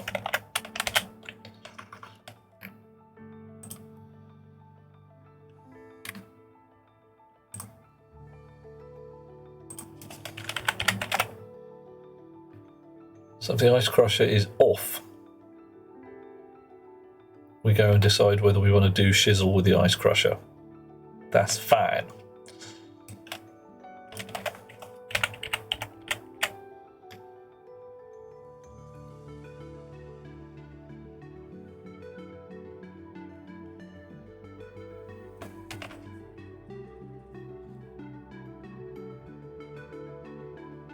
Nah, I've got a bit of a wee think. Yeah. So, well, my plan, if I can work out a way to do it, is to say, is there something in the valve? If yes, let it through the valve, turn the ice crusher on. Do not turn the ice crusher off until the ice crusher is then unoccupied.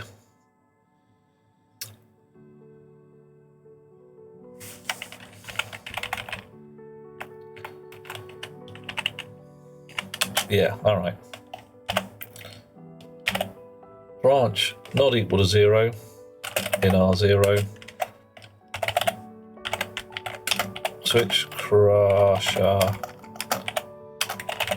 off.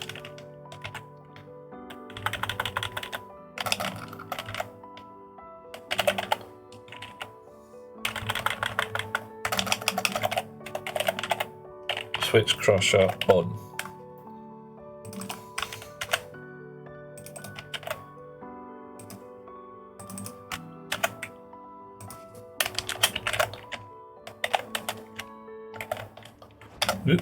Get a ball C like there. Do they both have an export counter and import counter? They kind of do. So I'm just going to do it one at a time. I could count the things, but it starts to get a bit interesting when the rocket then... Yeah, I really only need to count the number of bits of ice that go through.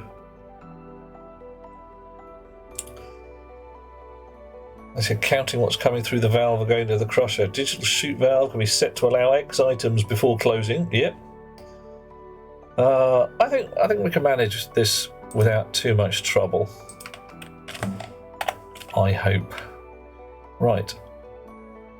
Da da da da da da. La da da da da.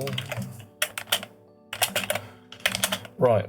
So if the ice crusher is on. Hydration critical. I've got to go get a drink. If the ice crusher is on, and its slot is... Yes, keep the ice crusher on if the slot is occupied. Right.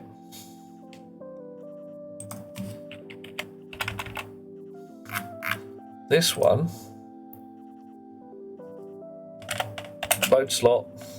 The ice crusher is currently off. Into R0. Ice valve, slot 0, occupied. Right. Branch, if equal to 0 in R0, back the way we came. Otherwise,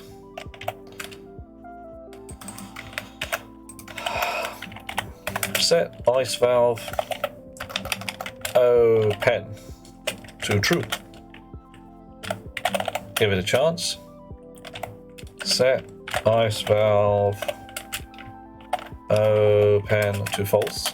Set ice crusher to on. And do another yield. Right. As long as valve export counter is not equal to crusher import counter, crusher is on. Let's see if our valve actually has an export counter.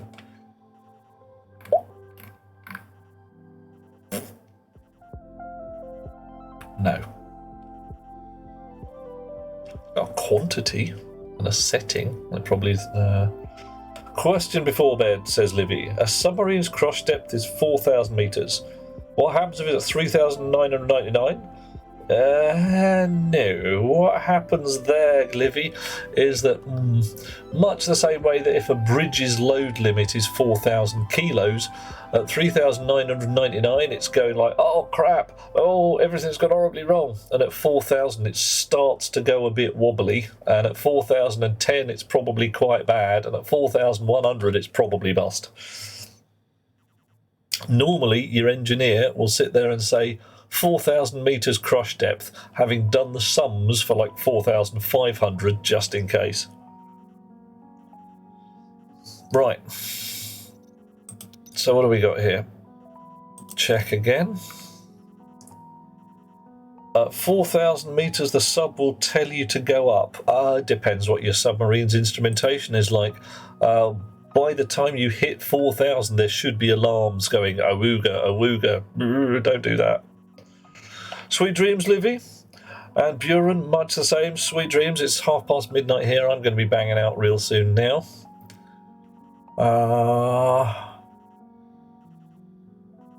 Okay. Confirm that. Export that. Grab that. Pop it in the slot. Switch it on. Let it get confused. Switch it off while we fiddle through things.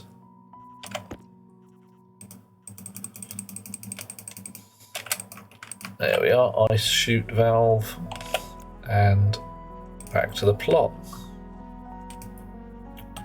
See if this works. Huh. Lovely danger, you say. You like a bit of the old danger. Some of you may have seen or heard Wee Tom in the back. Spirit. Alright. Everything's off. Pop that in there. Clunk, crunch, grind, grind, grind. Nice. Coffee. Give me a second. I'm going to load this up. Coffee. Coffee indeed. Thank you, Spirit.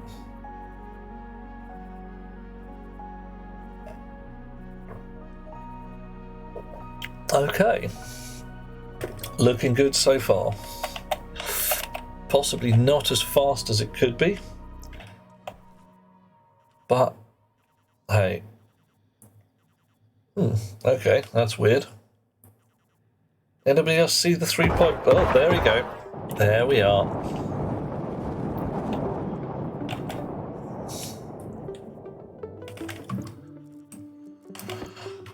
I don't know, some of you lot trying to keep me on my toes. I know that. It's just my toes, right? That's having a bad day.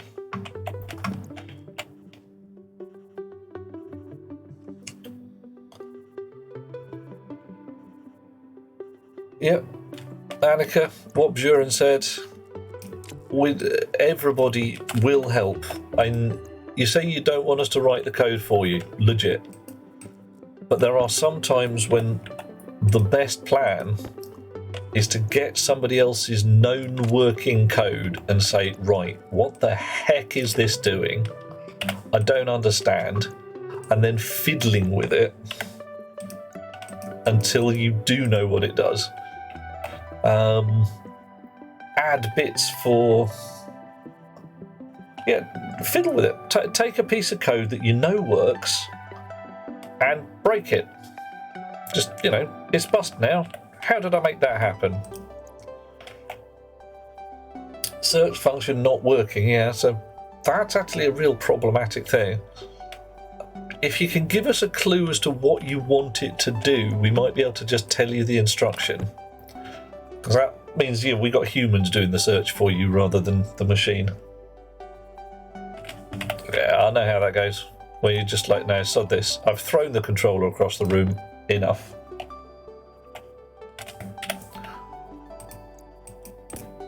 Yeah.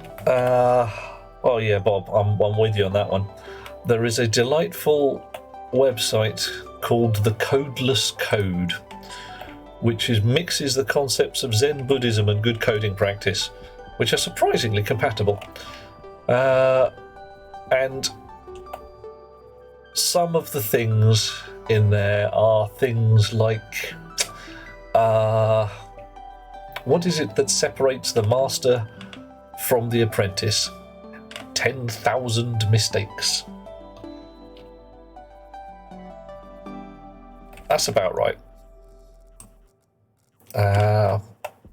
And the corollary for that is what separates the apprentice from the fool. 10 mistakes, 1,000 times each. Oh, well.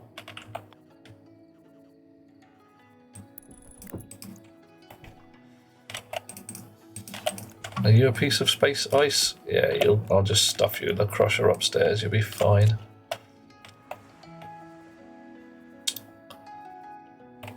Okay.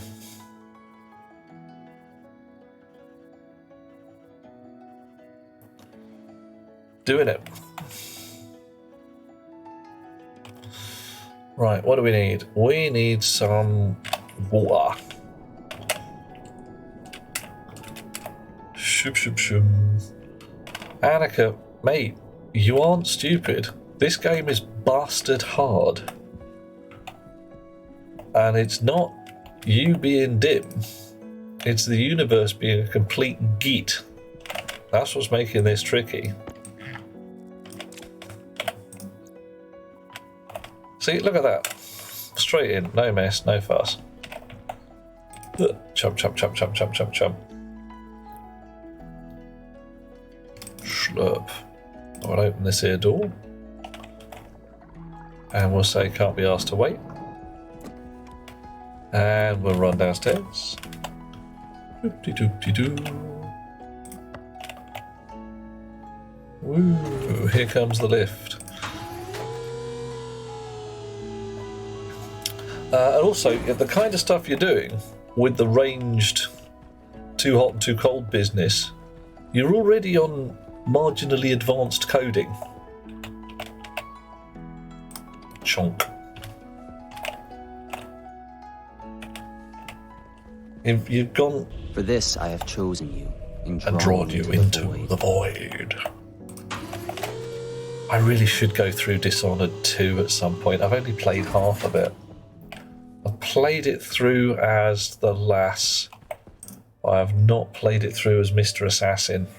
And I certainly haven't played it through on High Chaos, because I just can't be killing all the people. I suppose I could.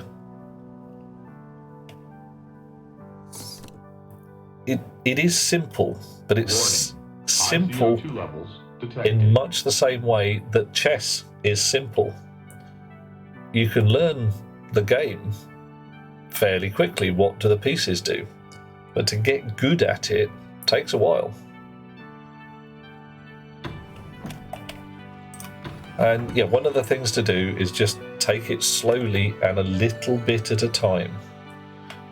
I think, and I am not 100% sure, that you're trying in your head to solve the problem in one go. Like, this is a problem I can snap solve. It's like, no, solve a little bit of the problem, and then another little bit, and then another little bit. Because otherwise, yeah, you'll be there all day. Tom has a similar problem. If he cannot do even the most complex sum in one stage, he considers it an insolvable problem. It's just like, you can't do that. It's not possible to do. Whereas if we sit down and work through it bitty at a time with him, he's like, oh, well, that was easy. That was stupidly easy. Yeah, it kind of was.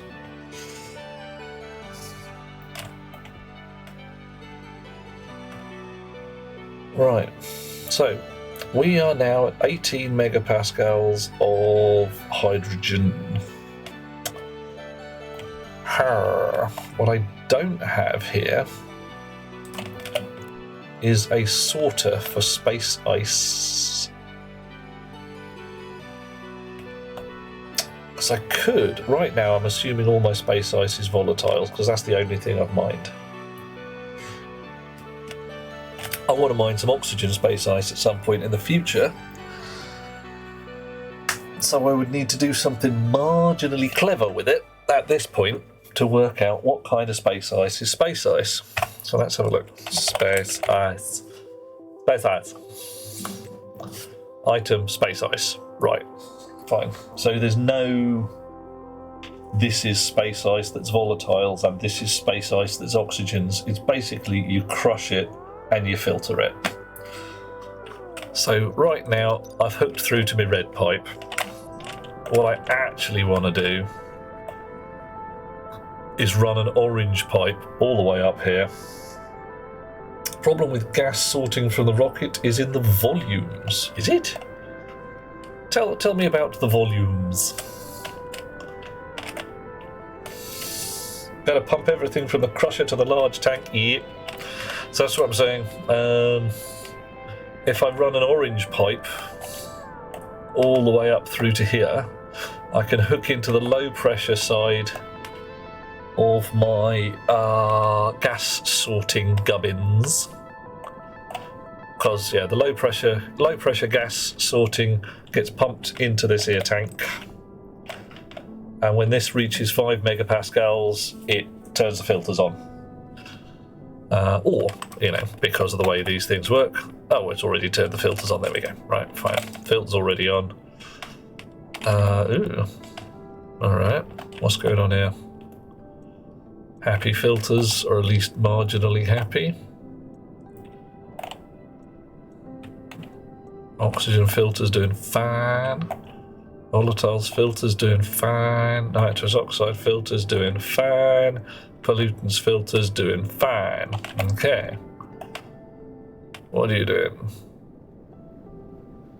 Right. You are doing a filter. Where? Why? What? Pressure differential is reasonably large, processed 1 mole. What are you like? Why is... I'm confused. Pressure differentials, you should be processing more than 1 mole.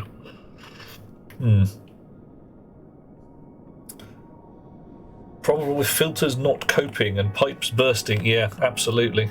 The filters are now unfeasibly slow. I mean, really ridiculously slow.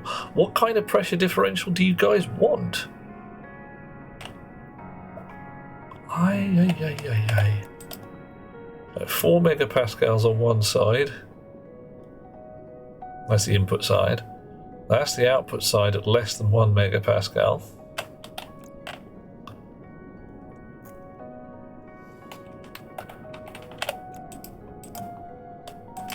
Right, you're set to... Okay, 22 megapascals of carbon dioxide, 27 of nitrogen. Ooh, it's getting a bit... almost cack-all of oxygen. That's not good. We're running low on oxygens. 25 of hydrogens. 1 of nitrous oxide, which I might just vent. And 3 of pollutants.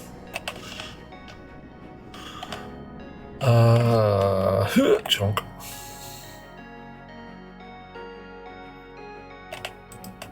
Right. Again. Right. So. Actually, while we're here, you are probably wasting fuel to maintain that temperature. So we'll just turn that and dump it.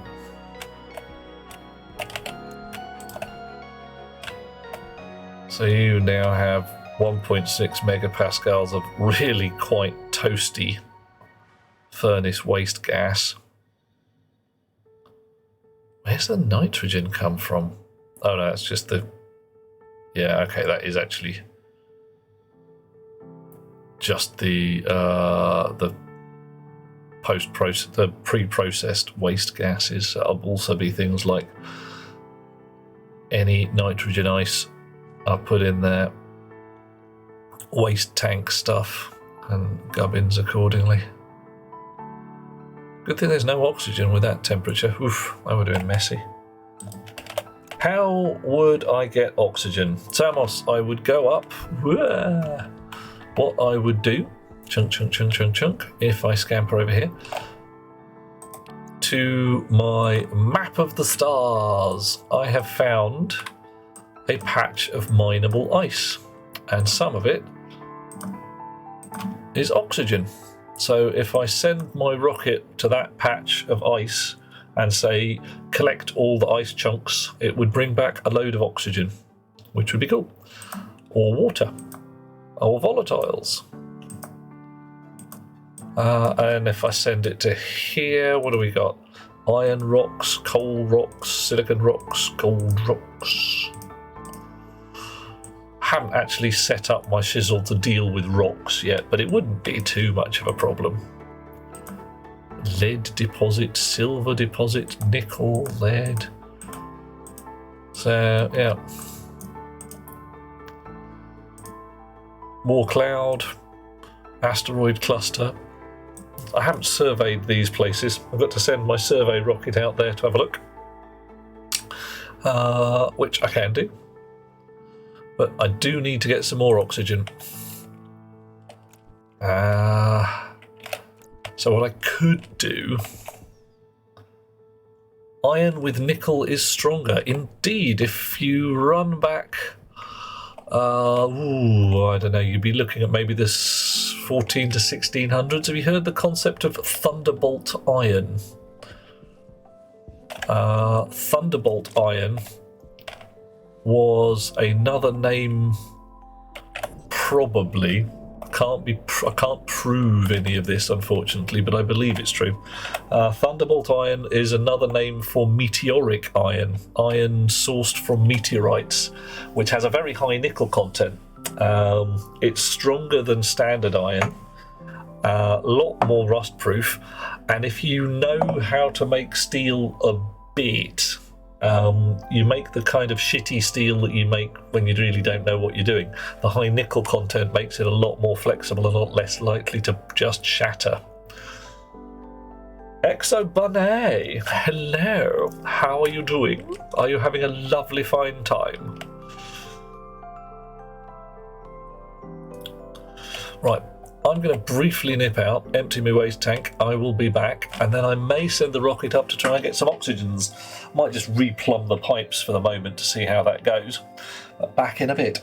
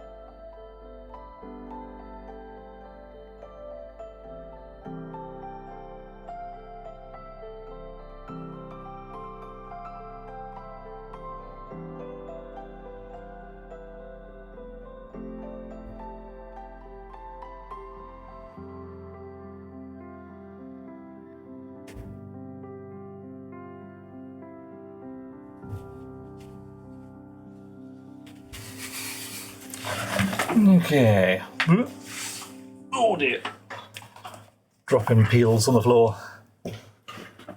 Exobunny has been out of school working for a year, sitting on all that savings, ordered himself a double bed. Now brother is upset and jealous.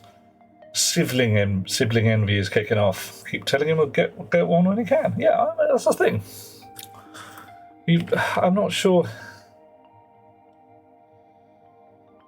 Brother is upset and jealous because... Well, brother 1 is upset and jealous because brother 2 has been working and has spent his money on a nice bed.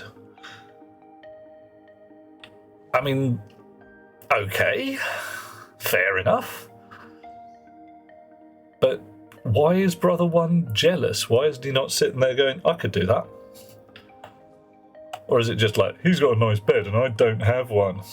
Oh, okay, fine. Is one of them a teenager? Both of them teenagers. As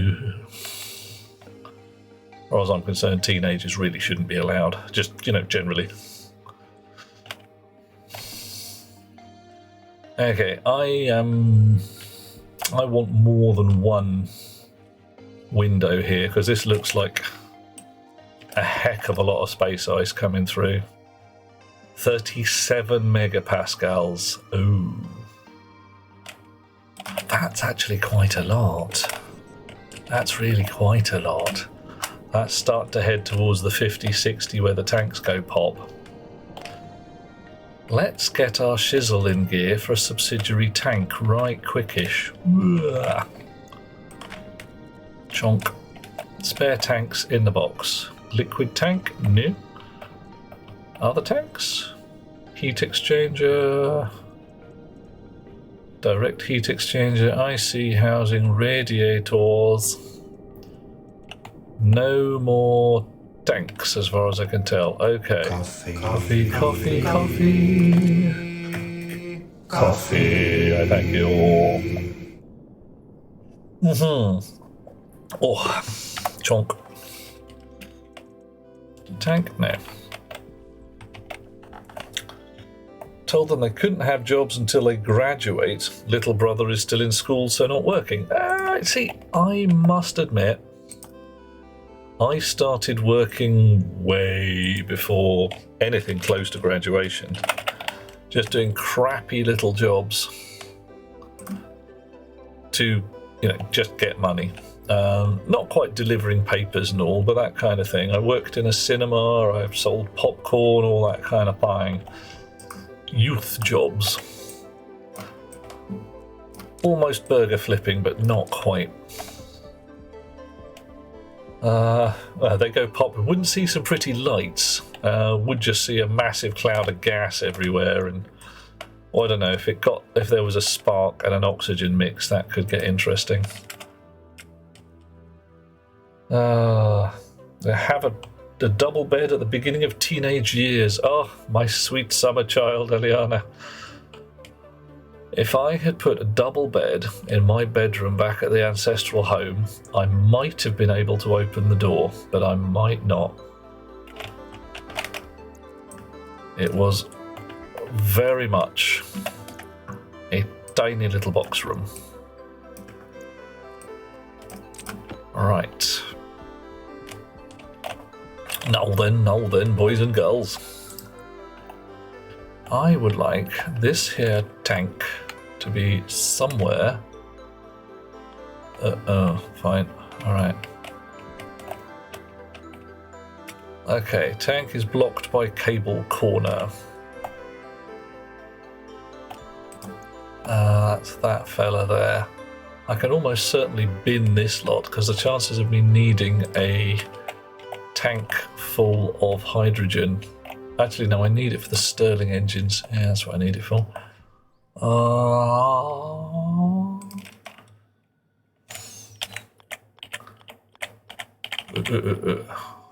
Blocked by cable straight. Okay, fine. So that's just basically in the way. Brilliant. It's a small tank. Oh, hang on. The blue sphere in the leftmost cabinet. Oh, yeah, that's the makings for a tank like that. Just a small inline tank. Right, I haven't got room in the down below because it's all full of mechanism. I haven't got room here because of this rig. How long have I got before shit gets real? Not long. Okay, spanner time. Oink. Wahoo!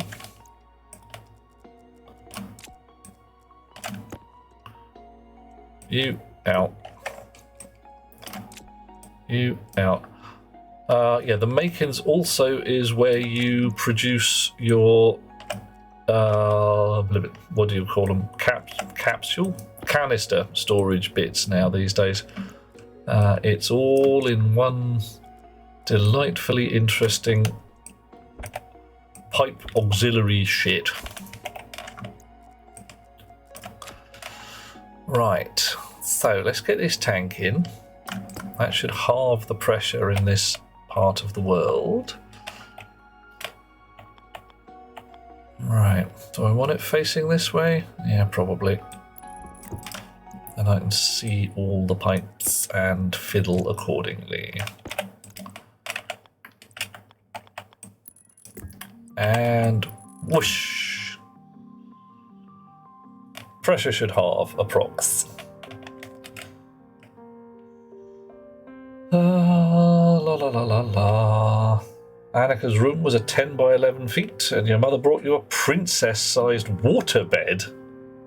Oh my. huge for a kid's bed, and your door didn't open and close. Yep. Yeah. Yeah, I can see, Bob, the concept of the paint just being like, what's that then? It's a different shape, mate. Okay. So, the wire's in the way. What do? We could bop everything one tick forwards. That would work. Let's see how we can make that fit together.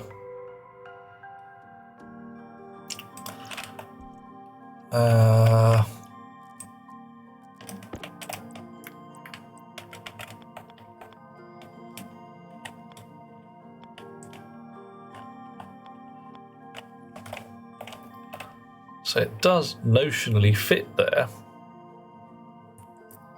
but I want a separate spur with a pump on it. If I put it up there, I don't think I have room because I need another pump. I need another pipe section.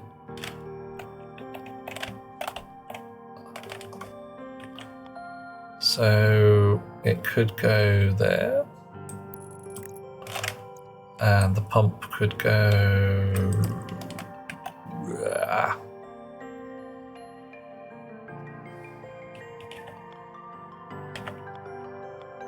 Right. Well, the pump can't go there, because that's just not going to go. And I don't think it can go here. Yeah, look at that. It won't stick.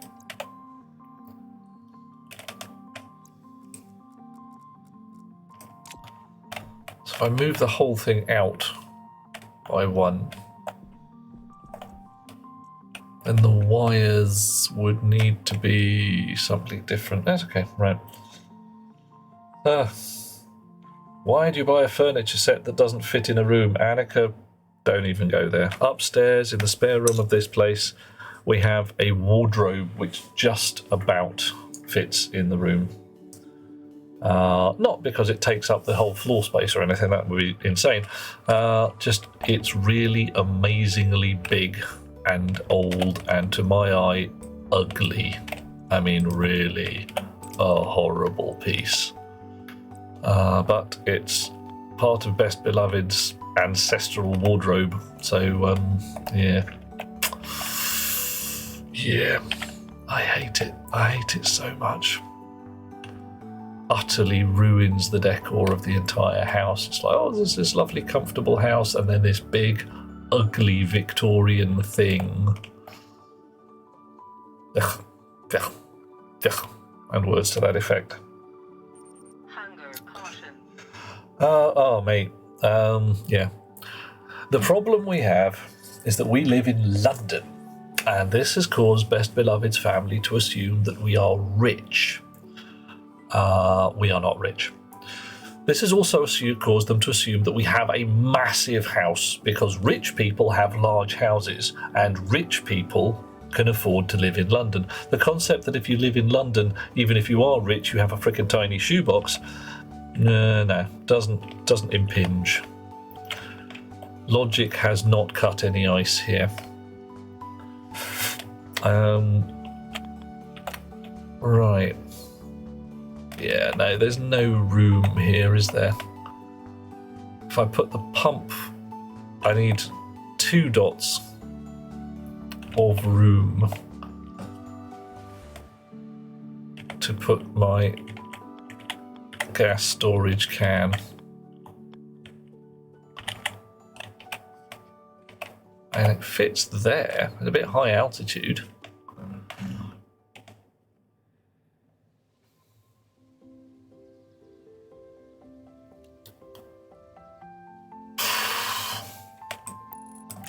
Oh, and the wrong way round. Derp.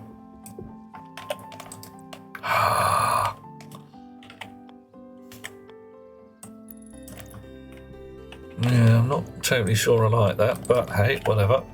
Let's see how that could be done.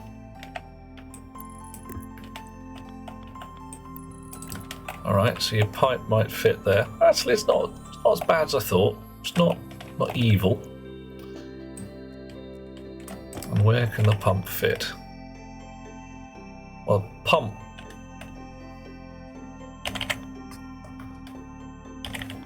Okay. So the pump can go there. And then the wire can run across the front. Alright, we're not doing too bad. Not so bad. Oof.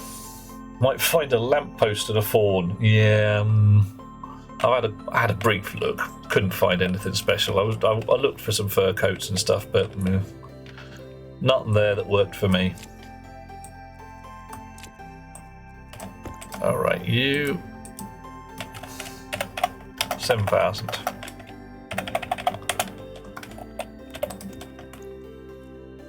You in the slot. Annika's house built by your great-grandfather and his father, so you don't need furniture for a family legacy. You've got an entire house. Wow. Okay. That's pretty cool. And Exo Bunny has a massive white TV stand for the same reason. Some relatives spent way too much on the ornate TV stand with the real wood carving, and you're stuck with it. Yeah. Yep. And it's like, yeah, why? I don't want it. Yeah. Because I say, with the whole richness thing I was wittering about earlier, when Best Beloved's aunt was getting rid of furniture, we were basically told that we could store it in our spare rooms and attics.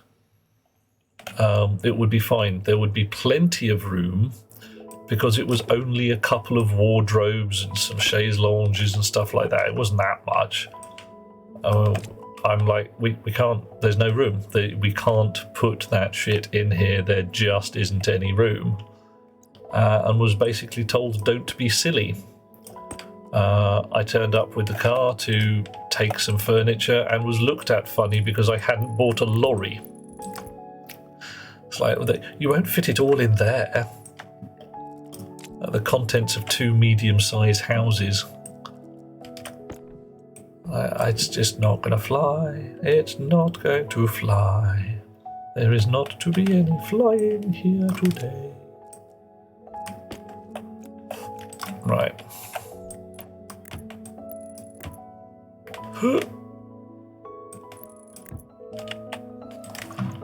Spanners.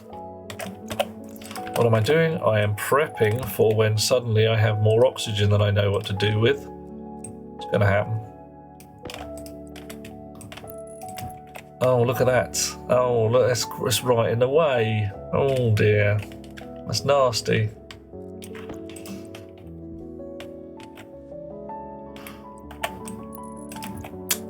Well, I'll have to run our cables a little more foolishly, because that's going to get interesting. Oof. Annika has a policy, doesn't want anyone else's furniture. Yeah, end of policy. Yeah, legit. That's the thing. If I wanted some furniture, I'd probably go out and buy it with my monies.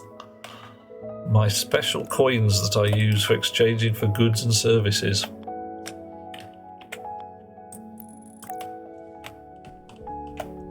Right. Hoink. La da da da da da da da da da.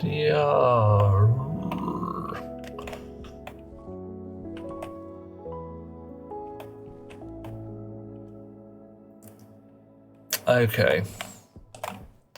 So this is going to look a bit mank. It's going to look quite a lot mank, actually.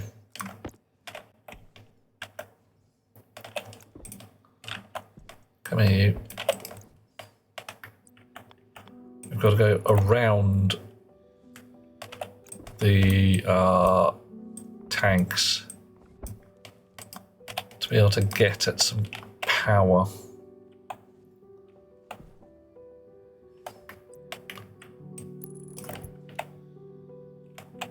Because the tanks are large and irritating.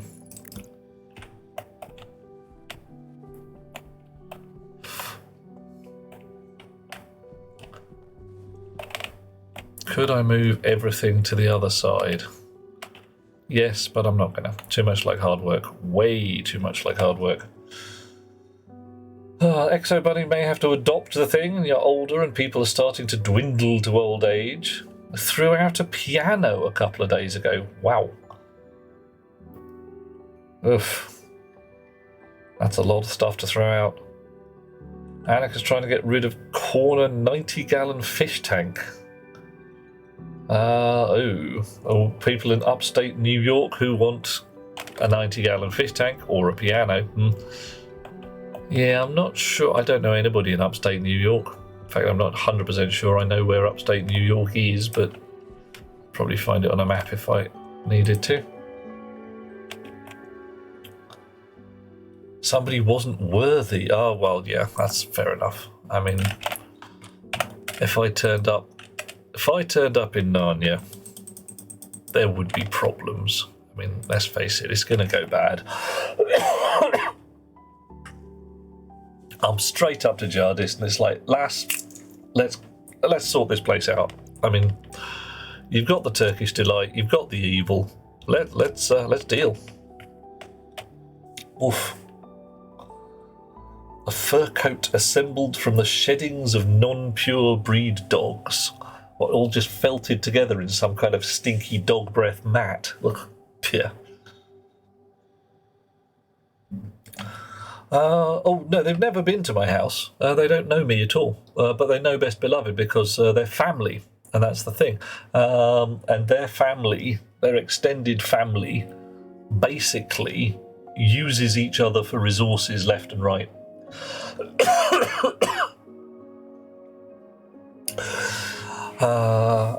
So, you know, a long time ago, first time I ever went to visit her uncle, Uncle Nigel, who is a naval designer, retired. Apparently you only need to design one battleship for the Royal Navy and you can retire on the proceeds. And if you also design the British, the River Thames river taxis, then you can retire comfortably on the proceeds. We turned up at his house, lovely house. Slipway at the bottom of the garden for their yacht. Quite a nice yacht, as these things go. And a lot of yachty friends, lots of yachty goodness going on. And it was assumed very solidly that I had arrived there by yacht. And everyone was terribly concerned because they couldn't see my boat anywhere. Had it floated away? Had I moored it properly? Had I simply moored it at the wrong marina? Ooh dear, could be accruing mooring fees by mistake. And everybody knows how terribly expensive mooring fees are. When I tried to explain to them that I didn't have a yacht, they blinked a lot, and there was a whole bunch of like, well, why are you seeing this girl then? Why are you involved with our Jane then? If you don't have a yacht, what kind of horrible plebeian are you? And the assumption then went that of course I had a yacht, but you know, it was in dry dock or something, or I was between yachts, something like that. It's just obvious, really obvious.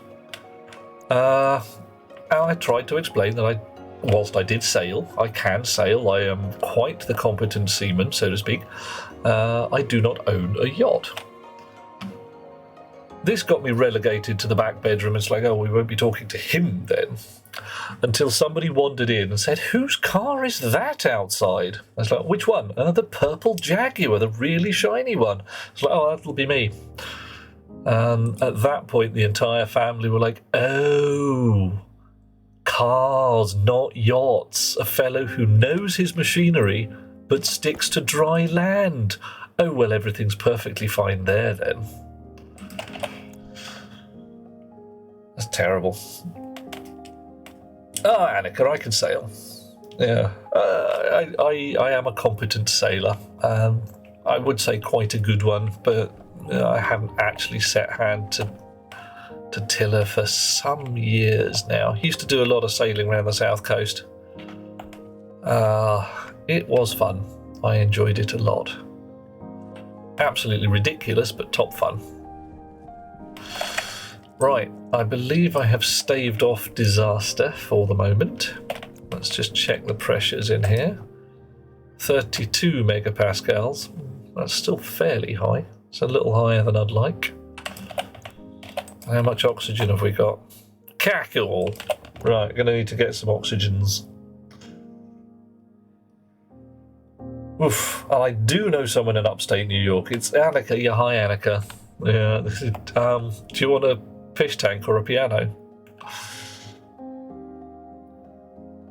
Yeah, familial overstepping? Yep. Yeah, that's a thing. People just assuming, well, you're family, therefore we can have your shit. The more material possessions you need, the more unhappy you are. It's not a bad theory, especially if you're careful with the word need rather than have. Because some people have a lot of stuff and they just don't give a damn. They're just like, yeah, I've got all this stuff, whatever.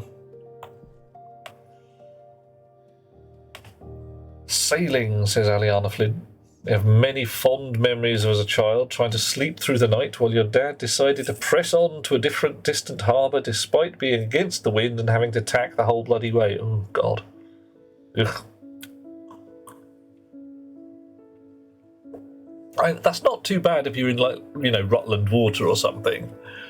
But when you're trying to go from Southend to Singapore... Ugh. Generally, people who buy and buy and buy is because they're chasing happiness. Well, it's not just the buy and buy, it's the resource hoarding. I haven't got enough stuff, money, girlfriends, boyfriends, whatever. It comes with fear of loss, it comes with fear of starving slowly to death in a gutter, and some ticky box in the brain that just hasn't worked right.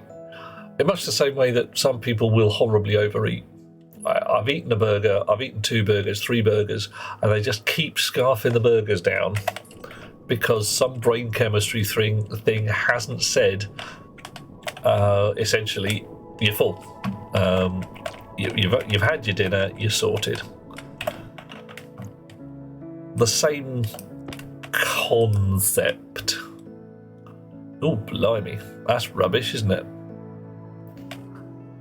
55% and 44%. Okay, clearly my gas mix thing is bollocks. I mean, utterly pantsed.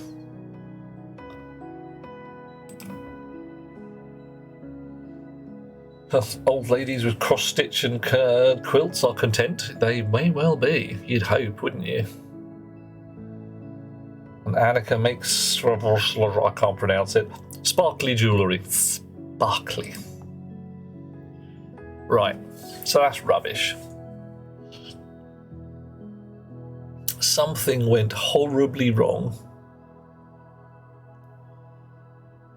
I think I know what it is. It's the massive pressure differential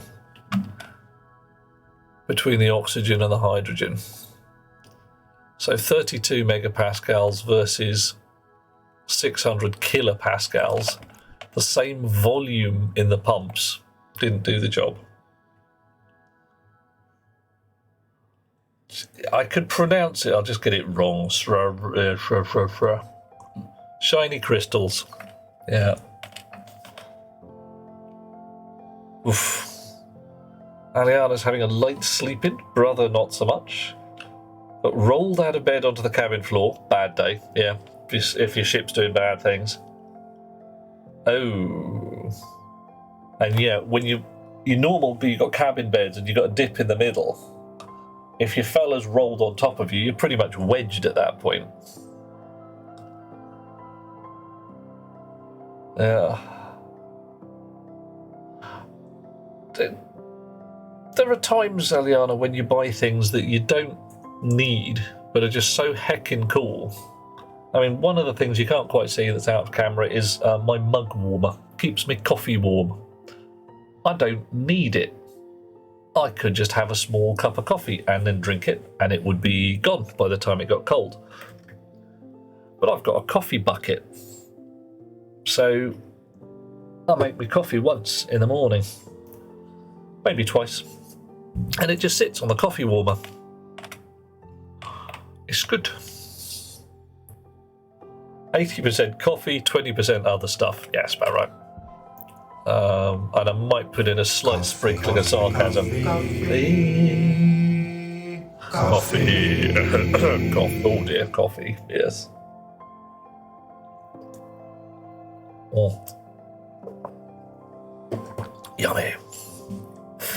Exo Bunny spent a whole year on one cross stitch. Now has a massive tapestry of a moon and fairies silhouetted against it. Excellent. An hour a day, every so often. Yeah. And it also, as you say, it proves that you are dedicated enough to stab something 10,000 times. Thus, should anybody ever piss you off, you can be like, yeah, go on, make my day. Right. Okay, this has gone a bit pear-shaped. My rocket mix code is pants. The fuel mixer I've put together is just rubbish. So my fuel mix in my rocket is a bit bad. I've got 50 megapascals, pretty much bang on the nose, of shitty fuel mix. Should be 66 to 33 instead of 55 to 44. I don't even know if I can pump that out. There's got to be a way somehow.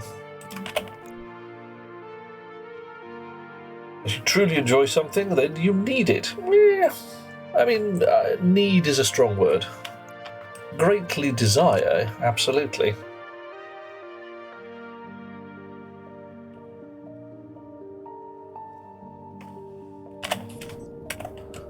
Okay. 2 more bits of space ice. You can go in the corners. Oop, missed. Try again. Welcome back, everybody. The people who buy yachts. The yachts don't make them happy. Ooh, now there's a thing I'm gonna...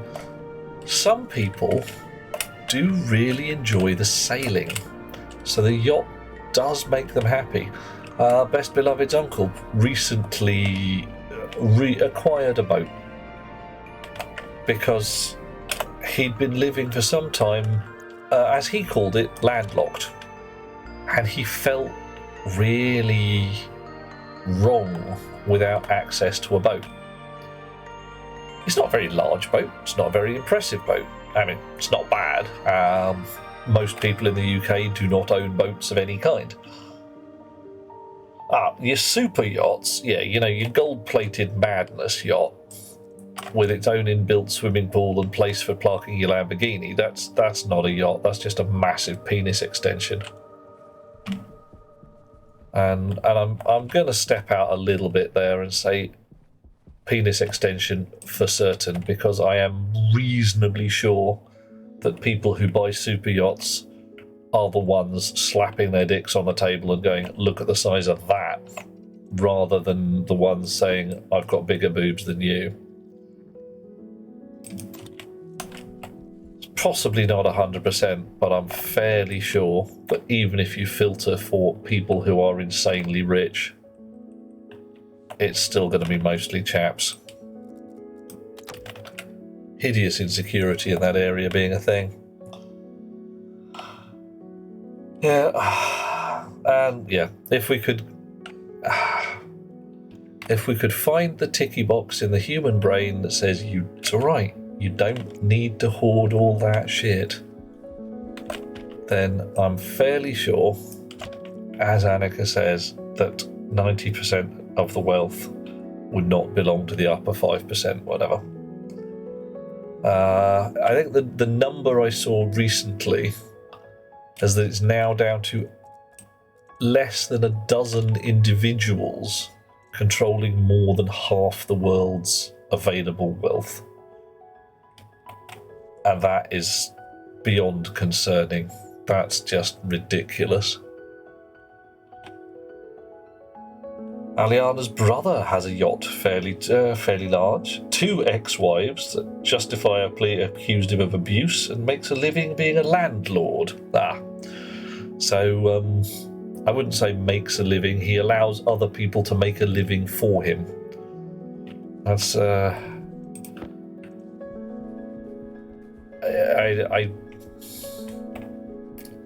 is nothing I can say about the whole capitalism and the way right now living spaces being used as essentially blackmail leverage. There's no good side to that at all. All right. Shoot windows. Yeah, I mean, what was it? Somebody recently posted on the interwebs a letter that they had received from their landlord who had basically said, the cost of living is going up, so I'm going to have to increase your rent. It's like, what? It's like, well, I can't afford to maintain my lifestyle with the cost of living being as it is, so I'm going to have to increase your rent. I'm sure you understand. It's obvious, really. Anybody who thinks about it for more than 10 seconds will be like, well, of course our landlords have got to increase our rent. Cost of living's gone up. And the guy writes back and it's like, well, you realise the cost of living's gone up for tenants as well and we can't afford the rent. And the reply was something along the lines of, well, how am I supposed to pay my bills then?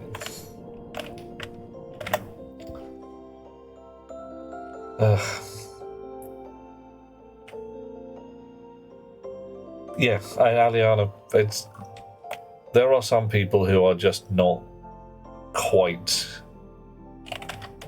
I won't say not quite human because that's not exactly the thing, but don't really get the whole idea of humanity as a species or a collective or a group. It's them and the rest of the world. Well, as it's been shown in the UK recently, everybody up until fairly recently believed that rising wages drove inflation. And inflation started to go up and up and up in the UK, and people were like, oh, yeah, people's increasing wage demands are what's causing this trouble. And then the Office for National Statistics coughed politely and said there hasn't actually been a rise in wages in the UK for over a decade. What is driving inflation is corporate greed. People have determined that they can charge double for a loaf of bread, so they have. And the war in the Ukraine, our energy company said, oh yeah, it's tripled the price of gas, so we're tripling our costs. It did. It tripled the price of gas for nearly 3 weeks. And the numbers have not come down since. It's like, yeah, energy costs 3 times as much, food costs twice as much, and Sainsbury's have posted record profits. It's like, wow, we can charge as much as we like for this stuff because you guys need to eat. Coffee, thank you. Oh, nice. Exo Bunny's rent went up 600. Building sold to a new owner as a result because more than half the tenants moved out. Yeah. That's just, yeah. Oh, man. Yeah, okay, Annika. The problem there...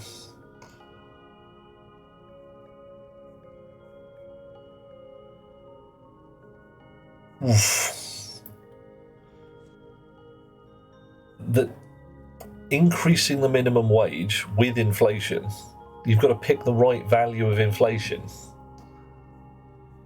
Yeah, you're quite right. The wage should have the same value. So if I've got my, one of the things we used to measure the thing in the UK was Mars bars, a chocky bar. How many chocky bars could you buy with your salary in 1950, 1970, 2000, whatever? And the numbers started to get silly. Like in 1970, you could buy, 10,000 chocky bars. And in 1990, you could buy 8,000. And in 2000, you could buy 1,000 chocky bars. So people are basically being paid something like a tenth of what they were being paid 30, 40 years ago in terms of material goods. Right, what was I doing? I came inside to stop ranting, put my suit away and head out because I'm not going to be able to clean the rocket tanks tonight. I need to do that. I don't even know if I can clean the rocket tanks. They're full of crap. I might just need to turn the engines on and flare it all off. Bit of an oops, but these things happen. I might be able to launch out and get some oxygen because I came back with a fair amount of fuel left. Yeah. Exo Bunny got a new upgraded apartment, nice, and the new owner ripped out the guts of the building, upgraded everything. Okay, that's not awful. Why are we not rioting in the streets? Because we're not French. We're British, you know. All we do is whine about stuff and complain. It's like, awful, our government's terribly corrupt. They're stealing everything. Yes, we are, says the government, but vote for us anyway because the other guy, well, we'll make up some lies about him and publish them in our newspapers that we own.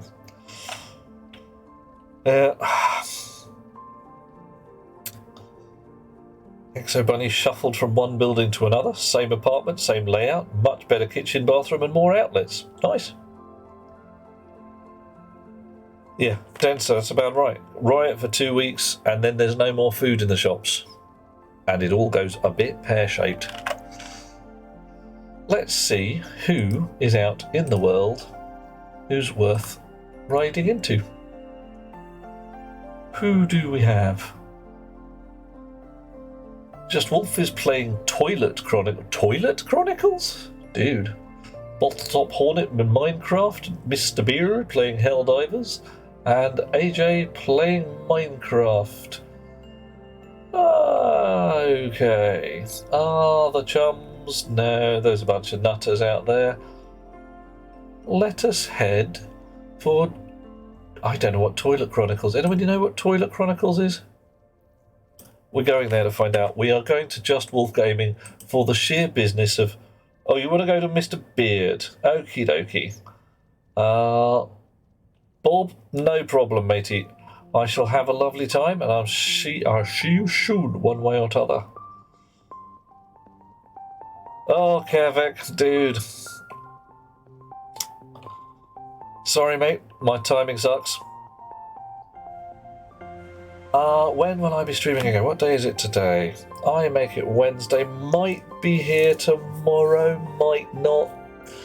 Sometime before the weekend is what I can say offhand. Depends on stuff and things. Right, Samos, you want to head for Mr. Beard? I'm sure, well... I will have a lovely and awesome night. I'm going to head for Mr. Beard another time, mainly because I've been with him recently and I owe Just Wolf a raid. Also, I want to find out what Toilet Chronicles is all about. Hold on to your elbows, we're heading sideways. This is going to be a mature stream, so please behave maturely. Thank you very much for lovely people piling in and having a fun time with us tonight. Special thanks heading out to Suicidal Bread, who's done us a follow, Warmad, who's done us a resubscribe, and Custard Beard, also a follow. Thank you so much. Catch you guys later.